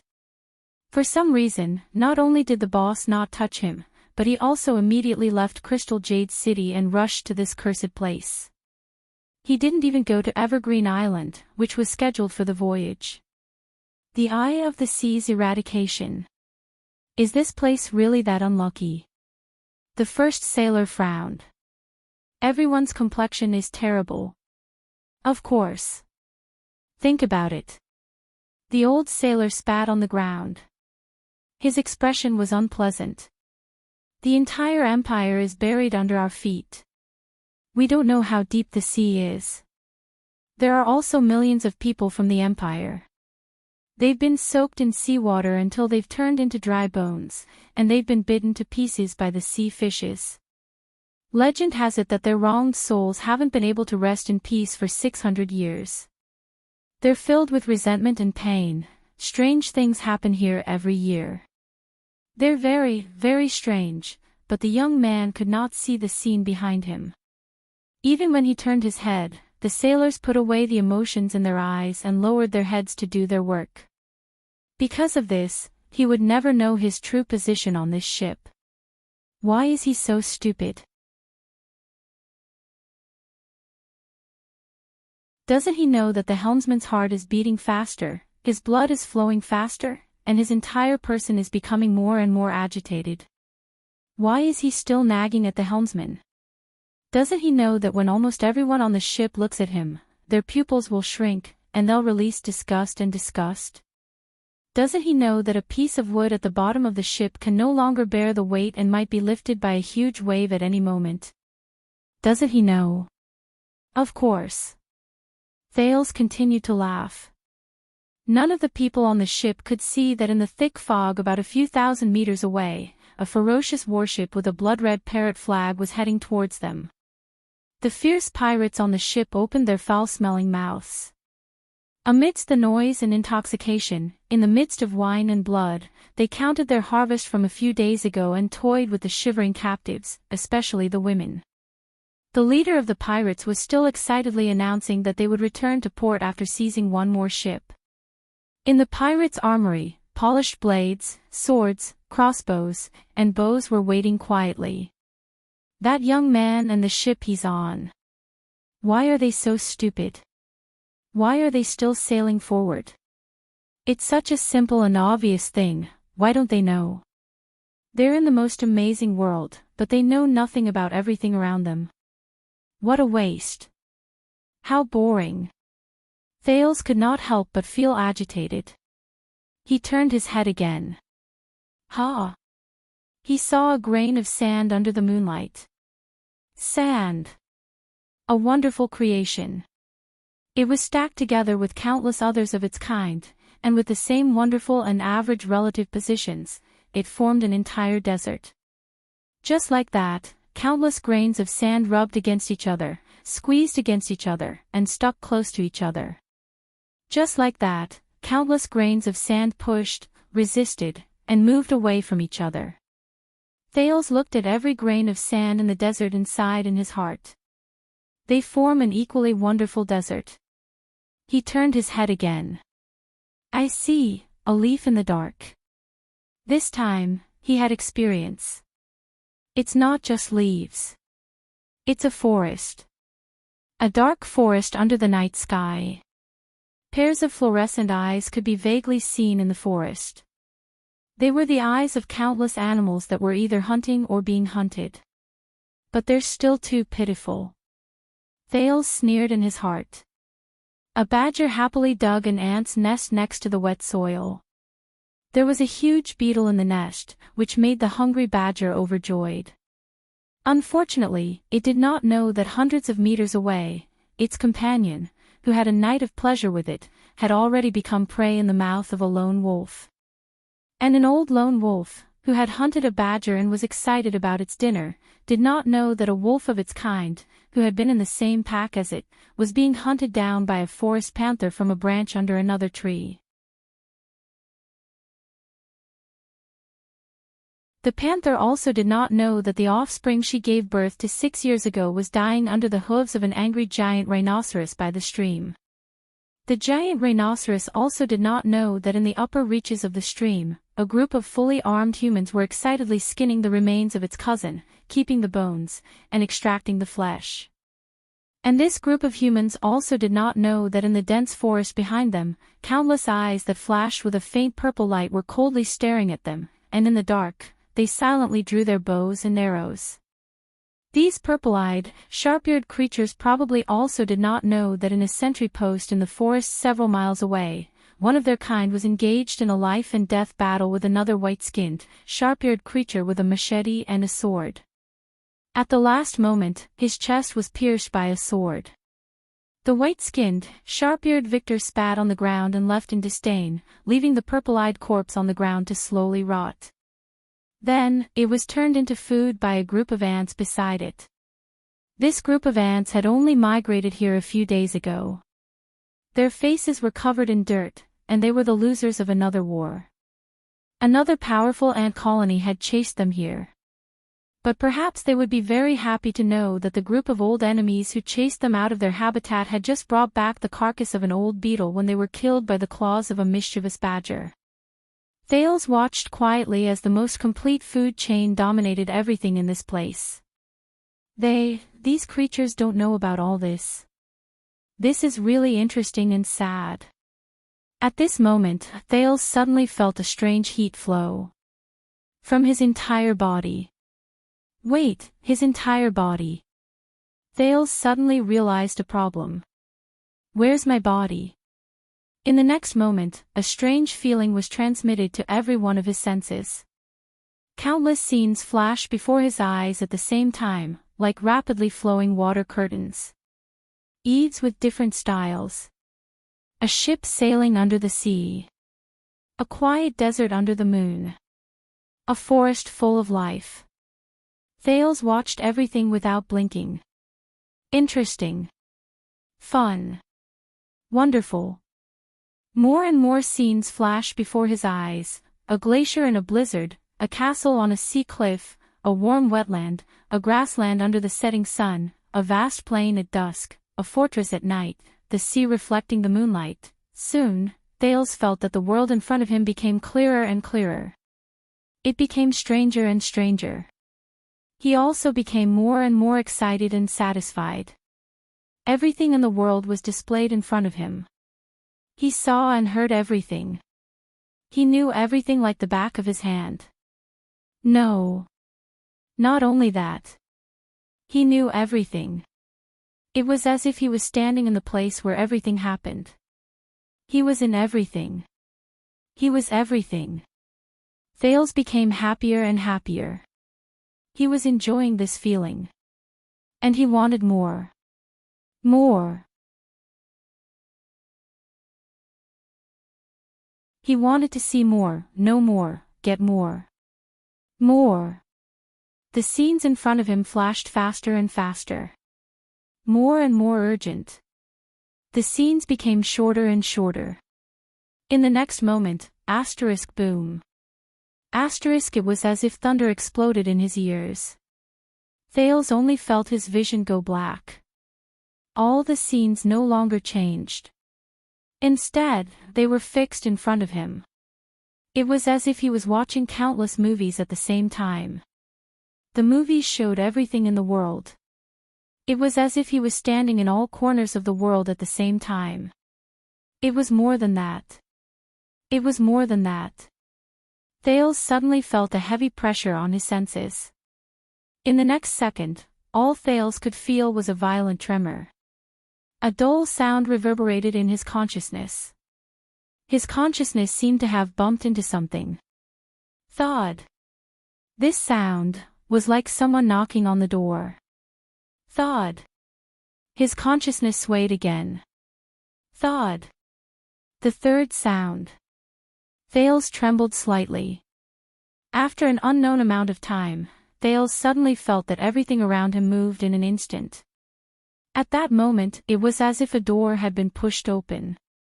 He entered a new world. In this new world, his senses were extremely clear. From the tiniest particles, the deepest underground, to the vast sea, the boundless sky, he not only saw everything in the world. At that moment, it was as if he was the world. But it was also at this moment that an accident happened. A tingling sensation that irritated his skin approached his consciousness. Thales trembled slightly. A faint doubt rose in his heart. What's wrong? His consciousness seemed to have suddenly risen into a silent and dark void. Almost at the same time he entered this void, Thales immediately sensed something strange. It was like instinct. Right. It felt as if someone was spying on me. He did not know how he sensed it, but his instincts told him that there were a number of strange gazes behind the darkness of this void. Thales subconsciously raised his gaze, wanting to see through the darkness. However, the moment he thought about it, he sensed the existence closest to him without warning. It was a ball of light. A colorless ball of light. Thud. There was another violent collision. In the darkness, this colorless ball of light suddenly appeared. It gave him a vague feeling as if it was shrouded by clouds and fog, as if it could not be touched. Before he could react, the ball of light moved slightly. Soon after, a lifeless sentence reverberated in his ears. Rude. Thales' vision swayed. What? This ball of light has a consciousness. Ha! At this moment, the colorless ball of light asked. Its words were still dry, I have never seen you before. Where is your name of origin? Name of origin. Mystic. Mystic. The first mystic covenant. Thales recalled a few familiar terms from his memories, which seemed to be separated by a layer. He suddenly shuddered. But before he could think about it, his gaze suddenly moved away from this ball of light. Hey! The dry voice slowly became softer, as if it was shouting from afar, Who are you? Thales ignored it. His consciousness seemed to be sinking. Thud. Thales felt his vision tremble again. He encountered a pile of iron gray, shining fragments. Unlike the ball of light just now, this pile of fragments seemed to be lifeless and unconscious. But just as Thales was confused, another puff of brown smoke appeared in front of him. But this puff of smoke also gave him the same feeling as the iron gray fragments. It seemed to lack vitality. It also did not know how to speak. Thales' heart stirred. The pile of fragments and the puff of smoke slowly left. Thud. There was another collision. Thales was already somewhat used to it. Soon, a green light appeared before him. But this time, this light was conscious. The green light had an ever-changing silhouette, from a circle to a rectangle, from an oval to a long strip. Iya. A gentle but rude voice came from the green light. Just like its owner, the voice floated around. Which idiot is it? Is his brain damaged? Knocking on the door. Boss Froland. Little Asda dummy. Old Devil Zarkle. Fierce Kyrie. Cute top student L.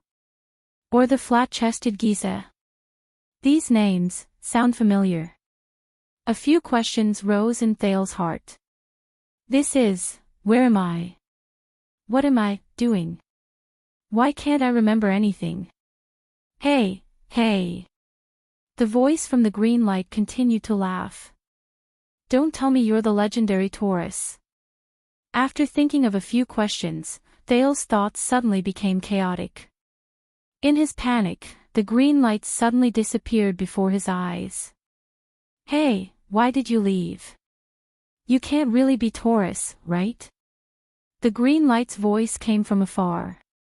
Don't be in such a hurry to leave. You're my idol. At least leave an autograph. Thales crashed into the door twice more. He encountered two strange, lifeless, and soundless existences. One was a silver wall of light, and the other was a golden cube. While Thales was at a loss, a faint purple light appeared before his eyes. The purple light flickered slightly, but it gave him a sharp and fierce feeling. He could not look at it directly. And its reaction was very simple. Get lost. It seemed to be a bad-tempered fellow. Get lost. The fierce voice continued to travel into his ears. Immediately after, the faint purple light disappeared. Thales was slightly taken aback. A question emerged in his mind as he drifted about. What's going on? The next second, thud. After another crash, Thales arrived in front of a glowing human silhouette. A human silhouette. It flashed with a familiar blue light. Another one. This feeling. It's like it's flowing endlessly, and it's everywhere. However, a familiar voice slowly traveled into his ears from the silhouette. Stop knocking on the door. Thales. A thought appeared in Thales' mind. It knows me. This familiar voice, all of us can feel your presence. All of us. My presence. Me. At that moment, many memories seemed to suddenly return to Thales' mind. Thales thought of something. Wait a minute, you are. Thales stared at the ball of light, puzzled. A vague name emerged in his fuzzy mind. You are Asda. The blue silhouette flashed slightly. Thales confirmed his guess. I was trapped underground. I don't know what happened to you, and I don't know why you can knock on the door directly. The air mystic, Asda Sakurn's pleasant voice traveled slowly from the ball of light. It sounded calm and steady, without a hint of extra emotion. But this is too dangerous. You must immediately leave your original form. Thales revealed a puzzled expression. What? But Asda did not respond to him. He only heard the mystic say anxiously, listen. They sensed it too, they will definitely come for you. Before you are completely locked onto.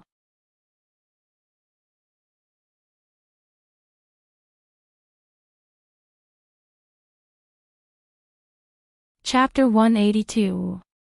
What's wrong with me? Thales felt as if he was floating in the sky. His mind was extremely relaxed. He asked faintly, where am I? Listen to me, Asda's faint voice seeped out from the glowing silhouette. I don't know how to explain your current state. You're just a contactor. Whether it's your understanding of mystic energy or your own name of origin, you're far from becoming a mystic. No, you're still not a mystic. I can feel that you're not one of us, but you're definitely knocking on the door, just like a newborn baby who can't even control his limbs being suddenly sent 10,000 meters into the sky. The air mystic's voice was a little unsteady. You're in great danger now, danger. Thales did not know how he spoke, but he did. What do you mean?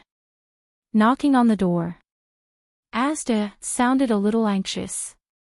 After breaking through the first threshold, a mystic will leave his physical form and enter his original form. Taurus called the moment of transformation knocking on the door. After a mystic knocks on the door, his consciousness will be connected to the other mystics in the world.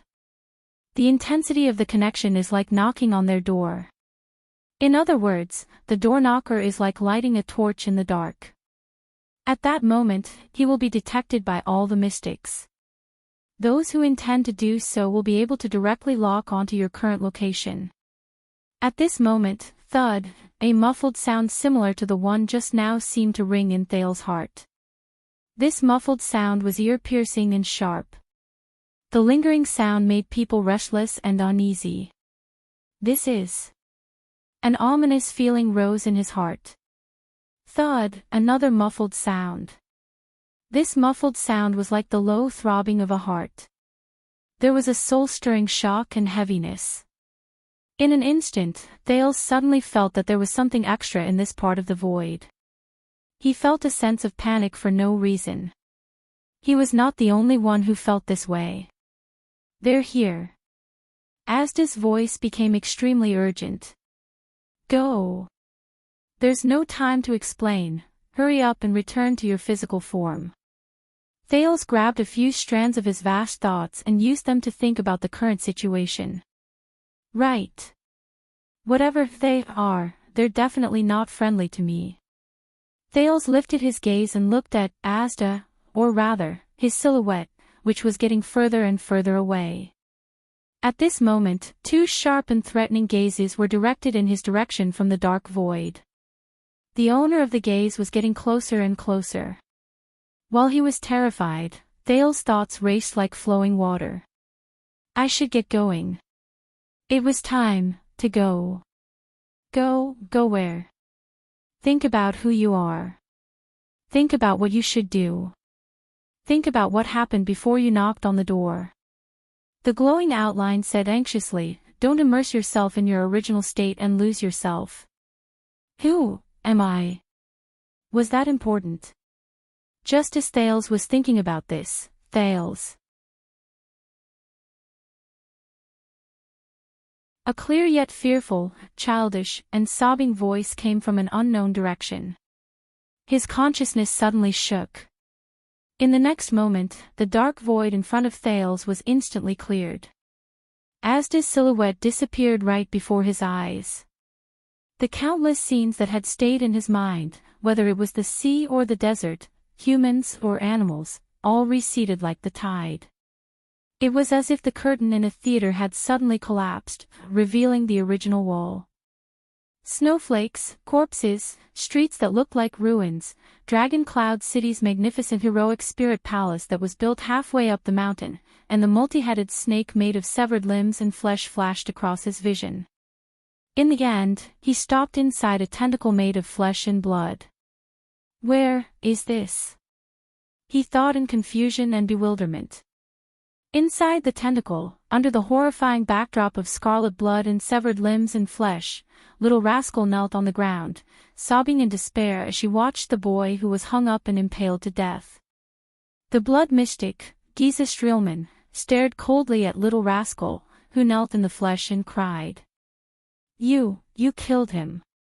Tears streamed down Little Rascal's cheeks. She stared in agony at Thales, who was bound by the tentacle. Giza frowned, the blood-red spots on her face slowly faded. Little Rascal obviously thought that Thales had met with misfortune. She sobbed and extended a hand to Thales, who was in a terrifying state. Tears rolled down her face. I'm sorry. Tears streamed down Little Rascal's cheeks as she bit her lip. Giza stared at Little Rascal. The coldness in her eyes slowly turned into gentleness. Child. Pressed against the inner wall of flesh, Giza's expression changed. As if comforting a child whose candy had been snatched away, she said gently, Don't be sad, it's not his fault, it's not your fault either. Giza closed her eyes in desolation.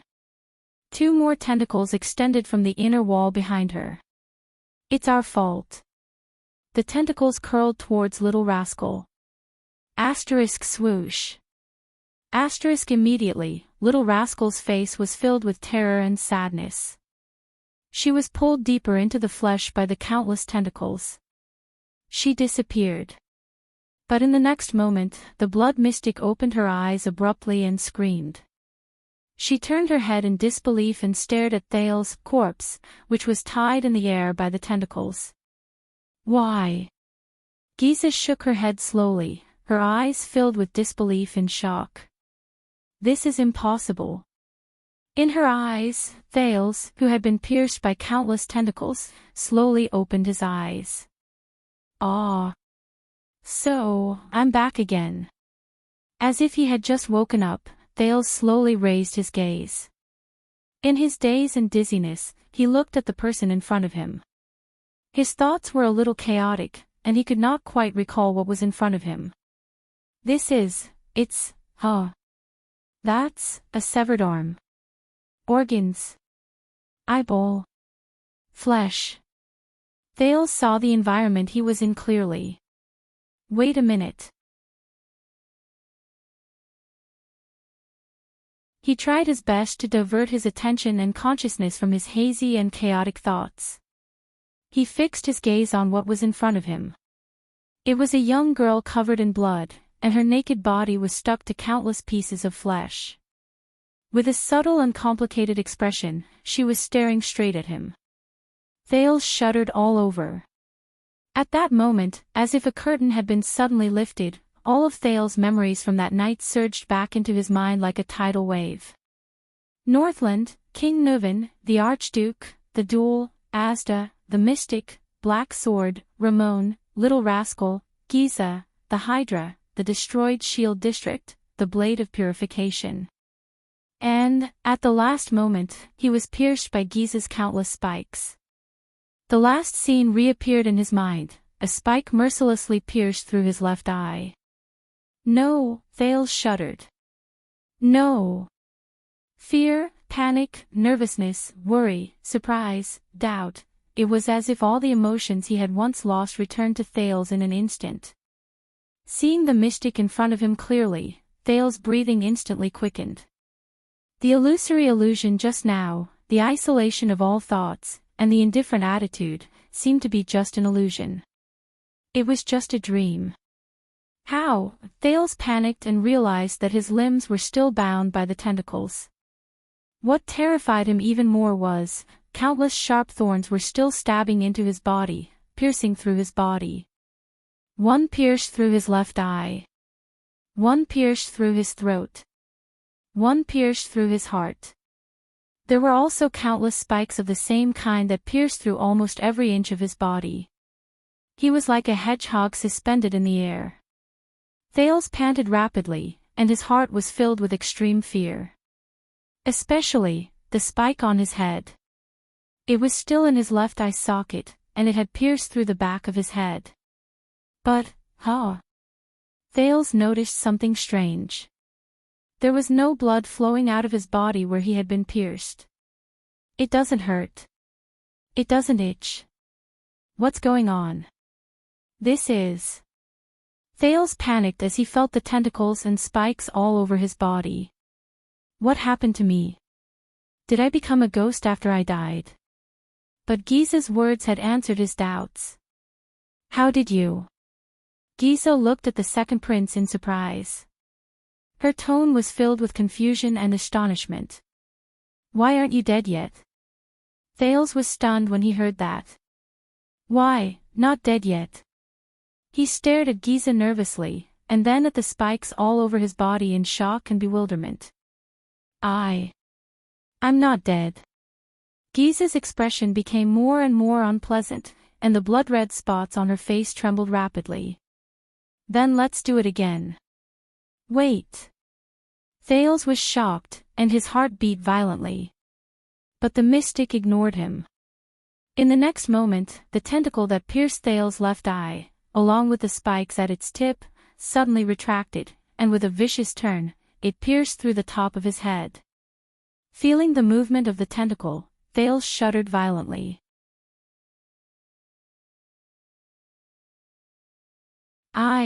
But Thales still did not move. Wait. It doesn't hurt, or not. Thales was shocked, and then slowly breathed a sigh of relief. I'm fine. It was as if he was not the one who was pierced. Impossible.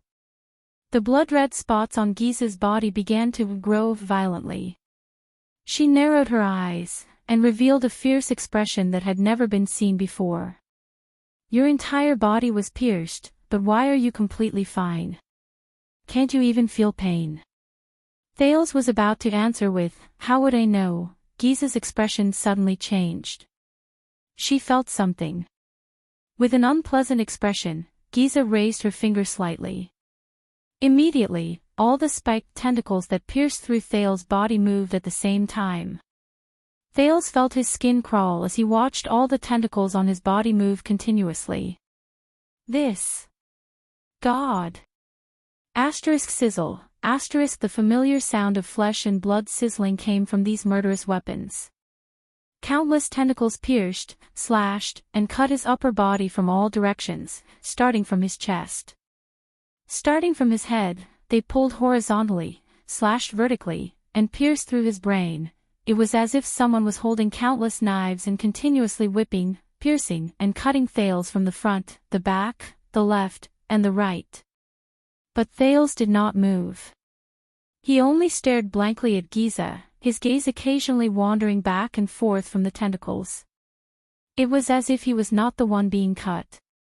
The cutting and piercing continued for a total of 10 seconds. Then, Giza stopped in a daze, and all the tentacles and spikes gradually slowed down as well. How can this be? The mystic shook her head in shock. Attacks are ineffective against you. Thales panted anxiously, completely at a loss for words. At this moment, his heart was also filled with panic and bewilderment. Sizzle, countless tentacles and spikes retracted from Thales' body. But as if they had left his shadow, there were no wounds or blood left on Thales' body. Even his clothes were intact. It was as if the Thales before him was just an illusory shadow filled with colors. Thales was completely shocked. Am I immune to physical attacks? But my hands and feet are still tied tightly, aren't they? Out of the situation, he opened his mouth wide and did not know how to react. But vaguely, he seemed to have experienced a similar feeling in the void just now. For example, Thales had a hunch that no matter how terrifying Giza's spikes were, when she instigated the tentacles and spikes to attack him, the mystic seemed to have stabbed in the wrong direction. Suddenly, Giza's expression changed drastically. She seemed to have remembered something. Then, she gritted her teeth and raised her head abruptly. With an angry expression, she said, Zarkul. Zagir Todd. Come out. You despicable obscurant. The mystic turned her head and looked around vigilantly and resentfully. There was deep anger in her words. Is it you, damn old ghost? Is it your ability that's playing tricks? Her voice reverberated in the flesh. A few seconds passed. Aside from the sound of flesh rubbing against flesh, no other sound responded to her. Giza was slightly startled. She quickly reacted. The mystic turned her head and looked at Thales with a strange and subtle expression. No, it's not Zarkul, Giza muttered, her eyes filled with disbelief and surprise. It's you. Giza stretched out a tentacle and passed through Thales' body without any hindrance. The tentacle retracted. The place where Thales was pierced was unscathed, as if it had only passed through an illusion. Giza refused to believe it. She stretched out another tentacle and stabbed at Thales' bound right hand with the spikes at its tip. The result was the same as before. His right hand, which should have been bound by the tentacle, was easily pierced by the spikes and pulled out. He was unscathed. This time, even Thales was speechless. Giza frowned deeply and stuttered, This is your ability. Did I lose control due to mystic energy interference? Impossible. If I lose control, how can I do this? Thales was also panting in a daze. He looked at his limbs, which were still tied up, and then at his body. My ability. What kind of ability is this? Giza raised her eyebrows and shook her head violently, as if she had seen the strangest thing in the world. You're just a contactor. How can you use mystic energy? But then she frowned hard and remembered something. Her expression changed drastically. Just now, you knocked on the door. Thales was still staring at his body, thinking hard. Did I become a mystic? But, why did I not feel anything at all? Except that Giza could not hurt me. How can this be? Giza gritted her teeth. Her voice was low and filled with hatred. You're just a beginner contactor. You're not even a mystic. I just lost control. How can I knock on the door? Thales frowned. He remembered what Asda said about losing control being uncontrollable. Could it be, am I really special? Giza stared at Thales with a terrifying gaze. You really knocked on the door. At that moment, Thales swore that he saw despair, sadness, grief, and pain in the eyes of this unreasonable crazy woman. And guilt. No. Giza shut her eyes tightly and said in a sorrowful tone, You still became a mystic. Thales looked at her in confusion. What's wrong with this crazy woman? No. Giza gritted her teeth. Tears streamed down her face as she screamed hysterically, No. You're not a mystic yet. You're still a contactor. What happened just now was an accident. She opened her eyes abruptly. Her expression was fierce and determined. There must be a way. There must be a way to kill you. Let's start with mystic energy interference. In the next moment, the flesh and blood inside the giant tentacle began to change shape again. One by one, the little black monsters Thales had seen before broke out of the wall of flesh and blood. Thales was shocked. He took a deep breath. His brain worked quickly. Don't think about things I can't figure out. The most important thing is, to solve the problem at hand. Get rid of this crazy woman. But the moment the second prince raised his head, *his, * a newborn little black monster kicked its hind legs and pounced into Thales' almost illusory body. *puff.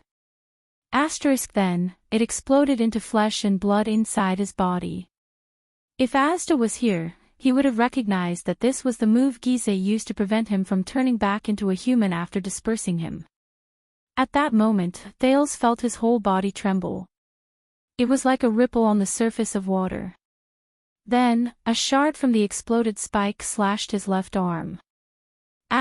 *rip. Pain shot through him. This time, Thales discovered in great terror that his left arm had been cut open and was bleeding. His illusory body seemed to have lost its effectiveness. See, I knew it. Giza saw this scene and smiled excitedly. Mystic energy interference is still effective. *his, as Giza moved, more and more black monsters pounced into Thales' body. Then, they exploded. Severed limbs flew out of Thales' body in an explosion. Ah! Thales cried out in pain. The side of his calf was pricked by an exploded spike. Blood flowed. Starting from the surface of his body, Thales' special ability seemed to be gradually losing its effectiveness. Thales stared in horror at the countless monsters pouncing on him. Pain came one after another from the surface of his body. More and more pain. It was mixed with Giza's laughter and the monsters hissing. *his, Thales closed his eyes in pain, feeling the monsters pass through his illusory body surface and explode inside him. Then, they left wounds on the surface of his body. He had a feeling that it would not be long before the ability he relied on for survival would completely lose its effectiveness. When that time came, *no. No. Another monster exploded on his lower abdomen. When a sharp pincer flew out of his body, it pierced the left side of his abdomen. Pain. Hiss. Amid the pain and the monster's explosions and hissing, Thales desperately tried to recall. Hurry, hurry. Anything that can save me, hiss, splat. Black Sword's words flashed in his mind.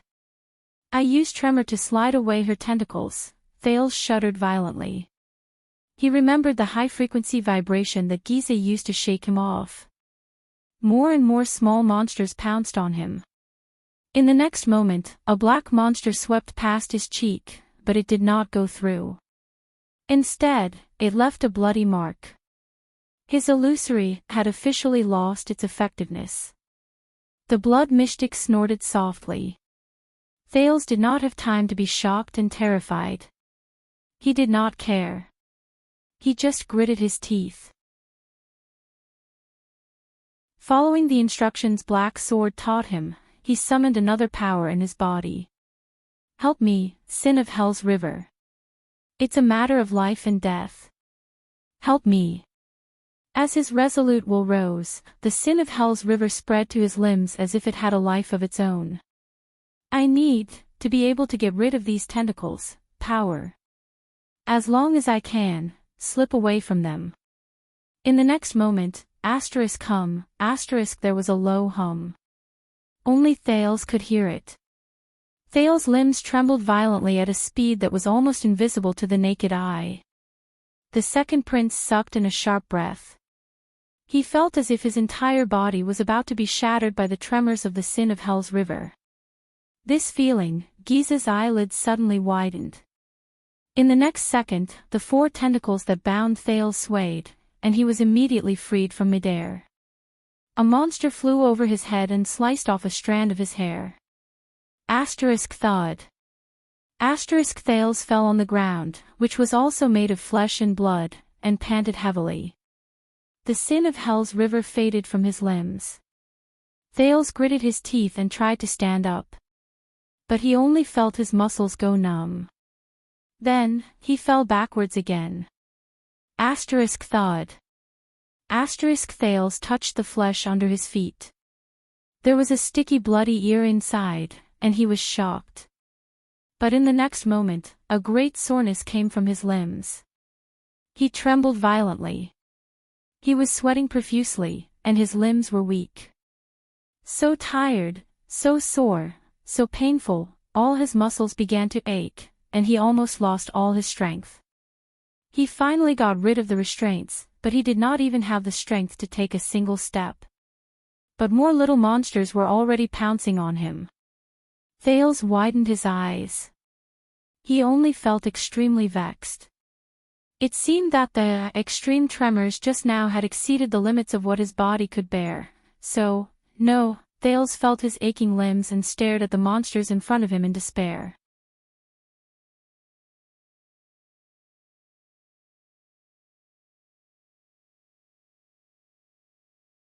Chapter 183. No, Thales slowly clenched his teeth. I can't give up. It's not over yet. There's still a chance. Didn't Black Sword say that a powerful person, I have to consider all factors and bet everything? Just for the final victory. Bargaining chips. What other bargaining chips do I have? Thales clenched his teeth and forced himself to calm down in just a few seconds. The Northland military sword style that he had only practiced for a month and could barely use. The Sin of Hell's River that far exceeded his body's load and could barely be used again, the blade of purification that was lost in countless pieces of flesh and blood, the mysterious mystic energy that turned him into an invulnerable phantom, the title of Prince of Constellation, the identity of a mystic candidate. No, wait. There's more. There's still another bargaining chip. The last one. Thales stared at the first monster that ran towards him and clenched his fists. Giza's smile became more relaxed. In the next moment, Thales clenched his teeth and extended his trembling right hand to his back. When he pulled his hand back, there was already a weapon on it. It was a trifling dagger. One side of the dagger was stained with the blood of the tentacle. 2 letters were reflected on the blade. Giza was slightly taken aback when she saw his actions. Thales panted heavily and raised the dagger with a trembling hand at the monsters that were inches away from him. Dagger. The mystic snorted. That's not a legendary anti-mystic equipment, is it? Are you going to stab me with that thing? Dagger. Giza watched quietly as the dagger-wielding boy was surrounded and attacked by the monsters. This scene. It's really familiar, isn't it? Thales lay on the ground and his lips trembled. He weakly executed Iron Body style to block the first monster. Asterisk clang. Asterisk no.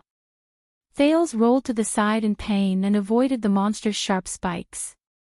He felt his muscles ache more and more. He panted and raised his head. He ignored the other monsters that continued to run towards him and looked straight at the blood mystic. I'm not stabbing you. In the next moment, Giza could not help but be stunned. She watched in puzzlement as the boy put the dagger into the palm of his left hand. Thales said faintly, I'm stabbing myself. The 2 monsters leapt into his arms and extended their sharp spikes towards him. The boy, who had a defeated expression on his face, just pulled the dagger in his hand. Pain and warmth came from his palm at the same time. Thales' physical strength had reached its limit, and his eyes were unfocused. He allowed the monsters to pounce on his body. She pushed him down. A familiar burning sensation came from within his body and slowly turned into a burning sensation. Scenes appeared before Thales' eyes. He raised his dagger and rushed toward the ferocious Quide. He lay on Jayla's back, and the 2 of them sprinted through the streets.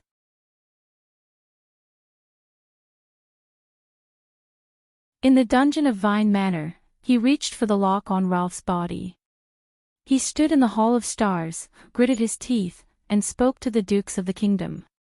His hands were tied up, and he struggled to get up in front of Serena, who was confident in her victory. Amidst the bloody siege of Black Sand region, he hugged Araka's neck tightly. He picked up the heavy sword with difficulty in front of the 5 archdukes of Extet. Under Asda and Black Sword's intimidating gazes, he raised his hand and spoke, his skin crawling. It's just another game. A familiar and gentle voice rang in his ears. The burning sensation was getting stronger and stronger. He needed to win. He needed to put an end to everything. He needed the best methods.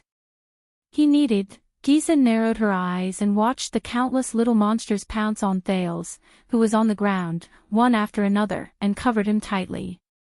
Asterisk hiss. Asterisk she was very satisfied. She knew that her little cuties would mercilessly kill this boy, who was not a mystic yet knocked on the door for no reason. But at this moment, the blood mystic seemed to have sensed something, and her entire body trembled. What? A ray of red light leaked out from the densely packed monsters, coming from the direction of the boy. Then, a second ray, a third ray, a fourth ray. The light grew brighter and brighter, illuminating the flesh cave. Giza watched the scene in astonishment. Then, the black monsters shuddered in unison. A few streaks of ash drifted out from the gaps between the densely packed monsters. More and more ashes appeared. The black monsters fell powerlessly, shriveled, dissolved, and were charred. Then, they turned into ashes. In the end, most of the pitch-black monsters disappeared. Only a few of them managed to escape with their last breaths by hiding and dodging. The blood mystic stared in disbelief at the boy who climbed up from the countless piles of flesh and ashes. How could this be? Thales knelt on the ground, his right hand pressed against his knee, and he bent over, panting. He almost bit his teeth off. At some point in time, the blade of purification, the magical red sword that was lost, had reappeared in his trembling left hand. The blade was crimson red, and it shone brightly. Your ability again. Giza stared at Thales left and right with an unpleasant expression, as if she wanted to burn a hole in his palm. No, you are walking further and further down the path of misfortune. Thales furrowed his brows. Misfortune. Mystic, this is not a gift or a blessing. The mystic said slowly, her eyes filled with sternness and hatred. It is a curse and misfortune. Thales propped himself up on the ground and listened to her. He held the blade of purification that suddenly appeared in his left hand and spat on it. Enough! The second prince roared in frustration. Giza stopped talking and looked at him in surprise. You lunatic who won't listen to others.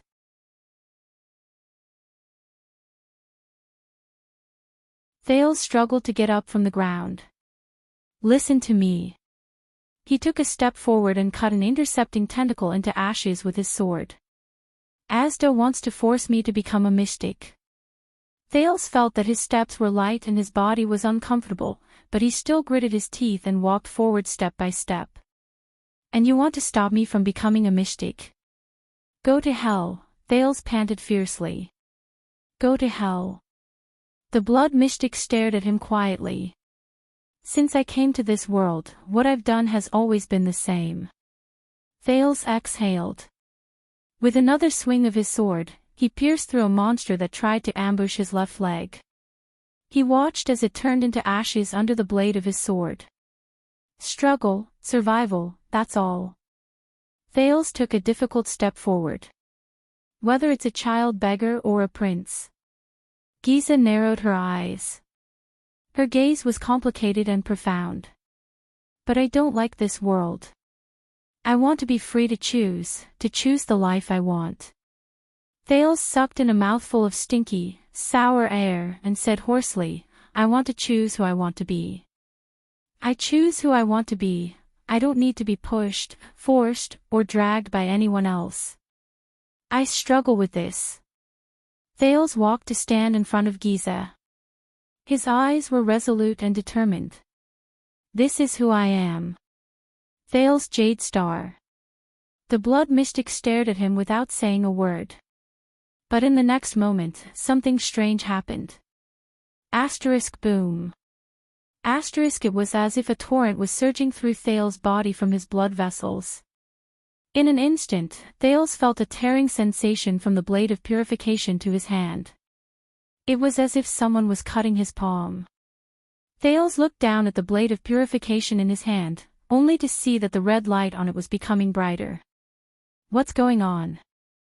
In the next moment, the pain of being cut escalated to excruciating pain. It spread to his entire body. Ayaha! Thales could not stand it anymore. His face twisted and he could not help but scream. The blade of purification is rejecting me. The pain traveled from his arm to his body, causing Thales to tremble and kneel on the ground. *T. *T. He felt more and more pain, as if the weapon was destroying everything in him. He remembered. The legendary anti-mystic equipment is the bane of mystics. Thales shook the blade of purification in his hand as he trembled in excruciating pain, but he could not shake it off. It was as if it was stuck to his hand. He recalled Serena's words regretfully.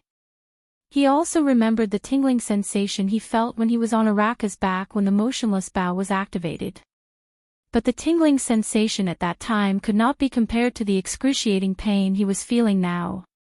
At this moment, Giza laughed. You are still a little too young. Thales stared at the blood mystic's expression in disbelief as he listened to her say softly, You wanted to defeat me, so you had to get your hands on the legendary anti-mystic equipment, right?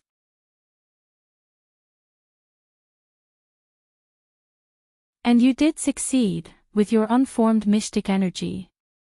But, did you almost forget? Giza sighed. You are considered half a mystic. Ah! Thales cried out in pain. Panic struck him again.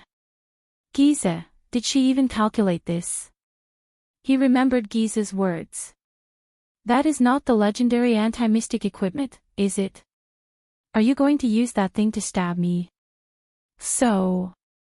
Thales thought regretfully. At that time, she was already hinting at me when she had the upper hand, and made arrangements for my possible counterattack. Just to limit my vision to the blade of purification. He. The blood mystic shook her head and said, "See, this is one of the sorrows of mystics, this little thing can suppress us. Even if you are not a true mystic, the mystic energy you used earlier is enough for it to take effect. And if you become a true mystic," Giza stared at the screaming Thales. She stopped smiling, and sorrow appeared in her eyes. "The moment you touched it, you will lose your consciousness and power forever, and enter the eternal seal." Thales was not in the mood to listen to her. He only felt that he was about to be devoured by the power emanating from the blade. "Don't worry, I will free you." Giza sighed. "If becoming a mystic is your unavoidable fate, then let me save you," the mystic said flatly. "Just as I promised." Save, my foot." Thales shut his eyes tightly, enduring the rejection from the blade of purification. He really wanted to let go. But in the extreme pain, his face was distorted, and he almost couldn't feel his own hands. Giza took a deep breath. Following the mystic's will, another batch of tentacles grew out of the flesh on Thales' side. They slowly aimed at the boy who was repelled by the legendary anti-mystic equipment and could not move. Once again, Giza flashed a charming smile. The flesh under Thales' feet turned into a trap, trapping him firmly. The tentacles drew sharp spikes, preparing for the next round of attack. "No," Thales shut his eyes tightly, his whole body trembling. "No." At this moment, a burning sensation similar to the first time he held the blade of purification suddenly came from his hand. The red light on the blade gathered as if it had a physical form, and traveled along the blade to Thales' left hand. Thales shuddered. At that moment, he felt as if he was being caressed by a hand. Even the pain seems to be alleviated. The red light continued to crawl up along the veins on the back of Thales' left hand. It looked as if glowing blood was flowing through the veins. It was extremely strange. For some unknown reason, after the red light from the blade of purification surged out and entered his body, Thales suddenly felt that the feeling of being cut and repelling him had actually started to diminish. Thales sucked in a sharp breath. He had held his breath for too long in extreme pain, and even forgot to breathe. He felt his hand again.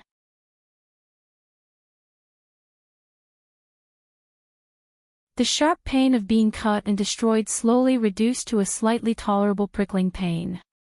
What's the principle behind this? It can actually alleviate the rejection from the legendary anti-mystic equipment? Thales trembled, and his doubts about the sword deepened. But he was saved, after all. Thales stood up slowly. He raised his head and fixed his gaze on Giza. There was a strange look in his eyes. Giza's expression changed. She noticed his abnormality. "You," Thales looked at her, then at the flesh and blood trap under his feet, and the spikes of the tentacles around him. He felt the prickling pain and burning sensation from the blade in his hand. "Maybe I will become a mystic one day," Thales said slowly as he endured the pain in his hand. "But it is definitely not because of some unavoidable fate, or because I have no other choice." On the wall, Giza's pupils shrank. "It is because I want to become a mystic." Thales bit his lower lip and lowered his head. "I will use my own eyes to see what it means to be a mystic.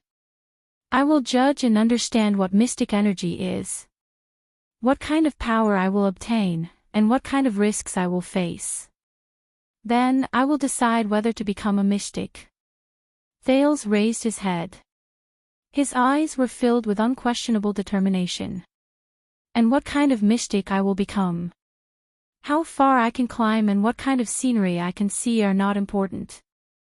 What is important is that it must be my own choice.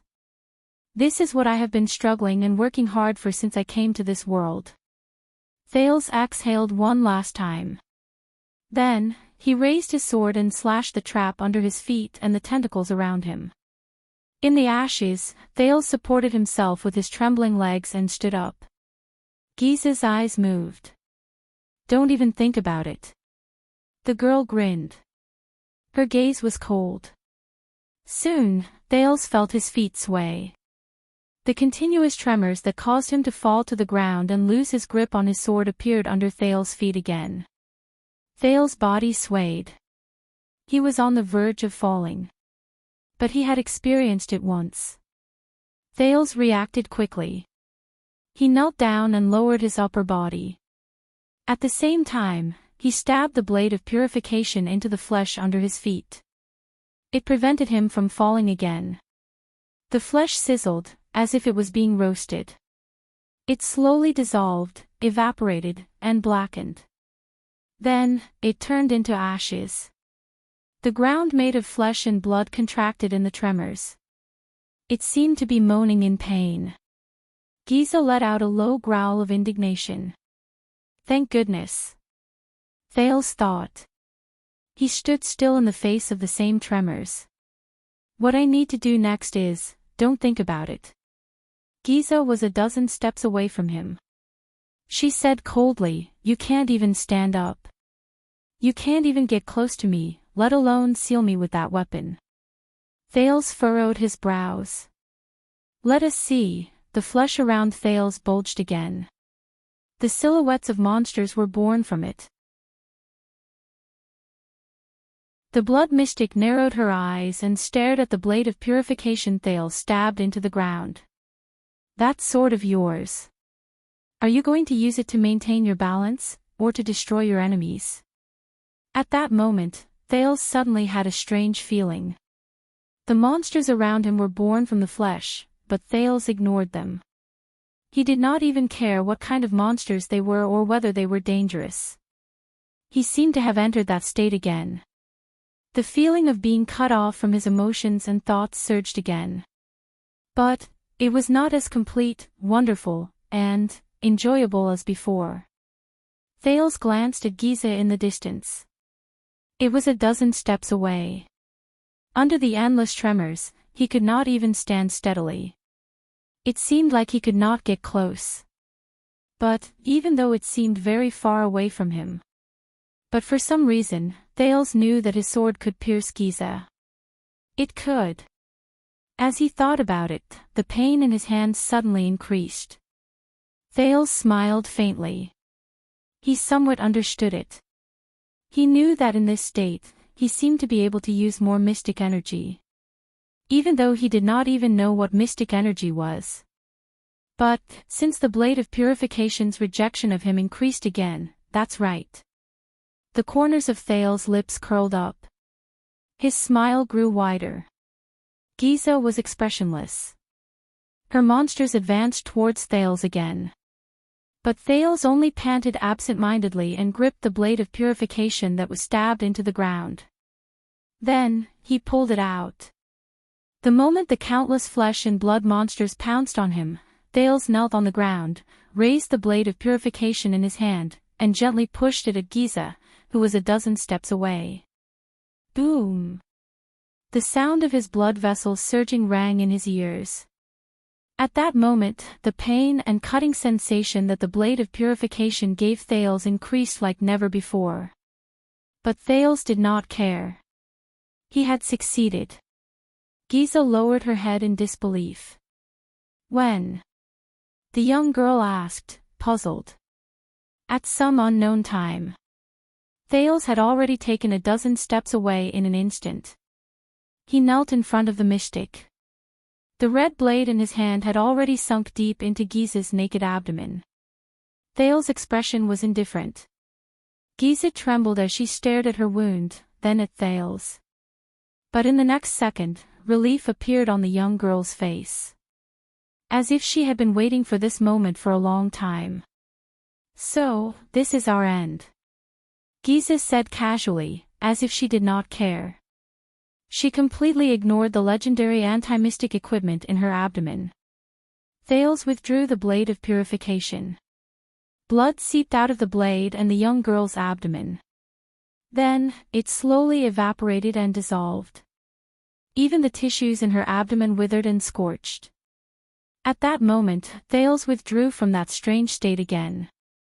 Thales took a deep breath, as if he had just emerged from the surface of the water. Many emotions returned to his mind again.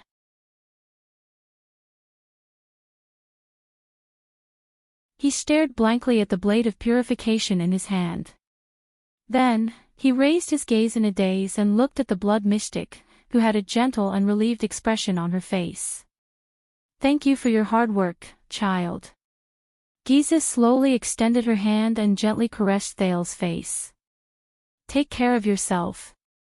For some reason, Thales felt that Giza was filled with complicated emotions at that moment. "I'm sorry that I couldn't help you," Giza said softly. "What happened?"